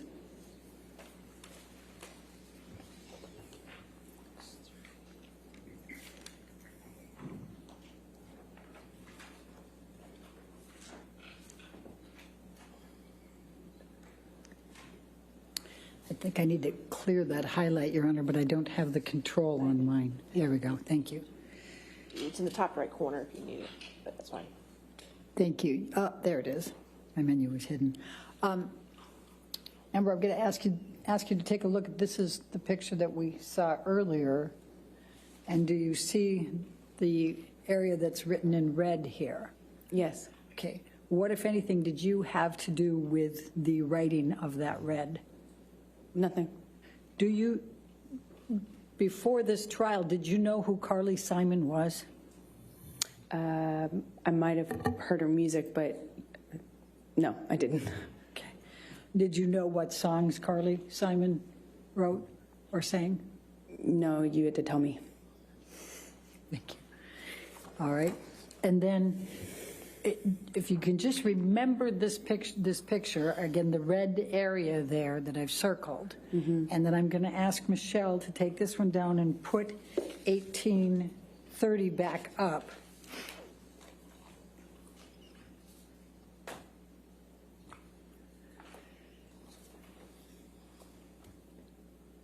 And I'm going to ask you to take a look at this.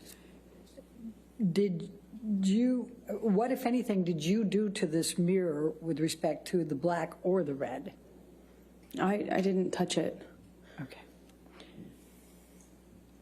And what, if any, pictures did you take?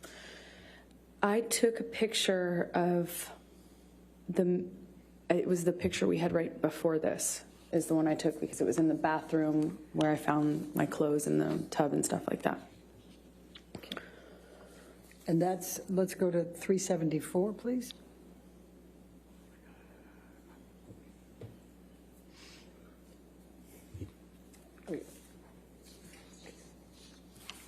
That's already in evidence.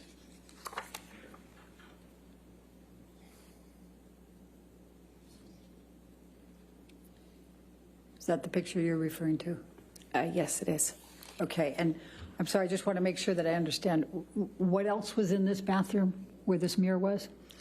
The bathtub and another mirror, which also had writing on it. The bathtub had a few of my clothes in it and paint. And both of the two mirrors were painted. I believe I took a picture of both mirrors. Okay. And then I'm going to ask you, Michelle, if you can bring us back to 1831.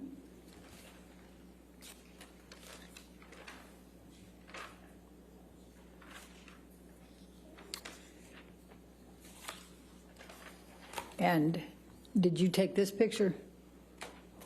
No. Okay. And do you see in the mirror there, can you see the bathtub in the back there? Yes, I can. All right. Was that the bathtub that you're referring to? Yes, it is. Okay. And that had your clothes in it? Objection leading. I'm sorry. What, if anything, did it have in the bathtub? A few of my clothes with paint on them. Okay. You can see, I think that's what I see in the corner of the mirror. Okay. And then let's go to 377 for a moment. That was in evidence already.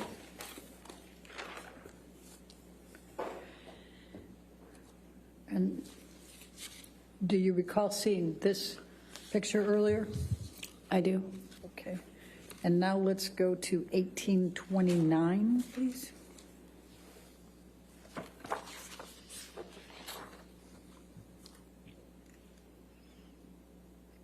Does that appear to be the same lampshade but in color?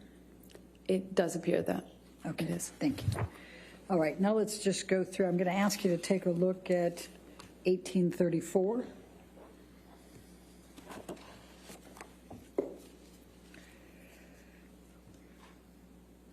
And what does this depict that you can recall? That is the TV that Johnny threw the cup of coffee at. Okay. And let's go to 1835.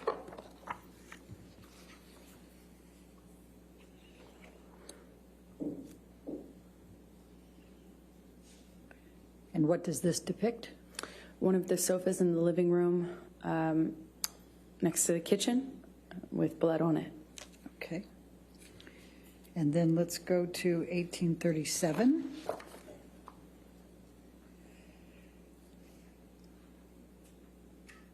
And what does this depict? It's one of the guest bedrooms with Johnny's iPad on the bed and blood and or paint on the duvet cover. All right, thank you. Now let's do 1838.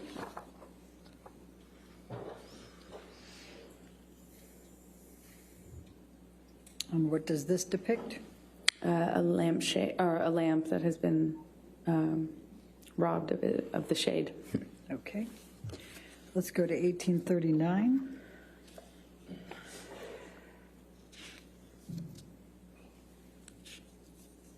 What does this depict? A different bed with more blood on it. Then let's go to 1840.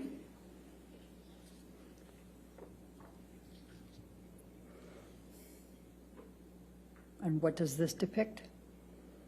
Blood on one of the guitars that Johnny was apparently trying to play. Okay. Then you didn't try to play the guitar. Objection, Your Honor. what Call if for any- speculation. I didn't even get the words At out. this point, your question. Go ahead. Okay. What, if any, effort did you make to play a guitar? I've never played the guitar. Okay. Let's go to 1841.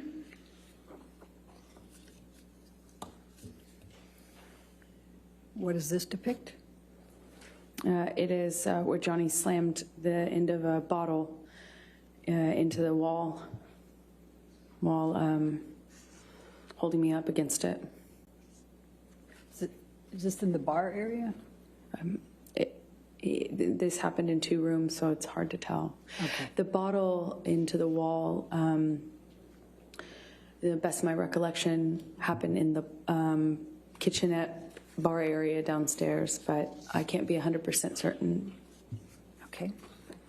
And let's go to 1842.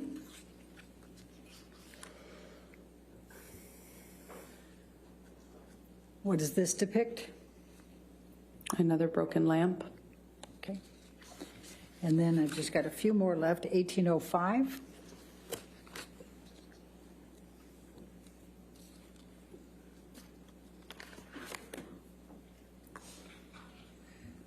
And what does this depict? Wine spill. It looks like the remnants of a wine glass being thrown. And it looks like broken glass. Do you recognize where this was in the house? Well, it looks like a bedside table, but I can't be certain. Okay. Let's go to 1806.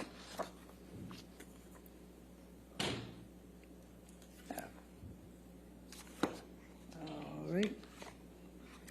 Let's let's skip that one and let's go to 1808.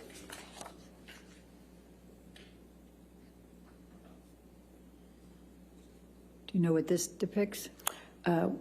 Wine spill. Okay. All right. Now, you started to testify about, well, before we go there, in these pictures, would you say they accurately depict the damage that you saw that third morning? No. What else, what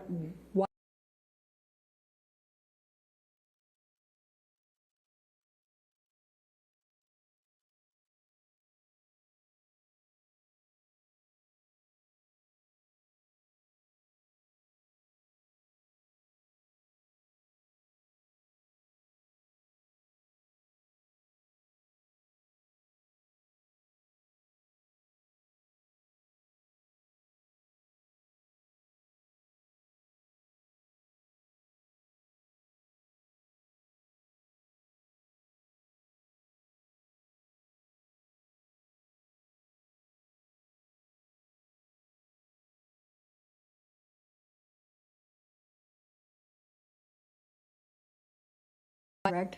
Yes. Did there come a time that you discovered a recording on your iPhone from Australia? Yes, much later. There was this 5-hour-long recording, and naturally I didn't know what that could possibly be, because even though Johnny and I recorded each other often as part of our, struggles to figure out our relationship, this one was, 5 hours was unusual, and that's when I discovered that there had been this recording of the end of the Australia incident, if you will. And did you listen to that recording? I have heard it, yes. And does it accurately represent what was depicted in that recording? Yes. Objection, form, lack of foundation. You want to approach? I'm not sure.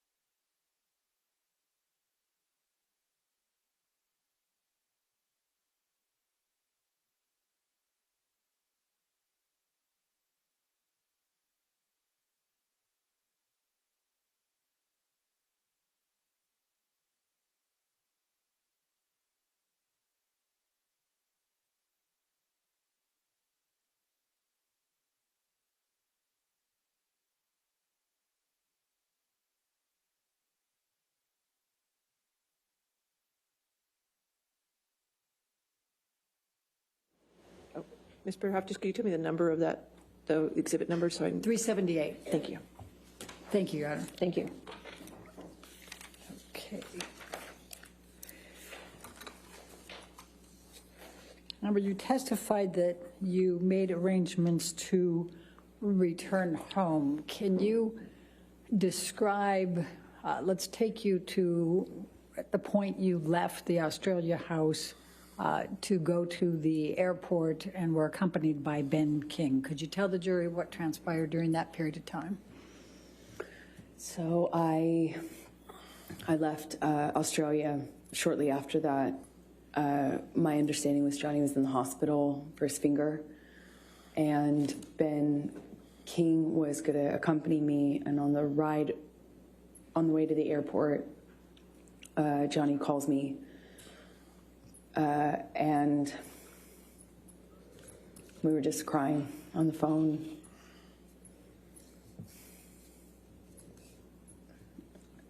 He was crying.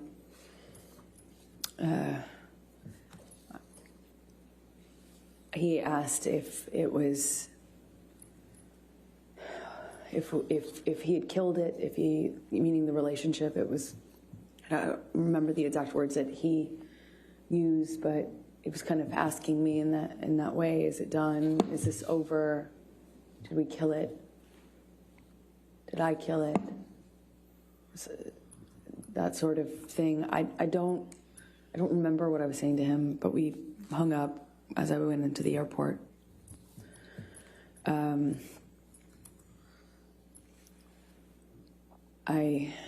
had a mix of feelings. Nothing really was making perfect sense to me, for sure. And I flew back with Ben. I don't really remember speaking to Ben on the flight.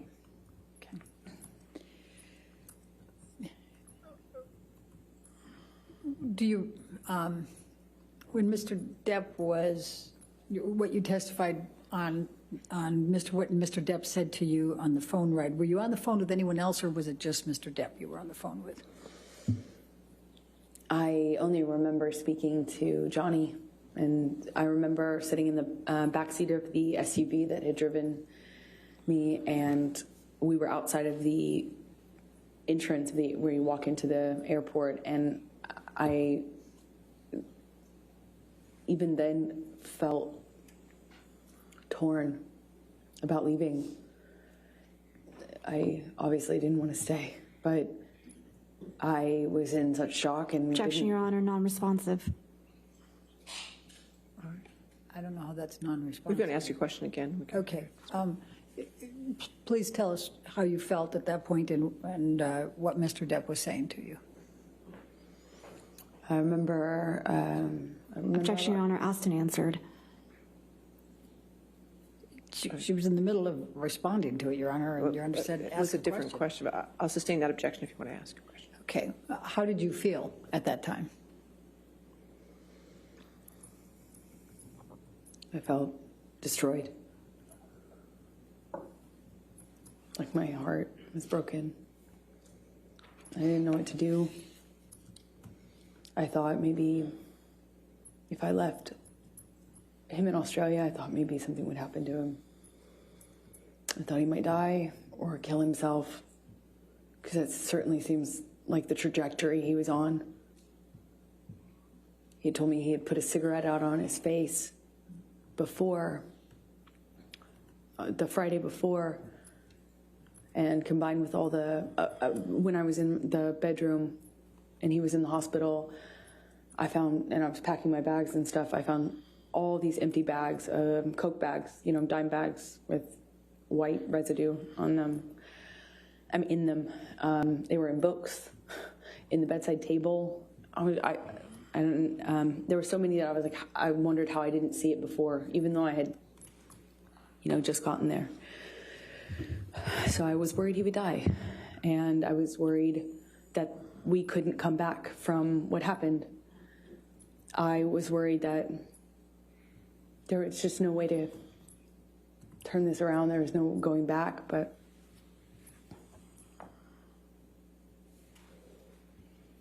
shock. Shock. So You flew out of that airport. Did you have a stop anywhere before you went back to LA? Objection in relevance. In a minute, I'll show you. Yes, we did. We stopped in an airport. I think it was, we stopped at the Sydney airport from Brisbane, I believe. And did you have to change gates there? Yes, we had a short flight to get to Sydney, and then in Sydney, I walked with Ben through the airport to get the next plane, and we passed a newsstand. And I just remember I passed this newsstand, and there was a book on one of the book stands outside of the store, and it had this puzzle piece on it, and Johnny and I used to use that as a term of endearment, puzzle piece, and I saw this puzzle piece on the cover of the book. It got my attention. It said 4 ways to click, a relationship guide. So I bought it, and Who was the author? Dr. Amy Banks. Okay. Go ahead, please continue. So the book, at least from the subtitle, said it was a book on solving relationship problems. So I bought it, and I read it on the way home. And why did you buy it and read it on the way home? Because I loved this man. I loved this man so much. And it was so toxic. And for some reason, I couldn't get him to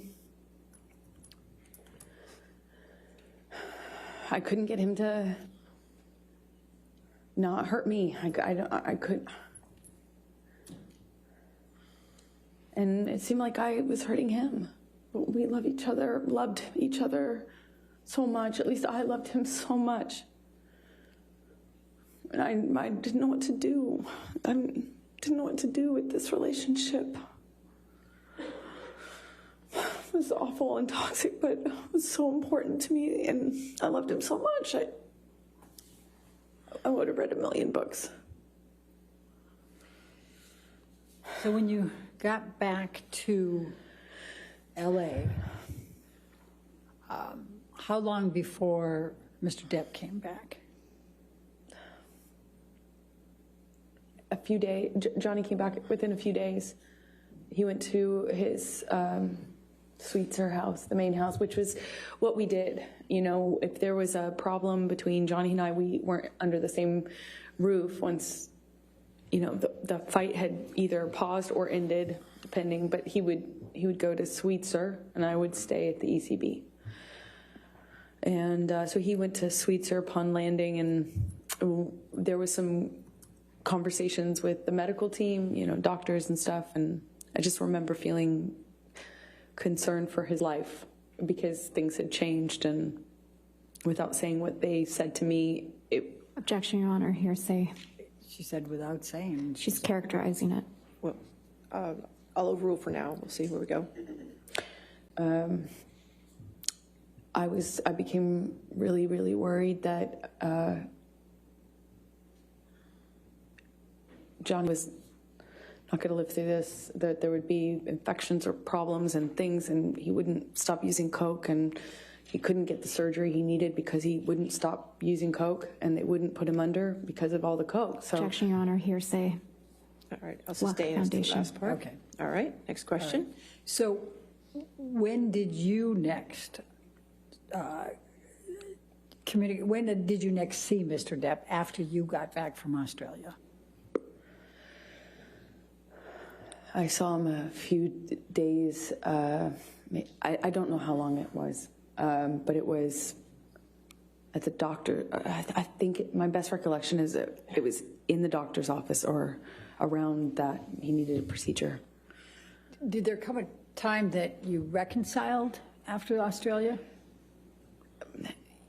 Yes, because it almost felt like it went away so quickly, because there was this surgery that he needed, and there was maybe he had more than one surgery, but it was, like, it became very, very about getting Johnny through the next step. Getting Johnny home, getting Johnny off the coke long enough to get the procedure done, and then after that procedure, getting another procedure done. And it was just these small steps, and before you know it, we were kind of back in it. With the prospect, of course, of him being done with all the drugs and drinking, because that's what necessarily had to happen for him to have this surgery.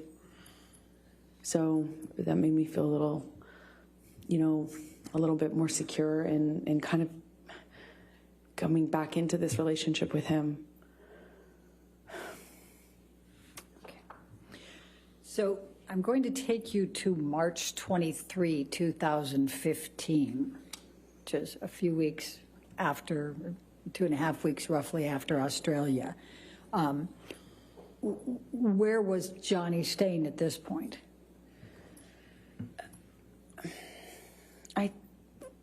I think he was staying at the Eastern Columbia, at the ECB. He was staying at the ECB at the time, because we were kind of in the bedroom together the night of the 22nd, which is when he passed out, how I found his iPad. I'm sorry, when you... I found his iPad open. He was texting someone with it open. He passed out, and I saw what he was texting. Please tell the jury about that. He was texting this woman that he had had a relationship with on and off, kind of at the beginning of our relationship. So I recognized the name, but the date was right after the wedding. I saw it. He had gone to her house after we got married. Like, upon touching down in Los Angeles, I think it was the next day, he went to this woman's house that he has this sexual relationship with. And What did you do as a result of seeing that on the iPad? I freaked out. I immediately, confronted him about it. I was, I didn't care in that moment if he did kill me, which is likely in confronting him at that stage of our lives. I didn't even care anymore. At this moment, he had already ripped my heart out. I've just been through after having been through what I went through in Australia. Just weeks prior, I see this. It was like,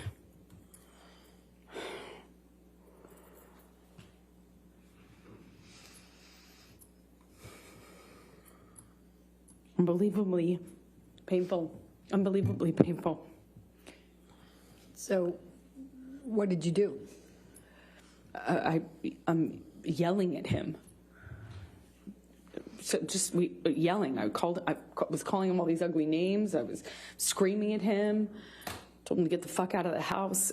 That's what I said. Excuse my language, but we were screaming at each other. At some point, we were upstairs in penthouse 3, and we kind of get into a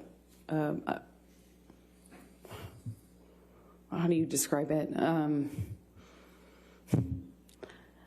Pushing each other, And I just remember being so mad at him for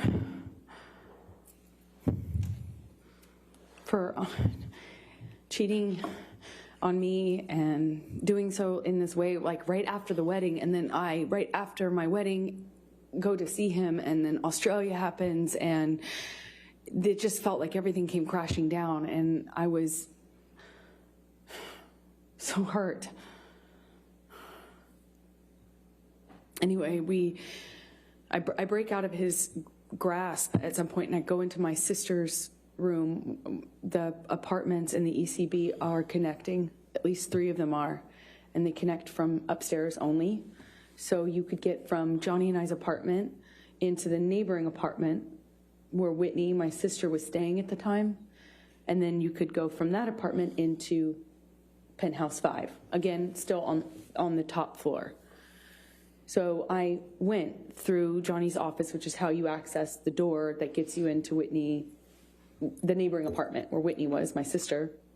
And I went in there and woke her up crying, screaming, saying, what am I going to do? Objection, Your Honor, hearsay. Sorry. All right, I'll sustain. I don't know, that was offered to prove the truth of the matter. I'll sustain. In any event. All right. Sustain the objection. Okay, so you went to Whitney's. Don't tell the jury what you said to her, but what happened next?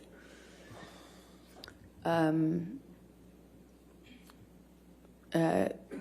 comes into penthouse 4 and grabs me. I don't know why. I don't know what he was doing, but at one moment I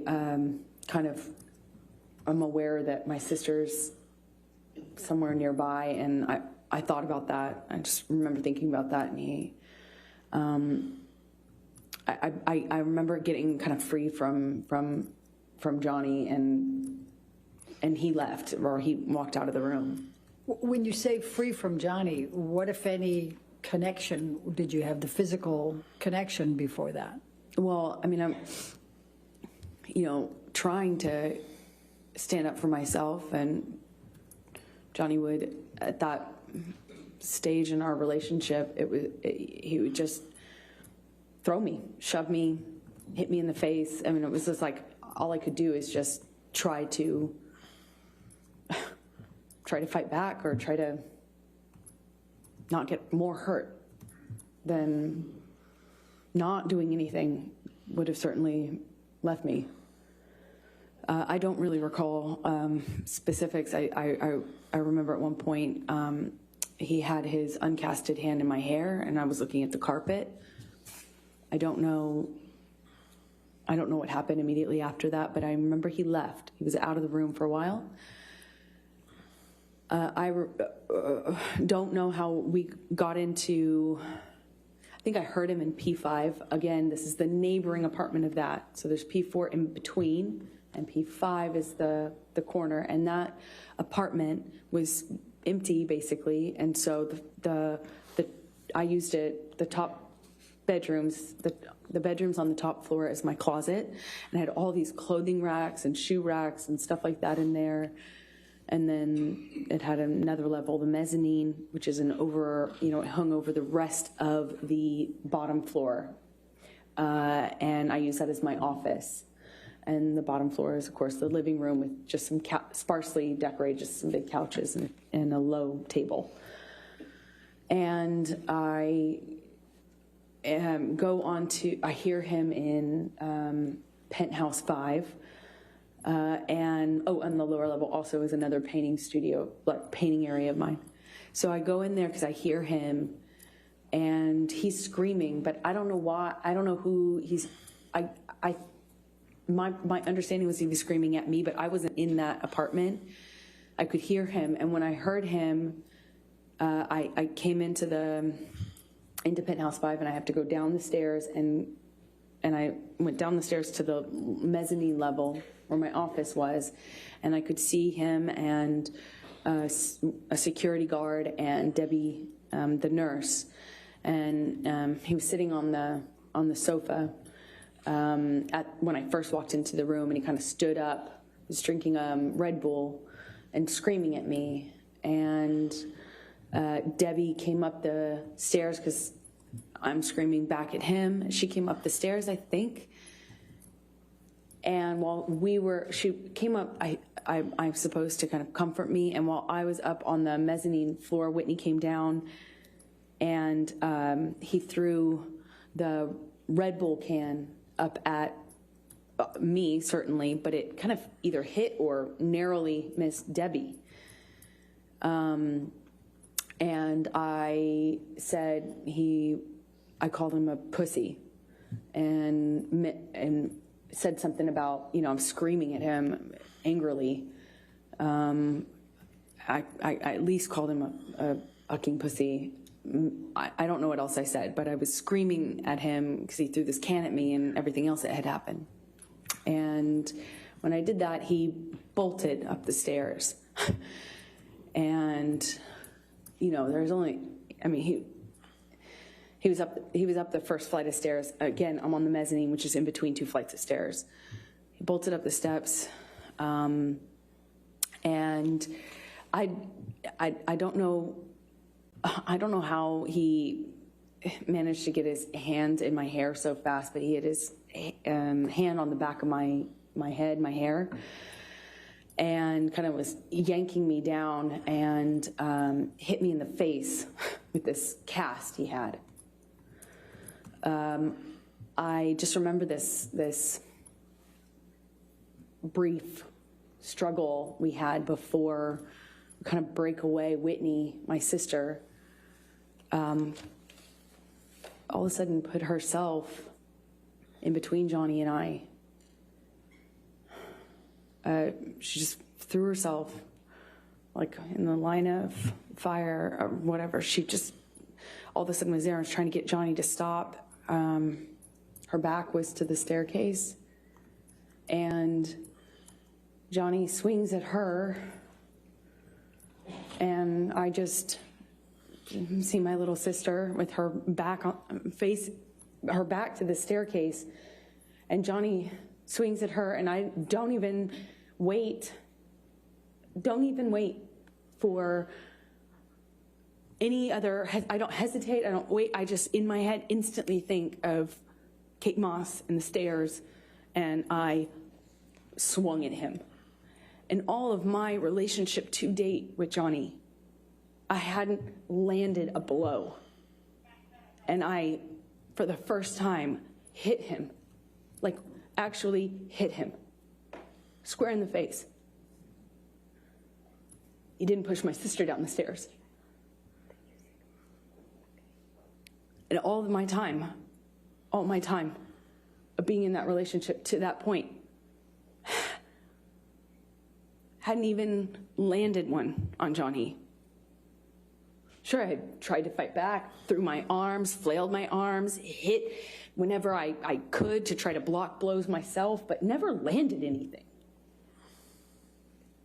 And Johnny kind of looked stunned and then laughed at me and then lunged at me again. And before I know it, security stepped in between us and pulled Johnny away.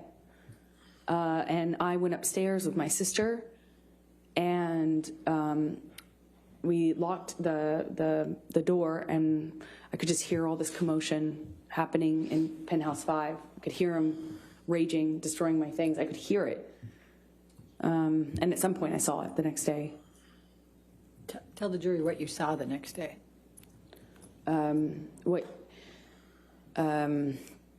All these all my clothing racks were toppled over, shoe racks toppled over, thrown down the stairs. Desk, everything on my desk wiped off. Just it looked like everything that he could touch, he tried to turn over, destroy, smash, But my clothing racks, these huge, heavy clothing racks full of clothes, there was at least one of them he threw down the stairs. The rest were toppled over.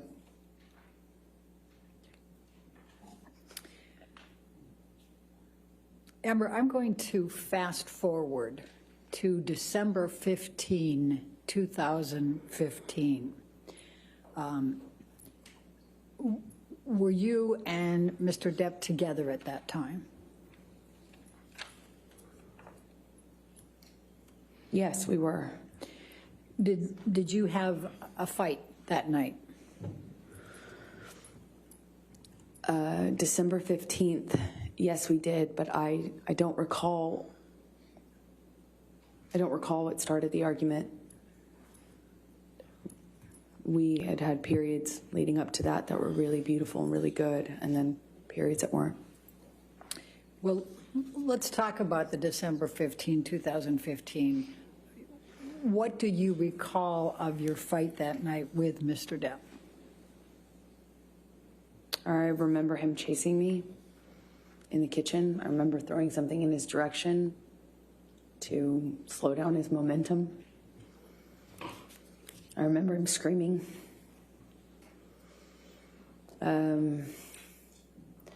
I remember him getting on top of me at some point, toppling me. Mostly at that moment downstairs, he was hitting me in my face. Again, this is another example of when I wish so much I could tell you an exact sequence, but I can't. It's flashes. So I'll tell you what I do remember. I remember at some point trying to flee upstairs, and we had, he got a hold of me and I got free, and I managed to get all the way up the stairs almost. I was on the last flight, and we'd had some interaction where I think I said something to him on the stairs. It might have been broken up, and I think I said something on the stairs, and I just remember how quickly he shot back up those stairs and grabbed me by the back of my hair, my head, and slammed his hand on my head. And I went down on the stairs, and he overtook me. I remember him so well. I remember his boots and the sound they made. I remember him grabbing my hair, my head, and kind of dragging me up the stairs the rest of the way. He dragged me into the room that those stairs open into. It's like a salon foyer area. And we had this argument that kind of, was a shoving match that I was losing. By the second or third shove, he sent me toppling over this chaise lounge, like a little low-lying sofa seat. And I hit my head on the brick wall. There was an exposed brick wall. I remember I stood up, and I remember Johnny asking me if I wanted to go. And he did that thing where he's like challenging me. He said it in that way, challenging me to stand up and get back up. And when I did, he said, "Oh, you really want to go now, tough guy?" Shoved me back down. "Oh, you really want to go, huh? Oh, you're so tough." I stood back up again. This time he hits me in the face. I stand back up and look him right in the eyes. And it was just a really still moment. I'll never forget it. Really still. I stood up and he said, "You want to go again, tough guy?" And I just looked right at him, just looked right at his face. And he balled up his fists, leaned back, and headbutted me square in the nose. Just right as I stood in front of him. I was a foot from him. Just slammed me right in the nose. Instantly, searing pain. It's one of the few memories I have in this long relationship that I actually remember the physical pain in that moment, just searing. And I remember thinking, you have your hands free. I had time to think. You have your hands free. You could have hit me with your hands. Why did you headbutt me?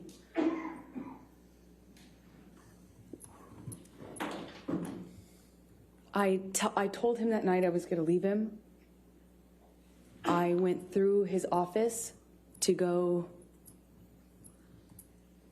into the other room where I kept all my stuff.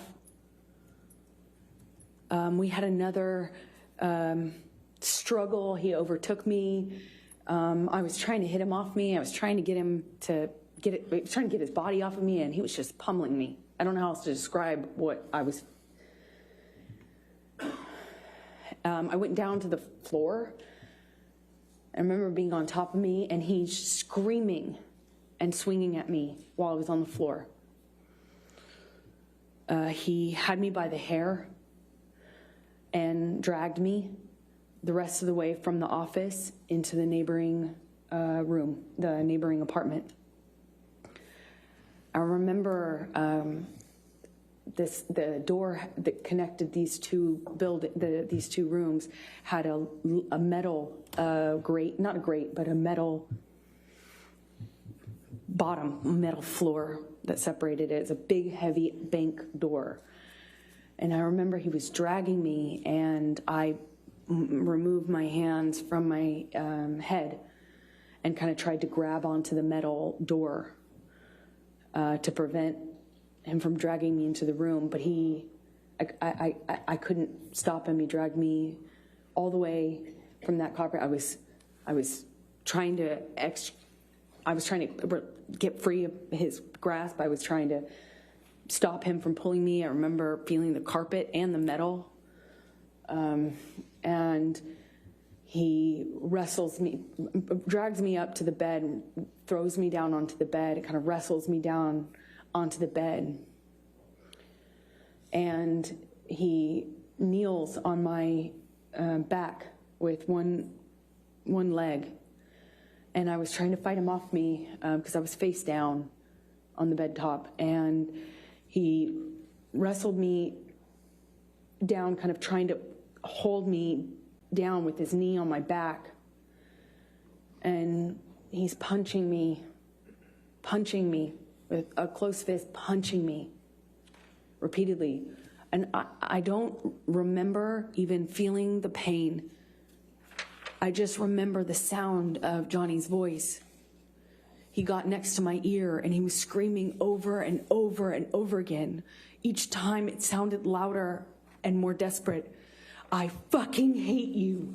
I fucking hate you. I fucking hate you. Over and over. Fucking hate you.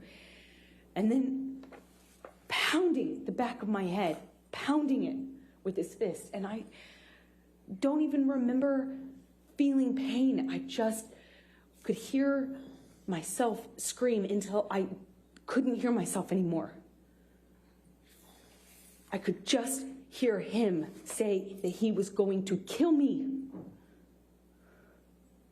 And that he sounded like an animal in pain when he was saying that he fucking hated me. He sounded like he was almost crying, or something in his voice was different. He sounded different, he sounded like he was in agony. It was high-pitched and loud. And I don't know how many times he just hit me over and over and over again. And I got really still. And it felt in my body like quiet. And I thought, this is how I die. He's going to kill me now. And I'm not. He's going to kill me, and he won't even have realized it.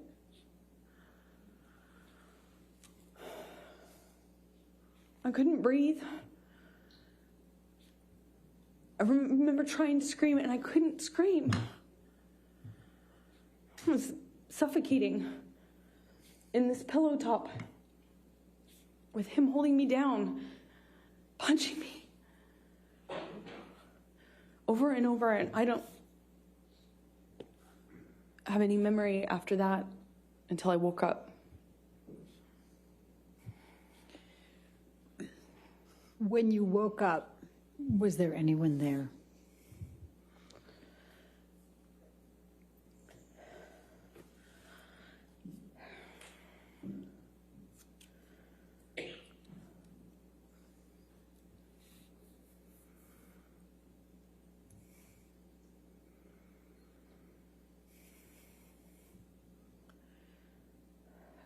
I remember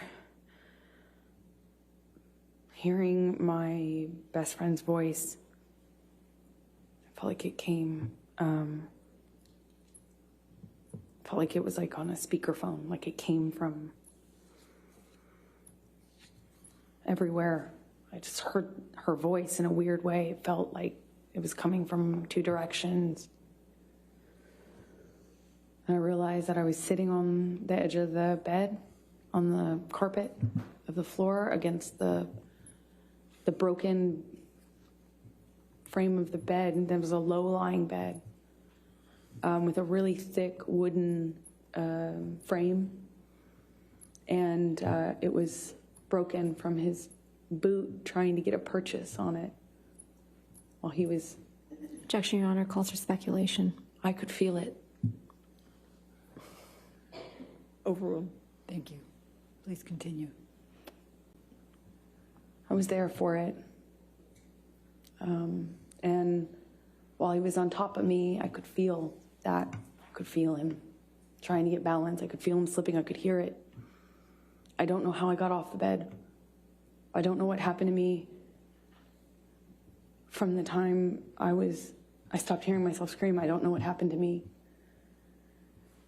It's a really weird feeling because next thing I remember is leaning against the broken part of the bed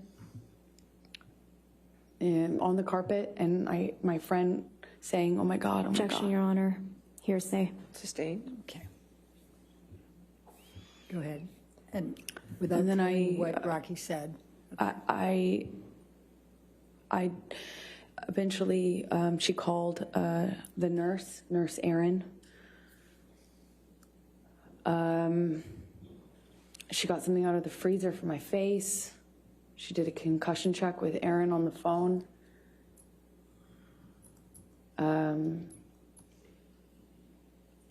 I thought I probably had a concussion and certainly thought I had a broken nose. There was blood everywhere, blood all over those pillows. My head was bleeding from the ripped out hair, chunks of hair on the floor all over the place, actually. It was just all over the apartment. He after leaving me, had written on the countertops in Sharpies.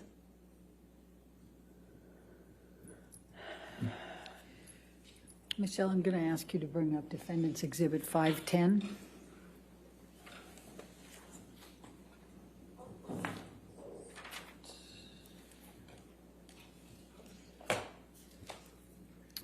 Do you recognize this photograph? Yes, I do. And does it accurately depict the scene portrayed? Yes, that's the next day, I think. Your Honor, I'm going to move the admission of Defendants Exhibit 510. No objection. All right, 510 in evidence. You can publish it, please. Thank you.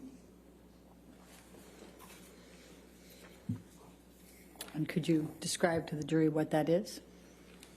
It was chunks of my hair that Johnny ripped out while dragging me and punching me. Thank you. Michelle, could you bring up 513, please? Defendants 513.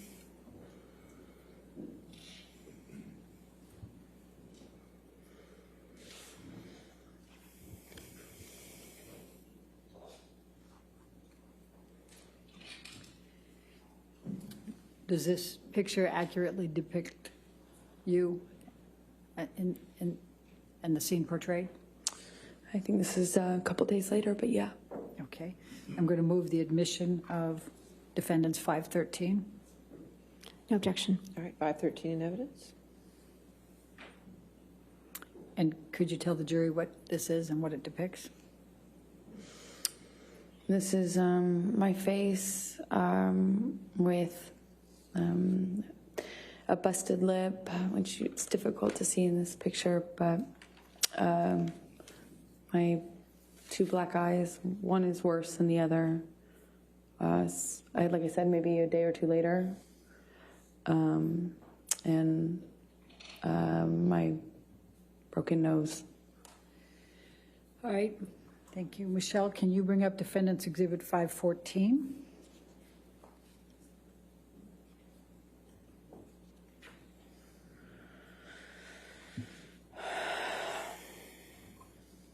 Does this accurately portray the scene depicted? Yes, that's my face sometime after. Your Honor, I'm going to move the admission of defendants 514. No objection. 514 in evidence, being published. All right, if you could just briefly describe for the jury what this one is. That's my face. Some time after, and Johnny beat me up. Thank you. Michelle, if you could bring up defendants 515.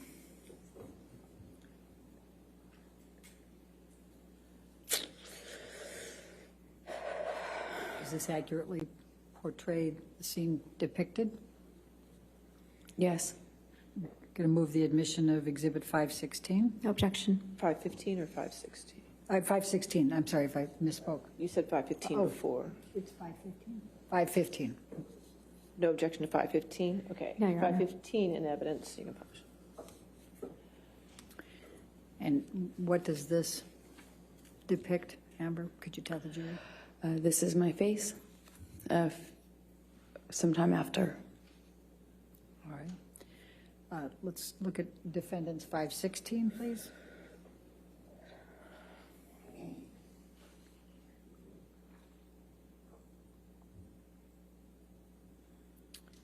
Does this accurately portray the scene depicted?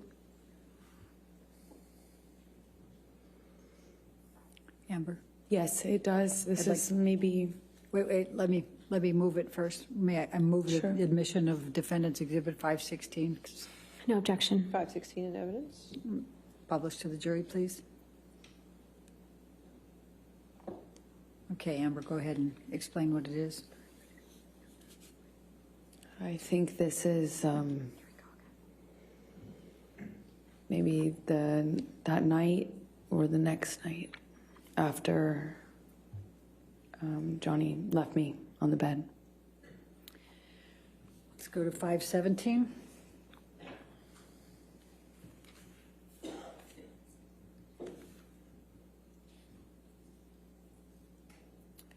Does this accurately portray the scene depicted? Yes, it does. Move to admit Defendants 517, Your Honor. No objection. 517 in evidence? Amber, please describe for the jury what this portrays. That's my face after this incident. And what's portrayed on your lip? Well, he busted my lip when he punched me. It's bleeding in this picture. It kept reopening. You know, it's a mouth. The lips move. Go to 519.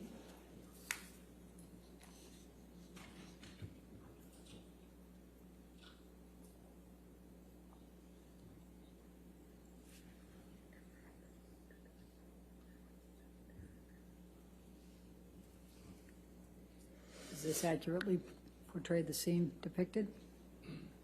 Yes. Move the Yes. admission of 519. No objection, Your Honor. 519 in evidence? And tell the jury what this shows. This is my lip a few days later. Let's go to Defendants 520, please.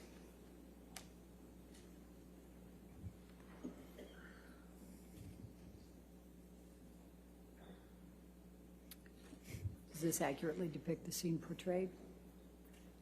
Yes. Move the admission of Defendants 520. Is it 521 or 520? 520. No objection. 520 in evidence? Published? Can you please tell the jury what's depicted here?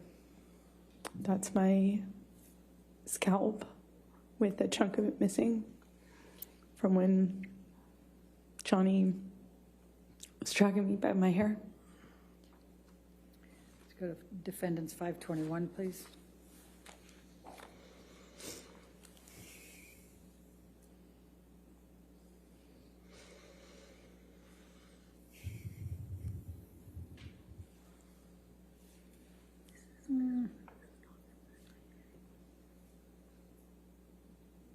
think that's the same. Let's take that one down. Let's go to 522.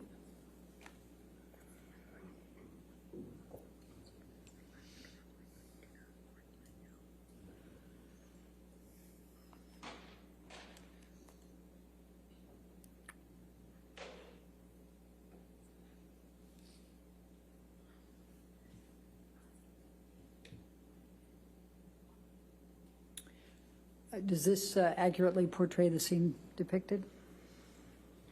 Well, it's a few days later. Okay. Move the admission of 522, please. No objection. 522 in evidence. And what shows there? My face is healing. Okay. Let's go to 523.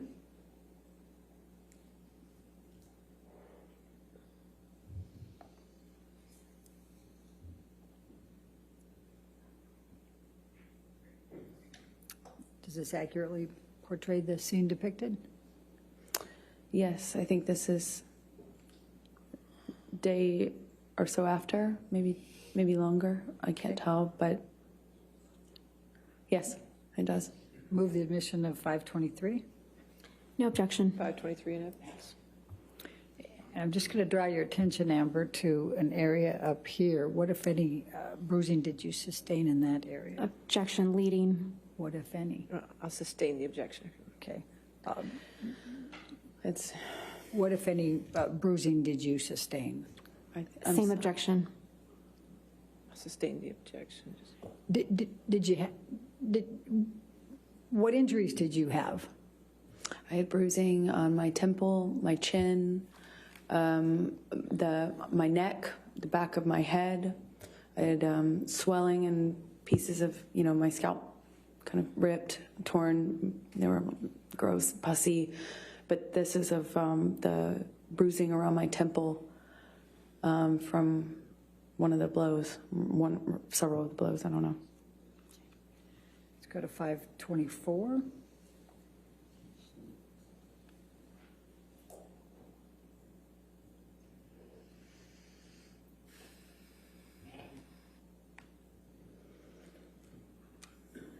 Does this accurately portray the scene shown? Yes. Okay. Move the admission of 524. No objection. 524 in evidence. And what does this show? It's, I had a pretty, can I touch the screen? Yes. Yes. Yes, ma'am, you can. Yes. And I had a pretty gross bruise right there in my head, on my temple. It's difficult to see it in this light, but I remember it was pretty ugly. Now let's go to Defendants 509.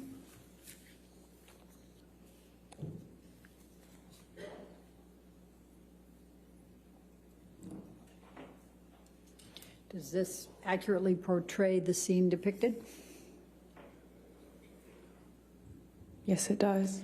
Your Honor, I move the admission of Defendants 509. No objection. All right, 509.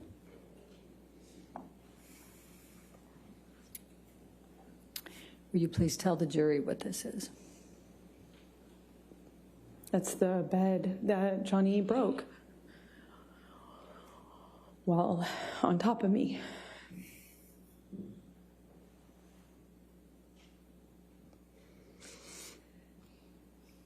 All right, let's go to Defendants 511, please.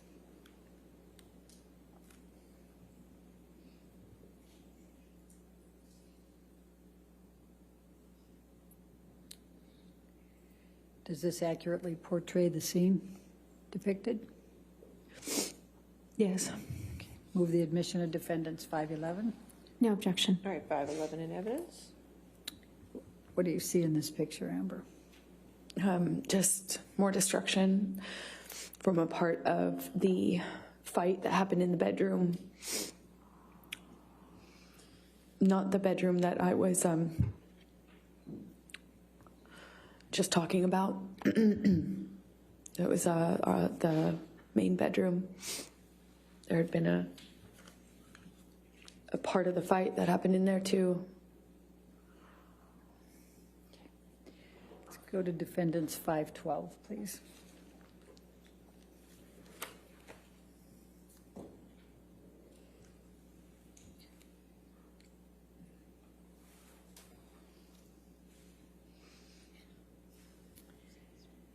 Does this accurately portray the scene depicted? Yes, that's downstairs in the main.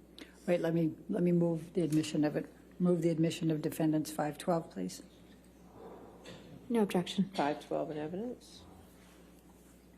Okay, now please tell the jury about it. It's downstairs in the main apartment. Okay. Let's go to Defendants 525.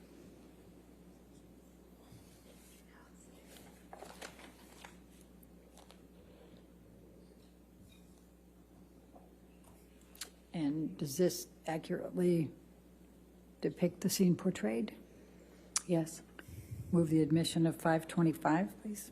No objection. All right, 525 in evidence. And please tell the jury what this is.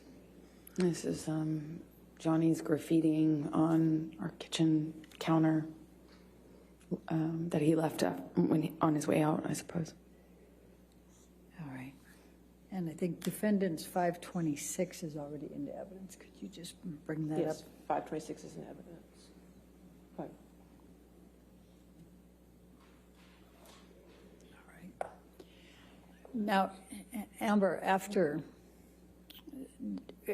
as of December 15, 2015, what were your plans for Christmas that year? Well, up to this point, the plan was to have our families join us. We would go with the kids and celebrate Christmas together, as a married couple. And we would all go to Johnny's Island, and he had invited my best friend at the time, Rocky, and her family, meaning her mom and her fiance, and my parents, and my sister, and we were all going to go to this island I've told you about that Johnny has in the Bahamas and spend it together. And that was the plan leading up to this.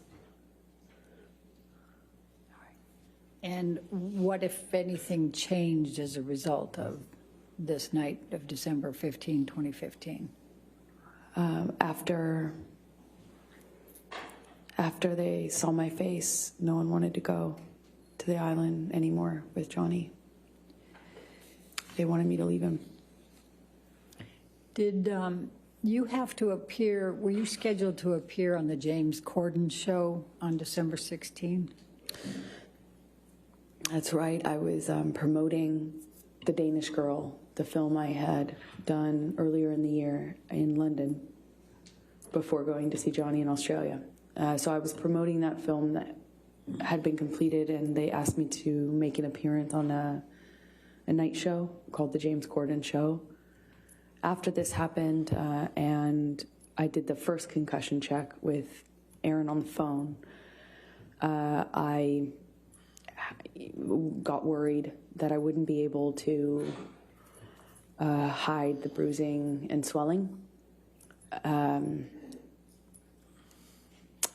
But I iced it all night, and the next day checked in the mirror to see if I could get away with it, meaning hiding it, so I could make an appearance. And I gambled and thought maybe I could pull it off. I had my hair and makeup team come, and they worked around it, meaning worked around the lesions on my head with the hairspray, because that stings, and worked around the bruising by covering it with heavier makeup than normal bruise covering makeup. And I remember my lip was still bleeding and swollen, so we did this like really thick, super heavy, matte red lipstick. I remember very well at the time that we had no choice in color, and that was a one of my favorite colors to wear, and in this occasion we had no choice because nothing else would hide my busted lip. And I went on the show, did what I always do. I told people I had an accident. Objection, Your Honor, hearsay. Sustain the It's not objection. offered to prove the truth of the matter, but, Sustain. because you didn't have an accident. but- Your Honor. All right. I'll sustain the objection. Okay, please continue. So did you appear on the show? I appeared on the show. Okay. And did there come a time that you changed your mind and went to the Bahamas with Mr. Depp for Christmas? Eventually. 2015. Eventually I did. Okay. And you went there with whom? I went with Johnny's kids. I was, obviously I didn't see Johnny after this because he didn't face the damage he caused in my experience. He was never around for the cleanups. And so he wasn't around for a few days. And I eventually heard from him, and he said he wanted to talk. And then he understood that it couldn't go back, like almost as if he understood that I wouldn't forgive him. Made it easier somehow to talk to him. I didn't feel so bad about myself in that case because, how could I put up with this, right? But with the understanding that we were done, I could, allow for us to have one last conversation, I suppose. But I just,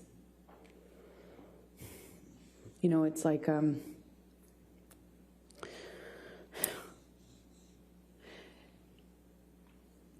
I was heartbroken by the idea that I would spend my first Christmas as a married couple with his kids and everything on the island.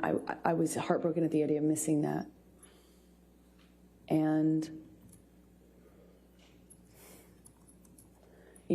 it's the best I can describe it is it's like for every hit, every instance of violence, every time I was choked, every single one of these instances was like a heavy coin put into a piggy bank. And you think, okay, well, each single one of these is like...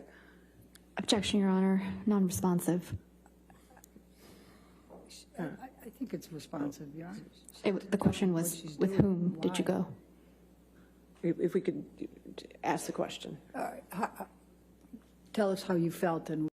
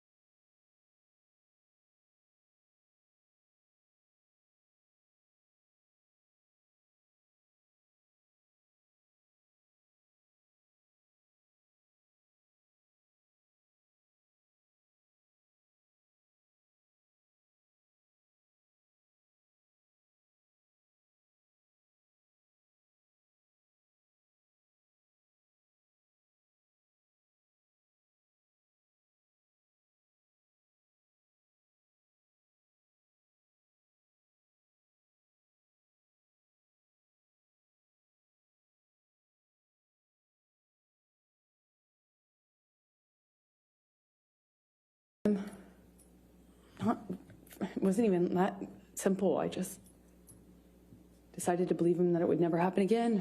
clean and sober once again. This time was the last time because it couldn't be worse than this, right? It couldn't be worse. And part of me thought well, maybe it just needed to get this bad to get, you know, like now we can't go back. There's no way this could happen again. So I went to the island after a few days of talking with Johnny, arguing with Johnny, talking with Johnny, negotiating that it was going to be clean and sober. I wasn't going to drink anymore. He wasn't going to use anymore. He'd never lay a hand on me again. He'd rather die than do that, is what he was saying. And I was scared. My friends were scared, but I decided to go. After a few days of having the plane and the kids waiting, not knowing what was going on, they were at Sweetser, the main house, kind of just waiting to go on this Christmas vacation. And eventually I got in the car with Johnny and we picked his kids up and left for the island. So let's go to the island for the Christmas holidays, and what, if any, arguments did you have with Mr. Depp at the island over the Christmas holiday? Towards the end of the trip, the trip itself was pretty nice, but towards the end, he started drinking again, started with wine, and we were on the couch in the main house, a cabin. It's like a one-room kind of cabin. And we were sitting on the couch, and Johnny, what I perceived as nodding off, I don't still know what it was, but he was kind of passing out or nodding off or something like that. And I'm sensitive at this point to the clues that I can pick up on to know what pattern of behavior I'm dealing with, because they made a huge difference in my life. So if I knew what he was on and what he was doing, I could react accordingly. So I'm picking up clues. I'm sitting next to him and he's nodding off, and every single time he kind of like nods off, he dumps this glass of wine on my lap. And I say every single time because it happened like 3 times. First time, whatever. Second time, I'm like, Johnny, are you all right? And I probably say it like a little weighted. And in my head, I'm just wondering what he's on. Does this mean he's on the Roxy's again? Is it nodding off? What's going on? What am I going to deal with? He just had promised that it was clean and sober. We had this horrible thing happen in December. I thought we were moving forward.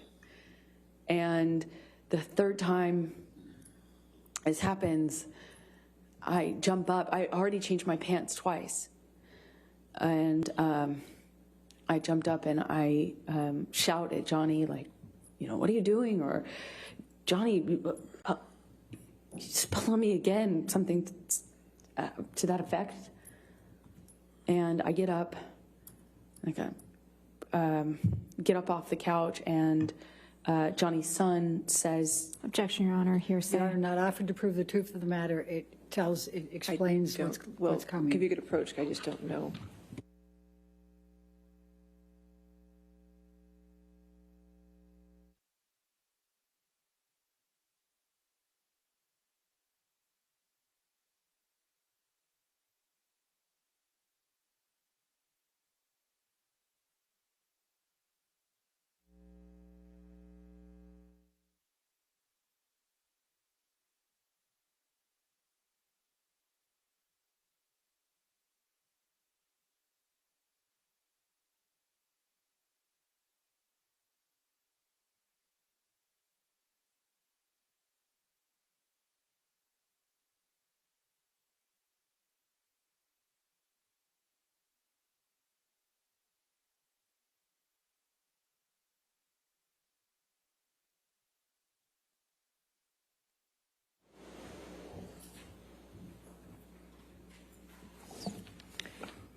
Amber, please continue. Jack says, are you okay or can I help? Something to that effect. And I pointedly say to Jack, but really to Johnny, like, thank you, Jack, to make a point of the fact that he hadn't offered to help me or even acknowledge that he'd been spilling wine. First, he's drinking wine. Second, he's spilling it all over me. And third, he's spilling it because he's nodding off, is what I assume. So I kind of say this in a pointed way at Jack, thanking him for offering. And I get up, go to the closet, take off the pants that have just been ruined, and Johnny comes into the closet right after me and slams me up against the side of the closet. And I mean, just with clarity, while holding my neck, he said he'd fucking kill me if I ever spoke to him like that in front of his kids again, if I ever embarrass him. And he just shoved me in embarrassed. If I ever embarrass you, if you ever embarrass me again in front of my kids, I'll fucking kill you. And I don't recall who told Jack to leave, or I don't really recall having an awareness of where he was at this point, but I leave the closet, go into the bathroom, which is right next to it, and he comes barreling into the bathroom behind me. Before he does that, I said something snarky to him, "Don't fucking ever talk to me like that again," or "I hate you," or something in response, you know, just something, so that I felt like I wasn't just being a punching bag. And I kind of like get over to the bathroom, but I didn't even have the door shut before he was in the bathroom with me. And I don't know if he used my body to shut the door, or if he just shut it, but again, bangs me up against the wall. But this time he just grabbed my vagina, like,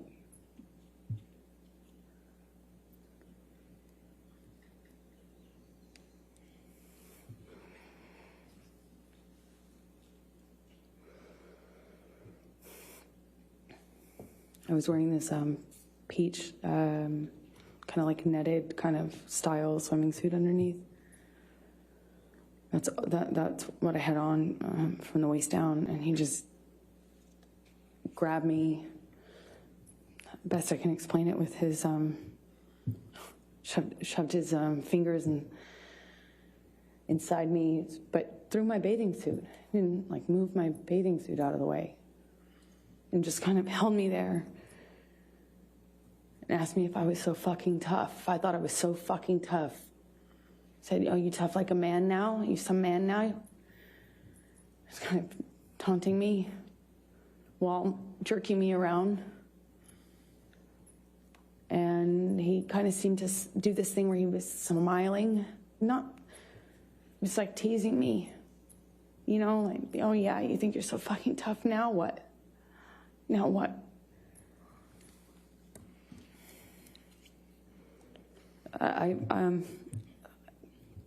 I don't know what happened after that. I went back into the room, or he went into the room. I don't know who went into the main room first.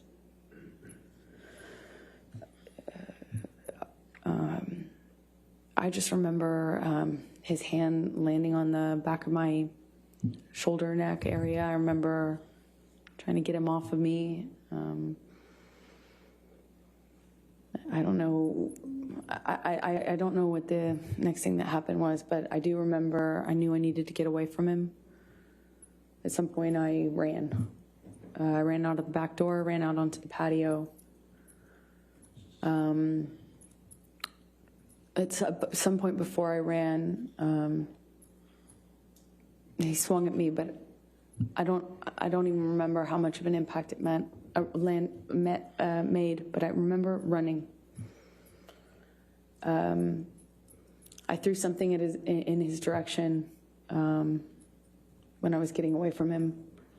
I ran down the deck, ran out into the kind of like parking lot area, his gravel parking lot area outside of the house, And that's my estimation of when Johnny reached me, grabbed me by the hair, swung me around. I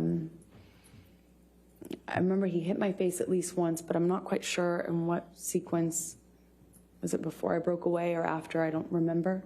I just remember the lights of the ATV coming up. The island, two of the people who worked on the island for Johnny, CJ and Tara, they pulled up in the ATV. I remember the headlights. I remember separating from him, or them kind of running up and saying something and separating us. And I didn't see Johnny for the rest of the evening, is my recollection. I just found him the next day, passed out in the cafe that was close to the house. Is that the end of?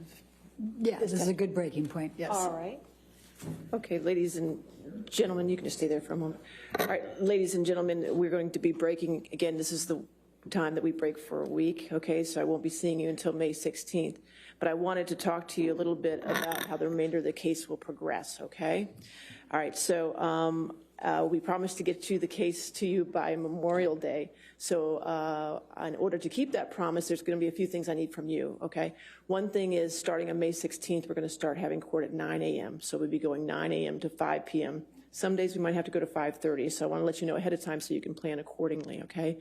The other thing I need from you is Friday, May 27th, which is the Friday before Memorial Day, is going to be a court day. On that day, we're going to go ahead and have closing arguments, and the case is going to be turned over to you for deliberations on that day, okay? So again, I wanted to let you know ahead of time so you can plan accordingly so we can get this taken care of for you, okay? All right, so those are the announcements I want to make for you and make sure you had time to schedule what you needed to do. Now I also want to go over, as we always do on Thursdays, our responsibilities, the responsibilities you have as jurors, okay, in this case? All right, so you're not to read anything about this case. You're not to watch anything about this case. You're not to listen to anything about this case. This applies to television, newspapers, magazines, the internet, and any online sites.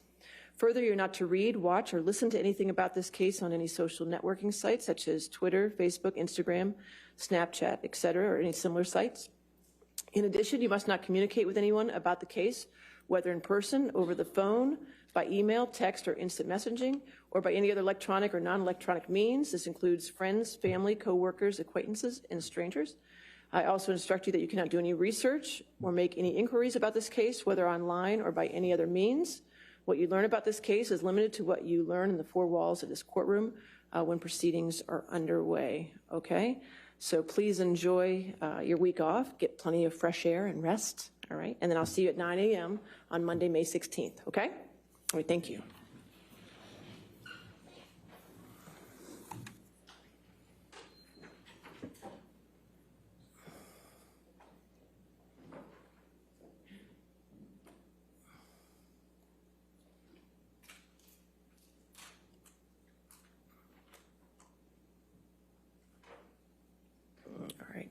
And again, ma'am, since you're still in the middle of your testimony, you can't discuss your testimony with anybody to include your attorneys, okay? You can step down, though, and have a seat with your attorneys. I have a few housekeeping matters I want to take care of before we finish.